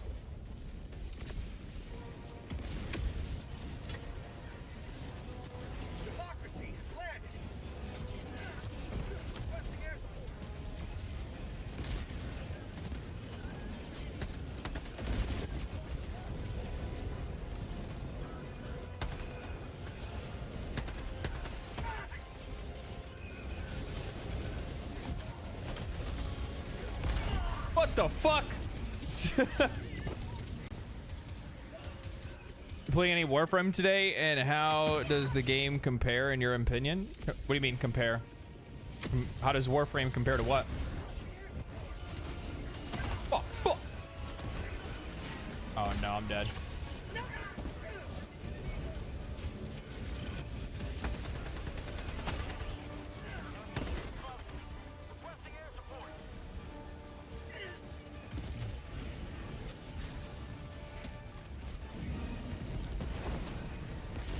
Uh-oh.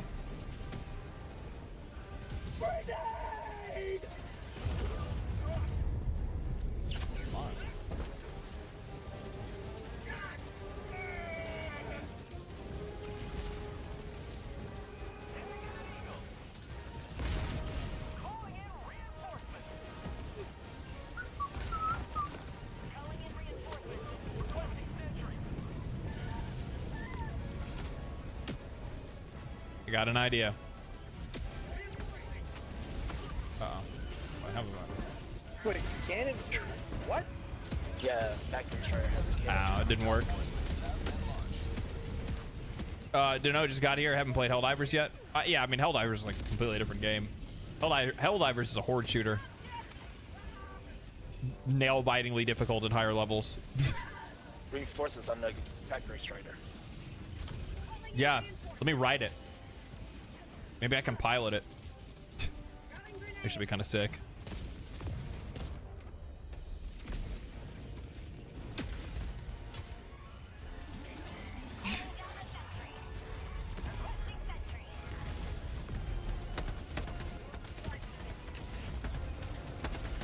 Ian. What? I'm gonna use that trigger. I killed it with the supply.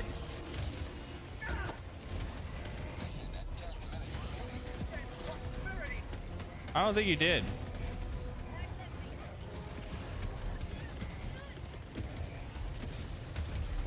Calling down a sentry. Democracy has been well delivered. May your extraction be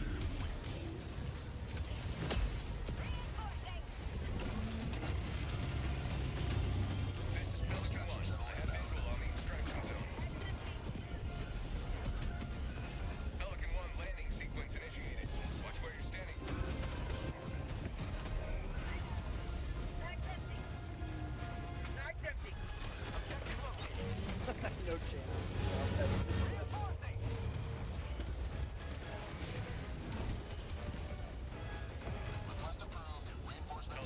preparing to depart. Shuttle launch in 20 seconds.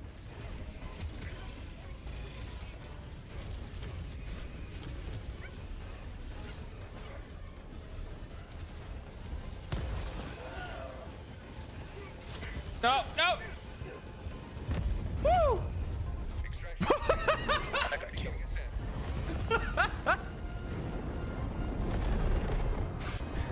Holy!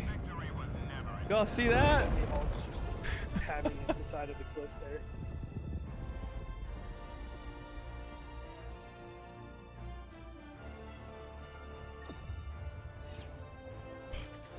Everything went as planned. All went as planned, by the way. I'll make sure you guys know that. I know sometimes you're probably thinking to yourself, what does a pro gamer really look like? I'm just glad to be able to show you guys an example of what a pro gamer looks like. Honestly, if it wasn't for me, there's a really good chance that, you know, you wouldn't have a good example to follow. So, glad I was able to teach you guys today.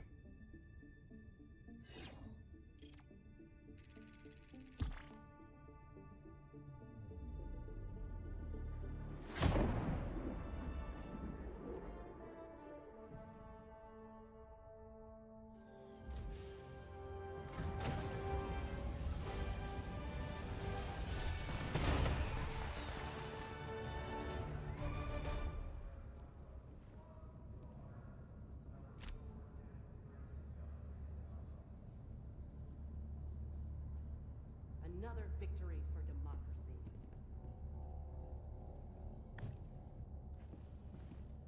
Welcome aboard, Helldiver. We can never have too many heroes fighting for peace.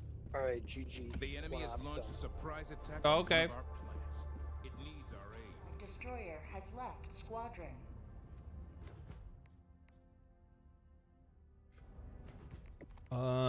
We have people.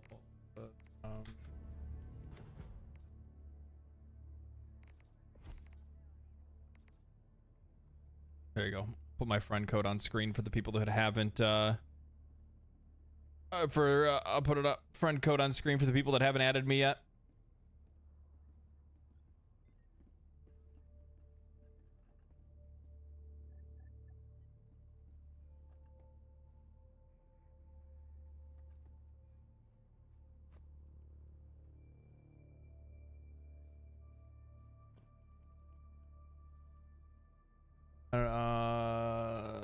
If socialism buys me the game, then I'm down to support democracy.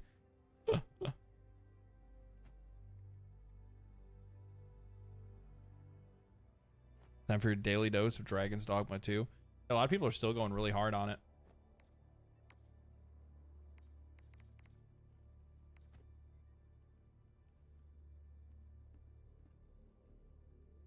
Yo, what the fuck happened there? What's going on?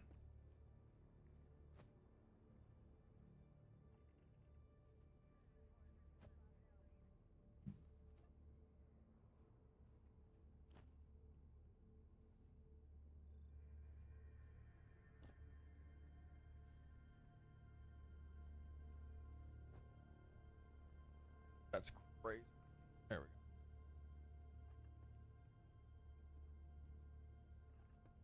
And then back.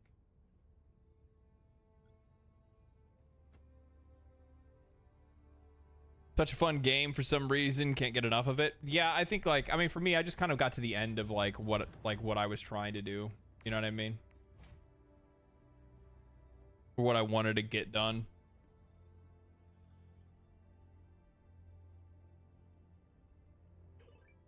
I'll go back and play more of it, but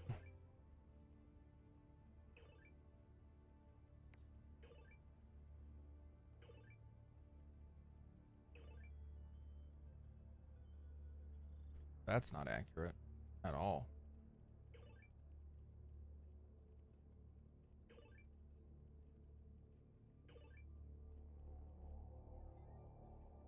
The honored one?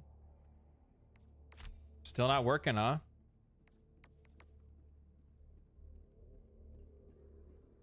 Yeah, I don't know why. This is just this is that bug that they're still working on.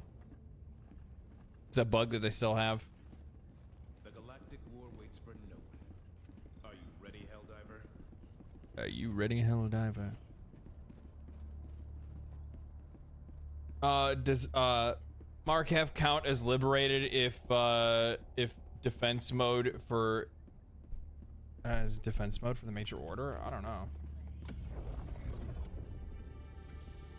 It just needs to be at 100% liberation by the time the order comes to an end. It's the last planet.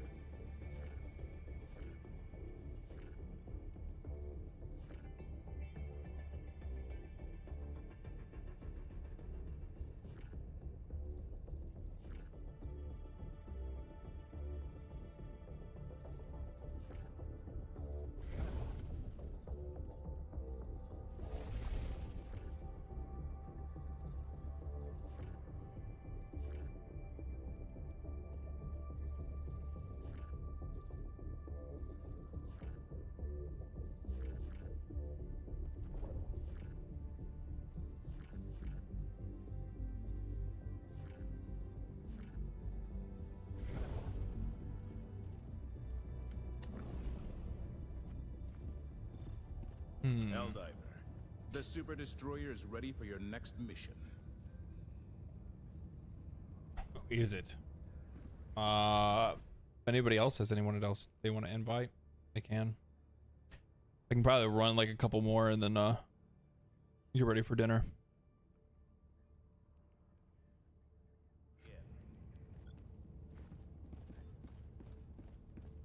Actually, you know what? We'll What I gotta go automatons too. we have I'll see you. yeah, that's cool. That's cool. Yeah, actually, I take that back. Grand We'll just kind of chill out for a second, and then and I'll probably end things like a little bit earlier today, and then focus on getting everything rolling for tomorrow. You know what I mean? Wonder what happened there. Very odd.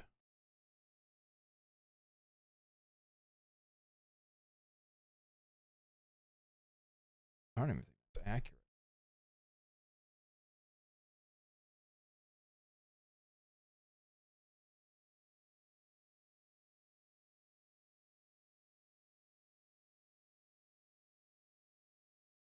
Yeah, that's what the problem is.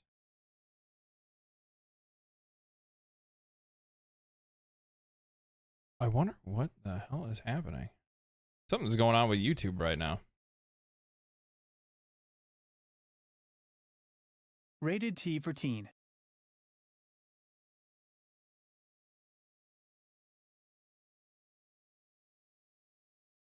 Huh.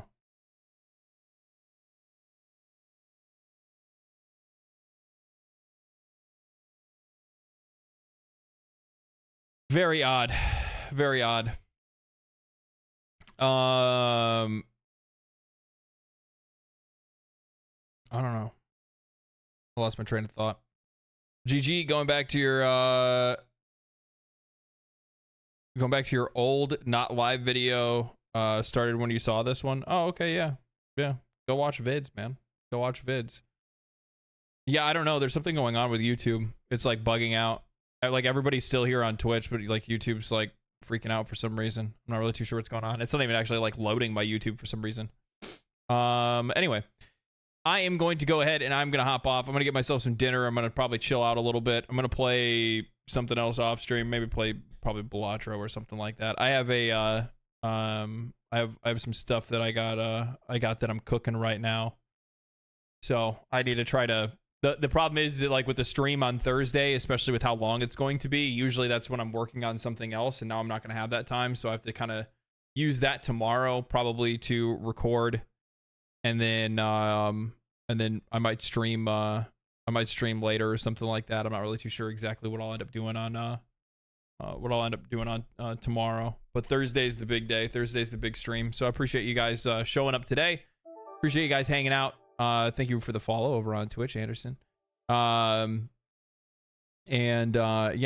gonna hang out, chill out, do my thing. I will see you guys probably tomorrow. We'll see how long it takes me to actually get everything like recorded and stuff like that. I'd like to be able to post a video on Thursday before I go live, if at all possible. I kind of like doing that. It feels better for me. So we'll see what's going on. It was feeding you at 720p on auto, but Twitch was at 1080p. That's really weird. I don't know why it's doing that. See a good stream. Yep. Thank you guys for stopping by. Thank you for the subs. Thank you for the donos, all that good stuff. Appreciate that. Thank you guys. Thank you for your generosity. I will see you guys tomorrow. Probably. Maybe. We'll see. Anyway. See ya. Peace.